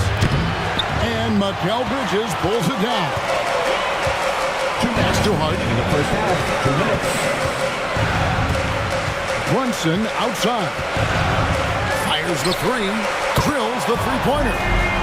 Brunson's got the lead up to 3 now for the Knicks. Boy, whenever this team has needed a bucket, Jalen Brunson has been there right now in complete command of this ball game.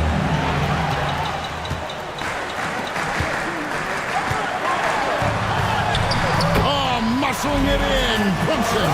And it just seems that every pass they make is leading to a score. Just a great ball movement. Here's McCain. We've got 1:28 left to play here in the half. Pass to Maxey. Down low.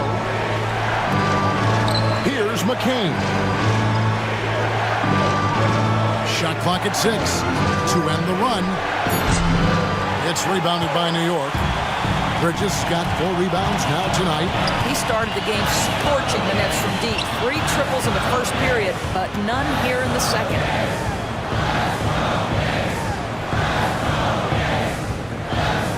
Left to the wing. On deep, Brunson.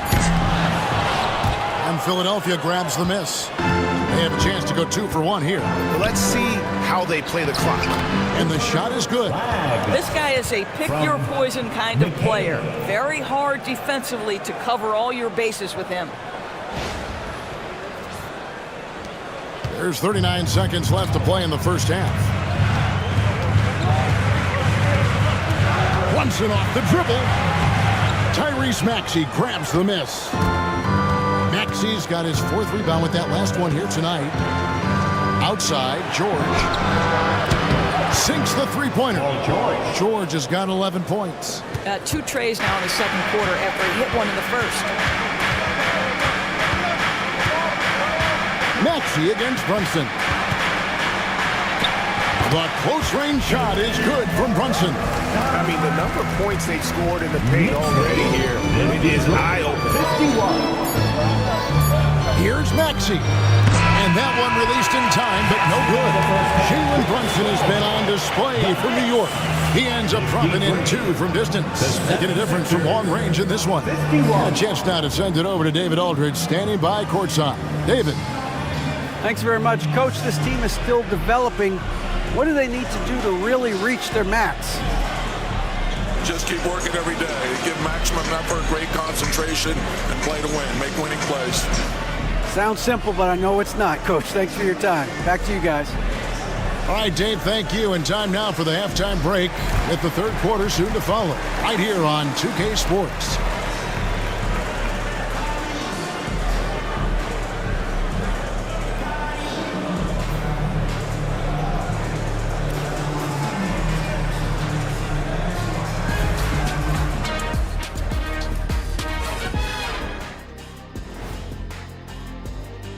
And something out of left field for you guys. Ernie, left field, this is not baseball. This is a basketball show. So it's like from the backcourt, maybe like from the corner? Okay, let me do this over, okay? Yeah, because I'm kind of lost. From the opposite, now let's change gears back to the New York Knicks, who find themselves in a tightly contested ball game. Getting points from that second unit was clutch. Depth protects you against injury, but it can also win a game for you. Yeah, and those starters are going to have the fresh legs for the second half.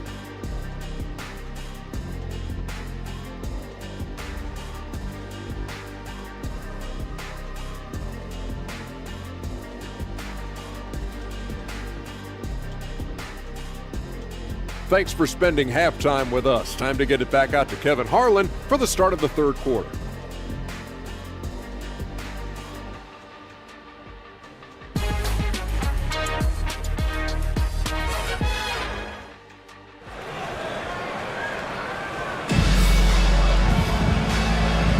And welcome back to the second half of our Halloween broadcast. You know, Jalen Brunson has been exceptional here, guys. Wow.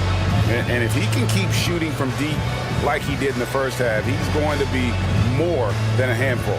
What I love is they've continued to feed this guy, ride the hot hand until the defense does something about it.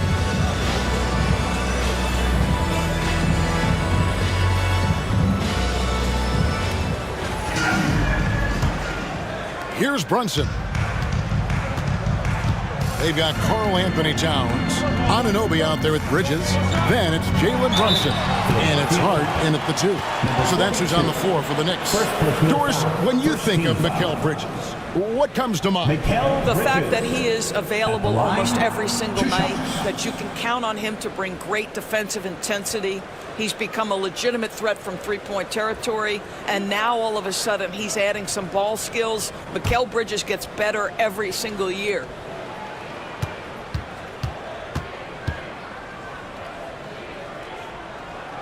First free throw is good. This guy is such a high-effort player. Mikal Bridges does everything he can to make sure he's the hardest-working guy out there.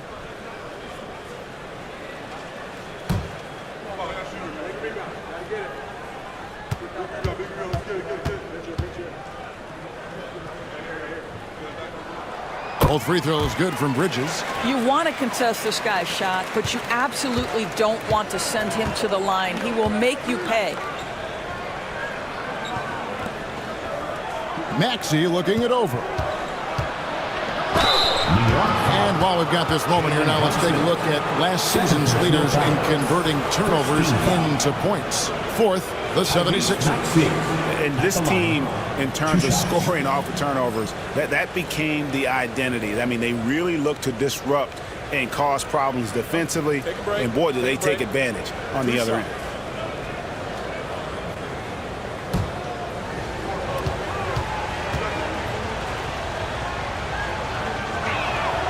And the first one at the line is good.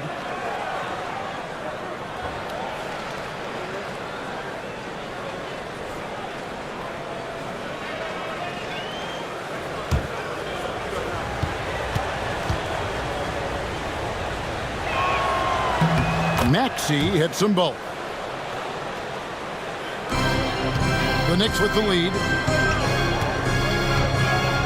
Brunson the pass to Towns. The trade. And McCain pulls it down. McCain's got 4 rebounds in this game. Maxey, no good. And guys, this has got to be more of a team effort. But right now, he's playing all for himself. And here's Brunson outside. Drills it from outside. Brunson's got 26. It's gotten to the point where you have to chase Jalen Brunson off the perimeter. This guy will really hurt you from deep. Maxey against Brunson. McCain tried to come right back with the 3 of his own. It's no good. Bridges passes to Brunson. Back to Bridges. New York moving the ball around. Here's Towns, and the Knicks getting another bucket right there. That can be a difficult shot for some, but Towns very capable in the mid-range. 60-53. The 76ers trail by 7. And we're about a minute and a half here into the second half. And here's George for 3. A three-pointer is right on target. George has got 14 points for the game. And you talk about getting back into the game, folks. 3 is better than 2. And you don't need to tell him that. He's used the three-point shot as his primary weapon today. Now here's Brunson. He's got 26. Pass to Anunoby. And the 3 off target. And you don't want to give up that kind of look too often. George with the ball. Defended by Bridges. George, no good. And if they know what's good for them, that's the way they'll defend against him every time he takes the ball in the three-point lane. And contact on the shot, so he'll be shooting free throws here. This guy is exceptional for the charity stripe. You want a guy like Karl Anthony Towns who can knock these down as a big. This is his first free throw of the game.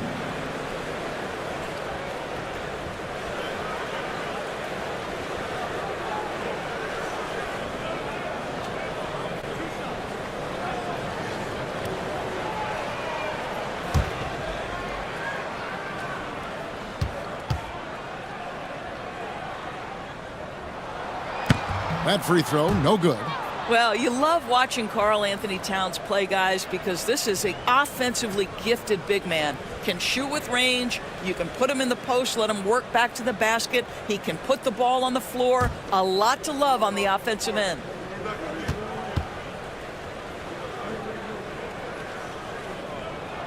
He hits the second from the line. And so it's Maxey with it. He brings it up for the 76ers. And the layup's good off the glass. He's got 7. Outstanding pass, on time and on target.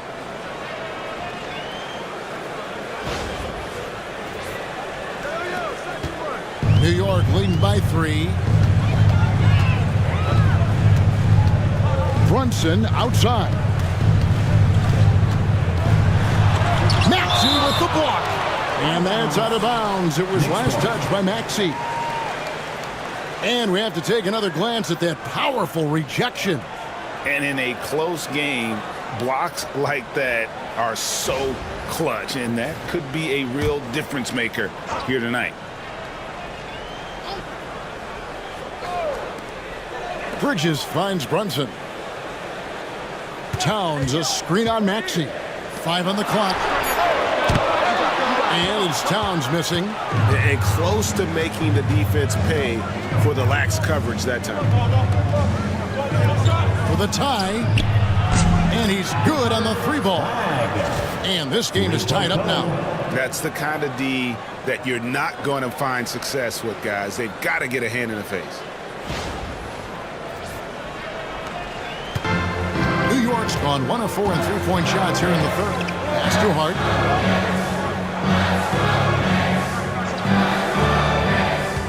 to Brunson.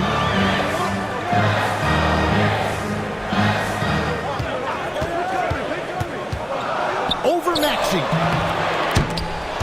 And again, it's the Knicks missing. The 76ers have gone 3 of 6 in the third quarter, 50% from the field.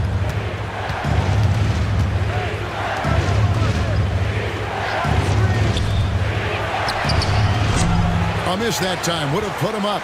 Boy, he really wanted that shot, trying to make the defense pay for leaving him that wide open. Well, known for being a terrific passer, he shows you right there. Case in point. And we will have a timeout called by Nick Nurse. Looking for a breather and maybe just one or two things to talk about. Here comes your Knicks City answers, everyone. Get loud for them.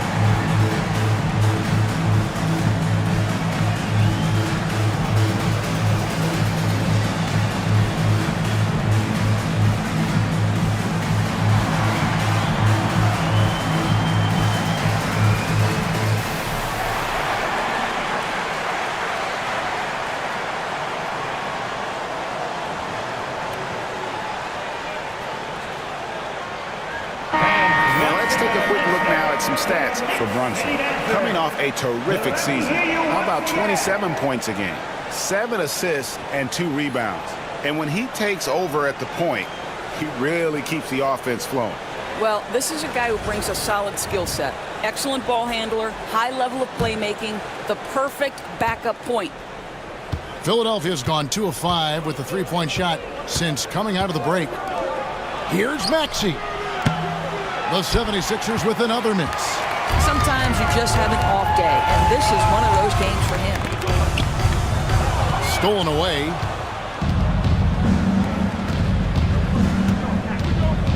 Pass to McCain. Philadelphia moving the ball around. And that one, good. George has got the game tied up here for the 76ers. Oh, he is absolutely unstoppable right now. Paul George in rhythm. Look out. Brunson the pass to Towns. Now here's Hart. For 3, Bridges. Maxey grabs the miss. Absolutely tenacious, guys. Stuck right on him defensively. Bothered that shot. And George gets the whistle that time. That is his first foul of the game. Second team foul.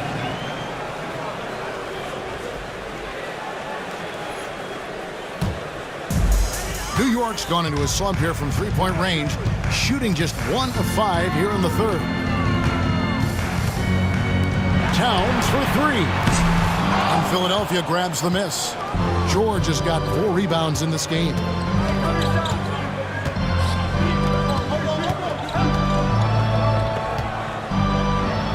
You've seen, Doris, Paul George's journey from role player to MVP candidate. There's a reason, Kevin, Paul George is one of the most emulated players in the league with young people. His game is so well-rounded, and maybe his best attribute is his adaptability. Paul George is equally comfortable either being the lead man, or if need be, he can play with 2 or 3 other stars and still be effective. Really incredible. And you know, George is a tough cover. The length, the range, smooth athlete, very difficult to match up with.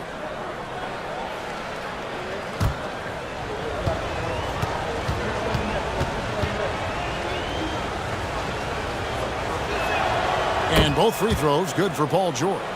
When health has been there for Paul George, he has been one of the great two-way guys in the league. Very capable scorer and can take on tough assignments. And Towns the bucket on the assist by Hart. Hart's got his 7th assist here tonight. So it's Philadelphia now. Maxey with it. He's got 7. Shot from the wing. It's rebounded by Anunoby. New York shooting is leaving some to be desired. Just 36% here in the third quarter. And it's Brunson missing. Philadelphia's gone a less than productive 2 of 6 from three-point land in the second half. The 76ers with another miss. And here's Brunson. He'll bring it up for the New York Knicks. Now, here's Hart. Tight defense on him, and a lot of contact on that one, so he'll shoot 2 here. The ultimate glue player, Josh Hart. Doris, he plays way bigger than his listed 6'4" height. I'm going to be honest with you, Kevin. This is the best rebounding guard I've ever seen in my career covering the NBA. Let's remember, he won a national title in college. He's willing to do absolutely anything to help his team win. You want this guy on your side. Free throw good. Hart. Now the intensity, the toughness, the absolute ability to play bigger than your size. That is Josh Hart. Miles McBride's checked in for the Knicks. Oubre's checked in for the 76ers. McCollum comes in for Maxey. And he makes both free throws. So it's Philadelphia now, trailing by 2. McCollum deciding where to go with it. Pass to George. Into the lane. It's good. George has got 9 points here in the second half.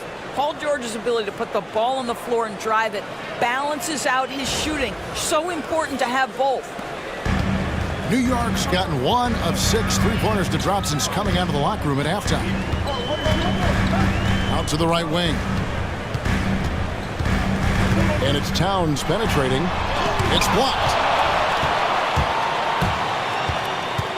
McCollum outside. Pass to George.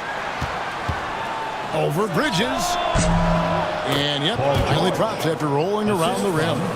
George has got 22 points. And a closer look here at the hustle stats for Philadelphia. They've been active defensively, rotating well, and then also closing out on shots. It's resulted in a number of blocks. They've also been scoring on the break. With how difficult it is to get buckets in the half court, anytime you can push the ball in transition for easy ones, that's big time. Both teams will make substitutions.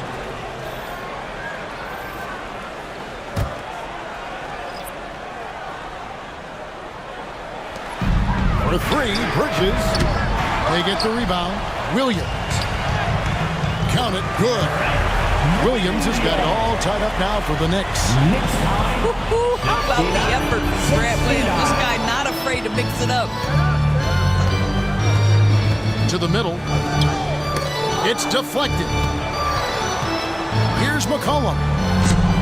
And the rebound goes to the Knicks. Towns has got his 16th rebound on the night. Pass to Kolek. And here's Towns. And he banks in the lane. Towns has got 9 points. And you like to see since the half now, he's finally starting to come around. 69.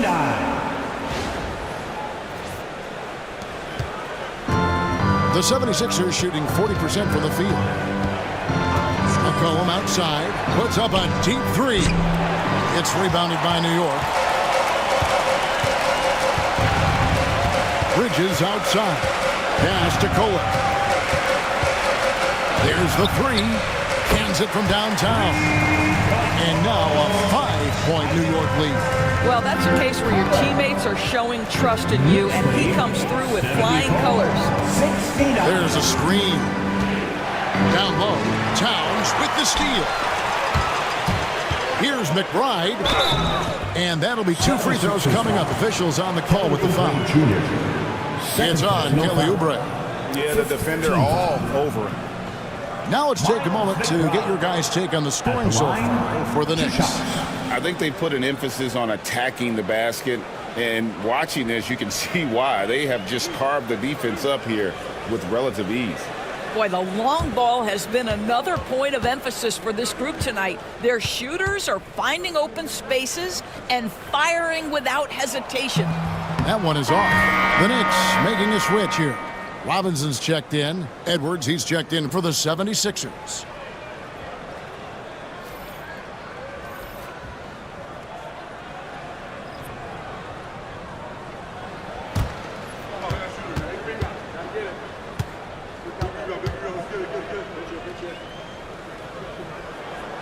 And the second free throw, good. The 76ers trail by 6.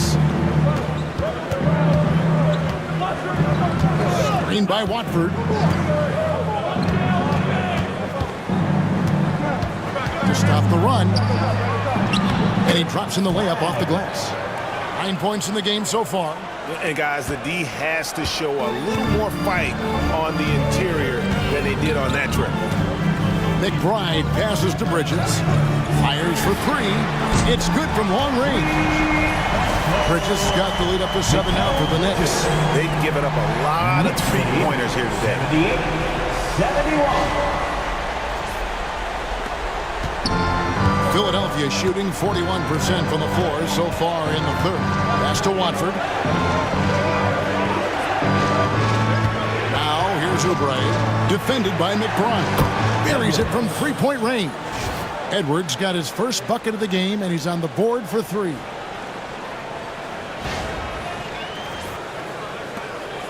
The Knicks leading by 4. Here's Kolek. He's got 7. Count the basket. They're doing a really good job of getting the ball inside and attacking the paint. That's an area they have completely dominated. And so McCollum will bring it up for the Philadelphia 76ers. To the left wing.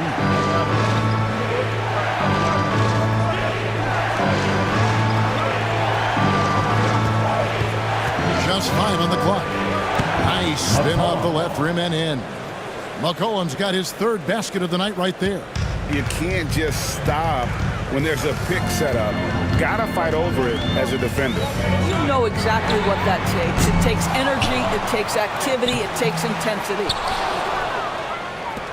The 76ers trail by 4.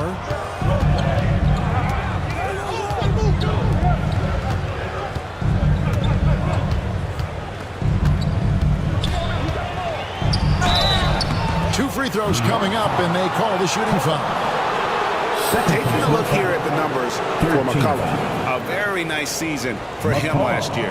Last season put up about 21 points a game, 4 assists, and 3 rebounds. Well, fans of this team will take this kind of production from him without hesitation. I tell you, he has been a solid contributor. They have called his number, and he has delivered for them. 2 shots.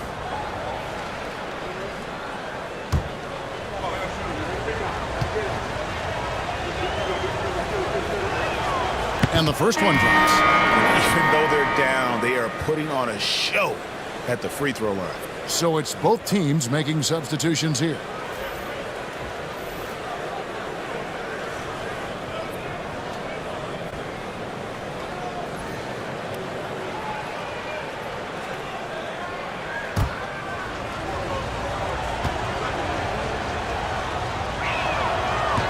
And so McCollum nails both of them. 1:11 left to play in the third.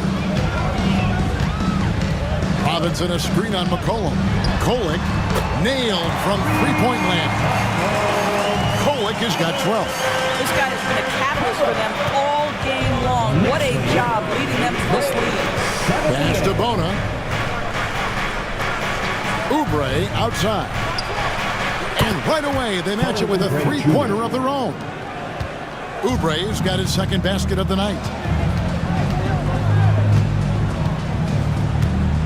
There's 39 seconds left to play here in the third. Kolek, no good. 76ers trailing. Here's Edwards. He nails it, and we're tied up. Edwards got 5 points now in the quarter. And since halftime, this has become an intense ball game. They are getting after it hard. It has become become a real battle out there. And so here is New York. Philadelphia getting their last shot to go. Driving in. Kolek, no good. And here's McCollum. 11 points in the game.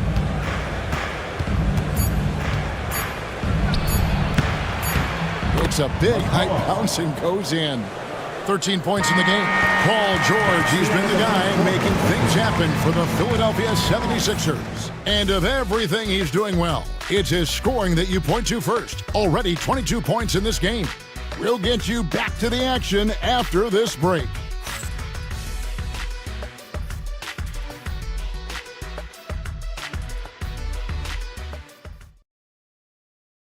And now let's go back to a play from earlier as we show you our State Farm assist of the game. And he sliced the D wide open with his feed. They had no chance to prevent that basket. Well, that's what a great pass will do, right? You love the unselfish play.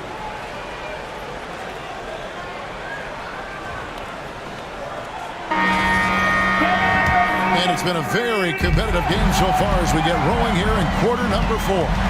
And so in the game for the 76ers, we've got Kelly Oubre. Edwards is out there with Trendon Watford. Then there's McCollum. And it's Bona in at center. Edwards kicks to Oubre.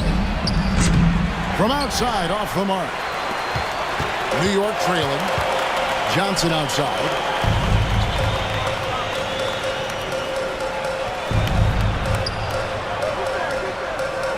Pass to Williams. Here's Kolek beyond the arc. Good, and it's Williams who picks up the assist. Kolek has got the first points up on the board here in the 4th for New York. Knicks lead, 86. Here's Oubre.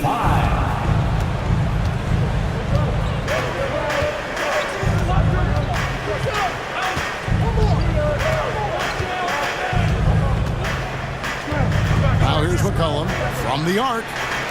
Robinson pulls it in. Robinson's got rebound number 5 here tonight.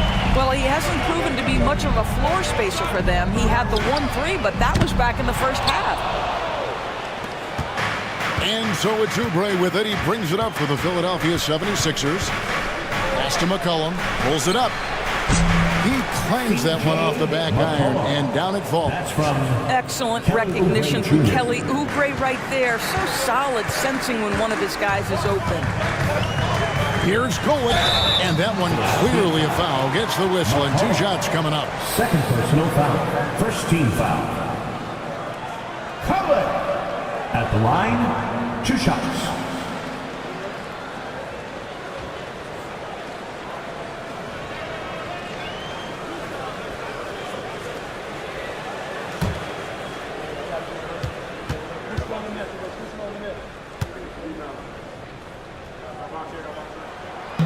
That free throw, no good.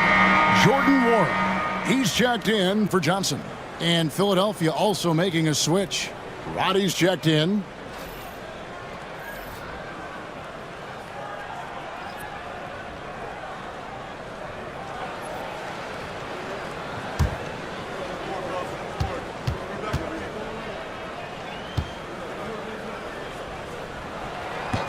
Good on the second free throw. Boy, the missed free throw there, keeping this game at even. We'll see if that comes back to haunt them. Now McCollum. Watford with it. Pass to McCollum. 6 on the shot clock. Again, McCollum missing. New York's gone 1 of 2 from three-point range here in the 4th. Here's Kolek. Robinson on the wing. McBride with the ball. New York, no good that time either. Edwards dishes to McCollum. Back to Edwards. Philadelphia moving the ball around. And here's McCollum for 3. The rebound by McBride. For New York, they've gone 1 of 3 from the field to start the fourth quarter. Here's Golick. At 3 off the mark. Philadelphia's gone ice cold from three-point land, 0 of 4 since the start of the final quarter. And plenty of contact on the shot, so 2 free throws coming up. With Kelly Oubre, you know this guy's going to be in attack mode. Contact or no, this guy's going to be aggressive. Take a break. Take a break. 2 shots.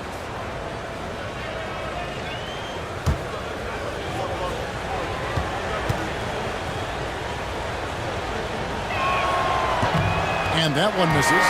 Kelly Oubre Jr. entered this league as a dynamic athlete, excellent in the open floor, but give this young man credit. He's worked hard to develop the perimeter game that's absolutely critical to success.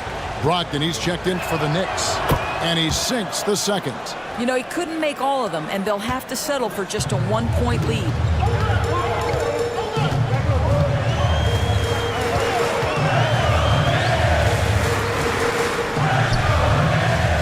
Wide right, it's off the rim. I tell you what, the defense should send Christmas cards for that miss. Pass to McCollum, wide open, and they pick up 2. McCollum's got 10 points here in the second half. Well, check out that assist. That's a pair of teammates that are clearly on the same page. Knicks trail by 3. Guys are looking for a spark here. Yeah, a cold stretch offensively, for sure. And it's Robinson with the jam.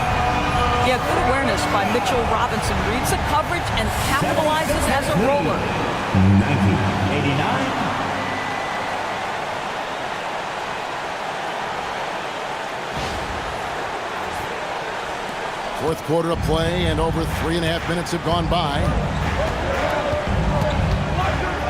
Outside, Edwards. No good on the triple. The Knicks have gone just 33% from the field in the fourth quarter so far. They are 2 of 6. Pass to Williams.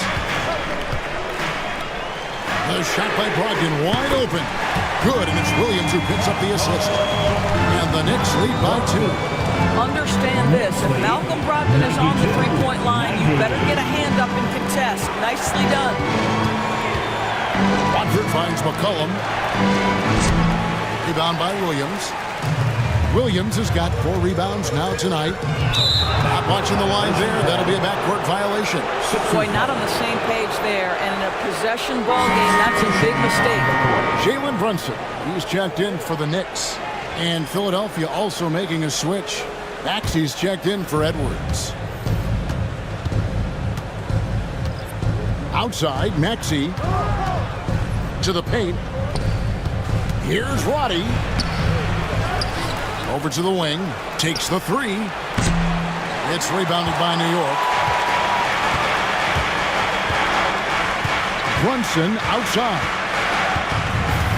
Williams has a screen for Brunson. And it's off from three-point range. The 76ers trail. Oubre outside. No one near Maxey as he lets it fly. Hits the three-point bomb. And one of the many ways Maxey can hurt you with his shooting, lightning fast on that release. And the timeout called here by Tom Thibodeau. And that timeout by Coach was carefully measured, wanting to make sure that everybody is on the same page here.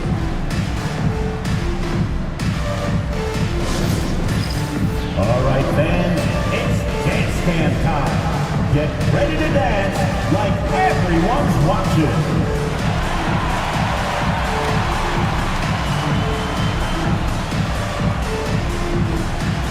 Somebody doesn't have rhythm.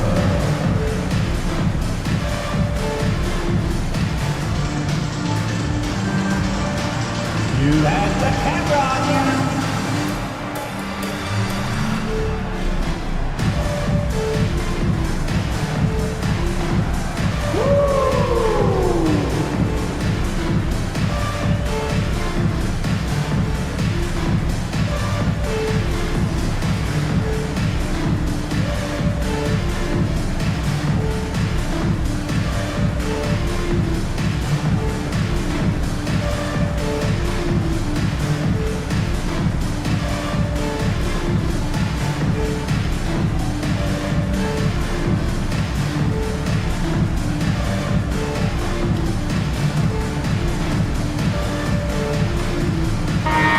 with an update from the sideline. Let's check in with David Aldridge. Thanks, guys. I listened to Tom Thibodeau talking to his team during the break. Now, Coach talked all about fouls in that huddle. He reminded them, play defense with our feet. Beat them to the spots. Hands straight up. Don't give them a chance to blow the whistle on us. Back to you guys. Thanks, David. Here's Towns. Anunoby passes to Towns. Brunson against Maxey. Brunson kicks to Anunoby. Just 5 to shoot. Here's Hart. Connects from three-point range. And the Knicks lead by 2. Josh Hart, an improving three-point shooter. If he gets consistent from here, look out. George passes to Maxey. Inside. The lead pass was put in just the right spot. And the D not really doing its job there. A little slow to react to the ball getting into the paint. And so here is New York. Pass to Hart. Towns with it. Off target from three-point range. And I thought that was going to drop. It looked good from here. And here's George. Another 3 for Philadelphia. Boy, nice job by Paul George to make himself available. Gets to his spot and gets it off quickly. Now Hart. Hit by Bridges. And there's the foul. It's on Towns. That'll be his second foul of the game. Second personal foul. First team foul. Philadelphia leading by 3. Greg, their offensive approach has been rock solid here. And they're finding the weak spots in the D and attacking it. Kicks it out to Maxey. Shoots over Brunson. And Karl Anthony Towns pulls it down. Towns has got rebound number 17, if you can believe that. Bridges passes to Anunoby. Bridges deciding where to go with it. Maxey grabs the miss. Rare you'll see him miss such an open look. Now it appears an injury out on the floor, and that does not look like any fun. Yeah, it looks like he's in real pain. Definitely a concern right now. Well, these are the moments that can be gut-wrenching for him and his team, right? Anytime you see an injury like this, certainly your heart goes out to him and to his family. And New York making a change. McBride's checked in. Pass to Hart. Towns, high post. Count that one. Towns has got 9 points here in the second half. There's a certain resiliency to this team, and you're starting to see it. No doubt, keeping it very close. They're going to have to step up even more to get over the hump here. And slam dunk by Maxey.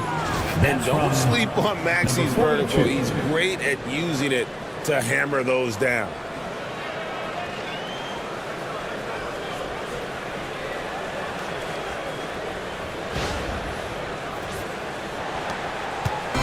And so it's Hart who brings up the ball for the New York Knicks. Here's McBride. Offensive rebound. Towns. Yes! And the foul. That one on George. After an ice-cold start to this game, he is pouring it on here in the second half. Paul George. Second personal foul. Second team foul. Karl Anthony Towns at the line. 1 shot.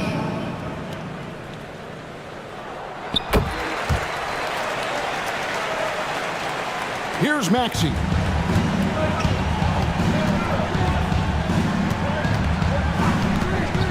Over Hart. Maxey, no good. New York trailing.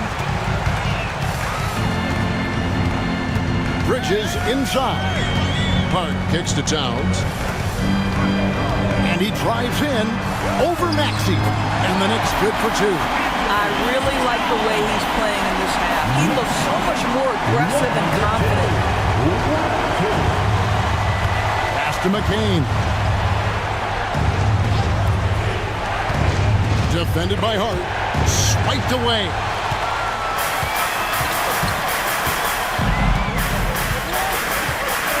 McBride with the ball. Sinks the triple. You know, Josh Hart, the very definition of unselfish. How about keeping his eyes up and finding his teammate? The 76ers trail by 3. Here's McCain. Now, here's Maxey. And that time, also a missed shot. The 3, Bridges, and the Knicks hit again from deep. You've got to be aware and stay attached to Mikal Bridges beyond that arc. This guy's dangerous as a shooter. Philadelphia shooting about 40% here in the fourth quarter. And we will have a timeout called by Nick Nurse. Wants to make sure everybody's coordinated and intent.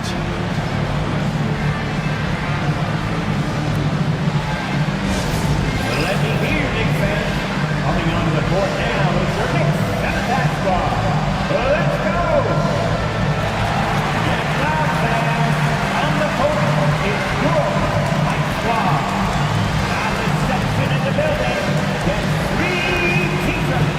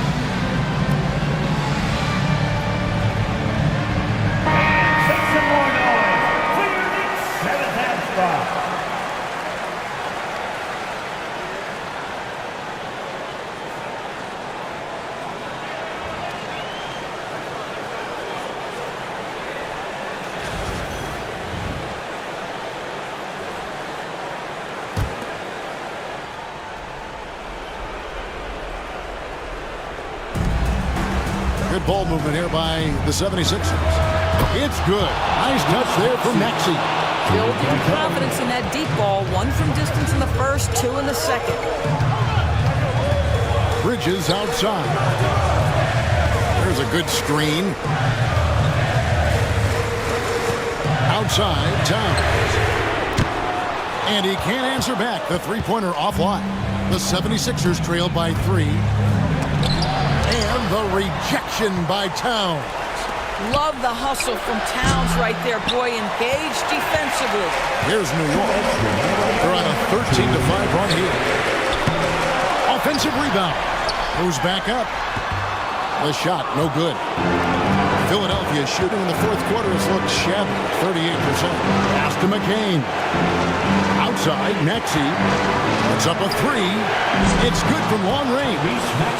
Maxey's got 13 points here in the second half alone. That's one of those clutch shots he's known for. When the pressure is high, he seems to be the most locked in. Now Towns. Back to McBride. A 3, Bridges. Tyrese Maxey grabs the miss. Maxey's got rebound number 8 here tonight in the game. Three-pointer, another 3 for Philadelphia. So poised in these situations. Love seeing Maxey rise to the occasion and knock that one down. Knicks trail by 3. 107 left in the fourth quarter. Got a piece of it. To the right side.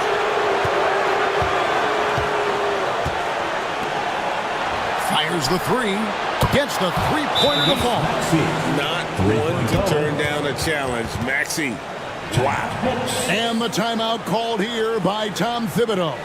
And he knows there's no room for mistakes and wants everyone on the same page. All right, man, give it up right now for the next breaker dance.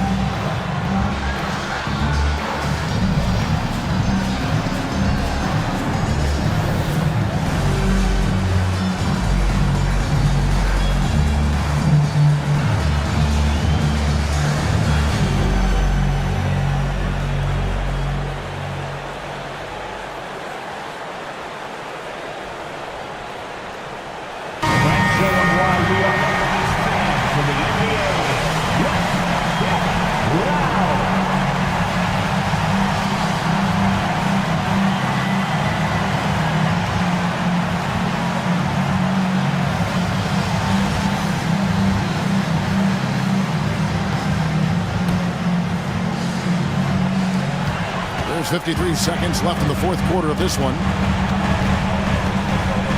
Here's Towns.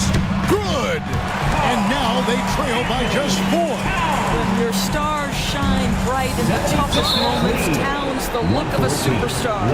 And they go to the intentional foul. Next foul. Mikal Bridges. First personal foul. Second team foul. Outside, Maxey.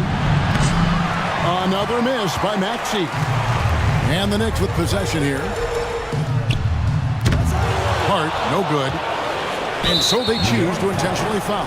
OG Anunoby. First personal foul. Third team foul. Flag. At the line. 2 shots.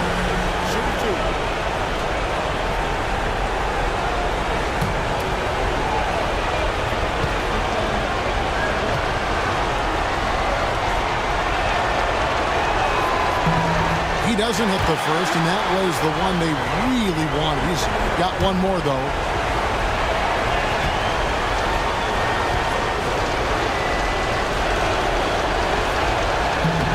And no good on the second free throw, so he goes 0 for 2 there. A big-time possession here. Yeah, and their hearts must be going 100 miles an hour right now.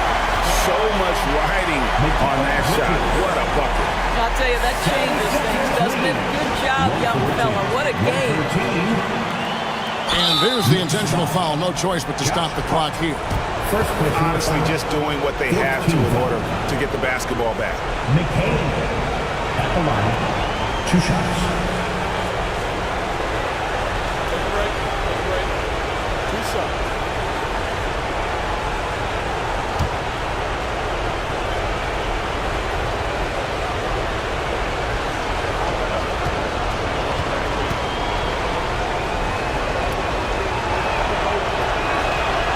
Drops the first one, and that will put them up by 2.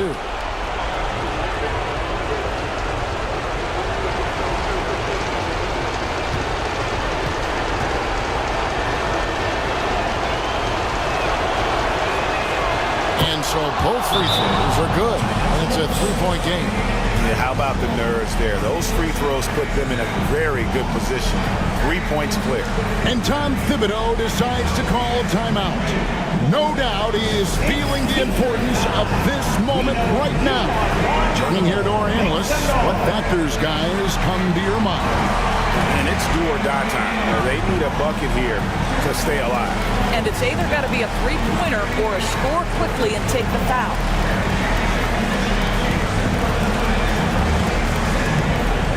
Who wants a t-shirt?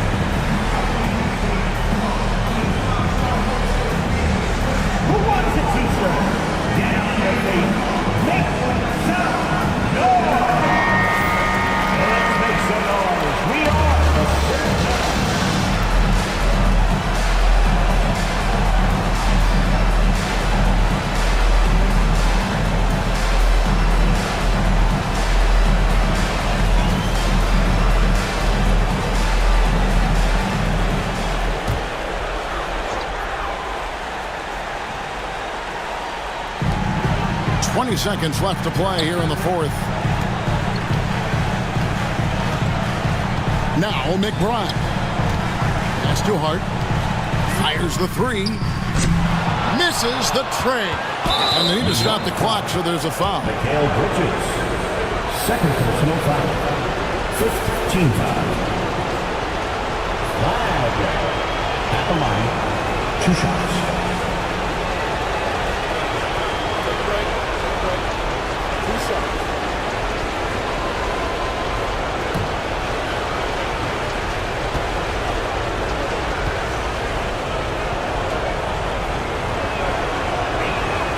So the first one drops, and that gives them a 4-point cushion.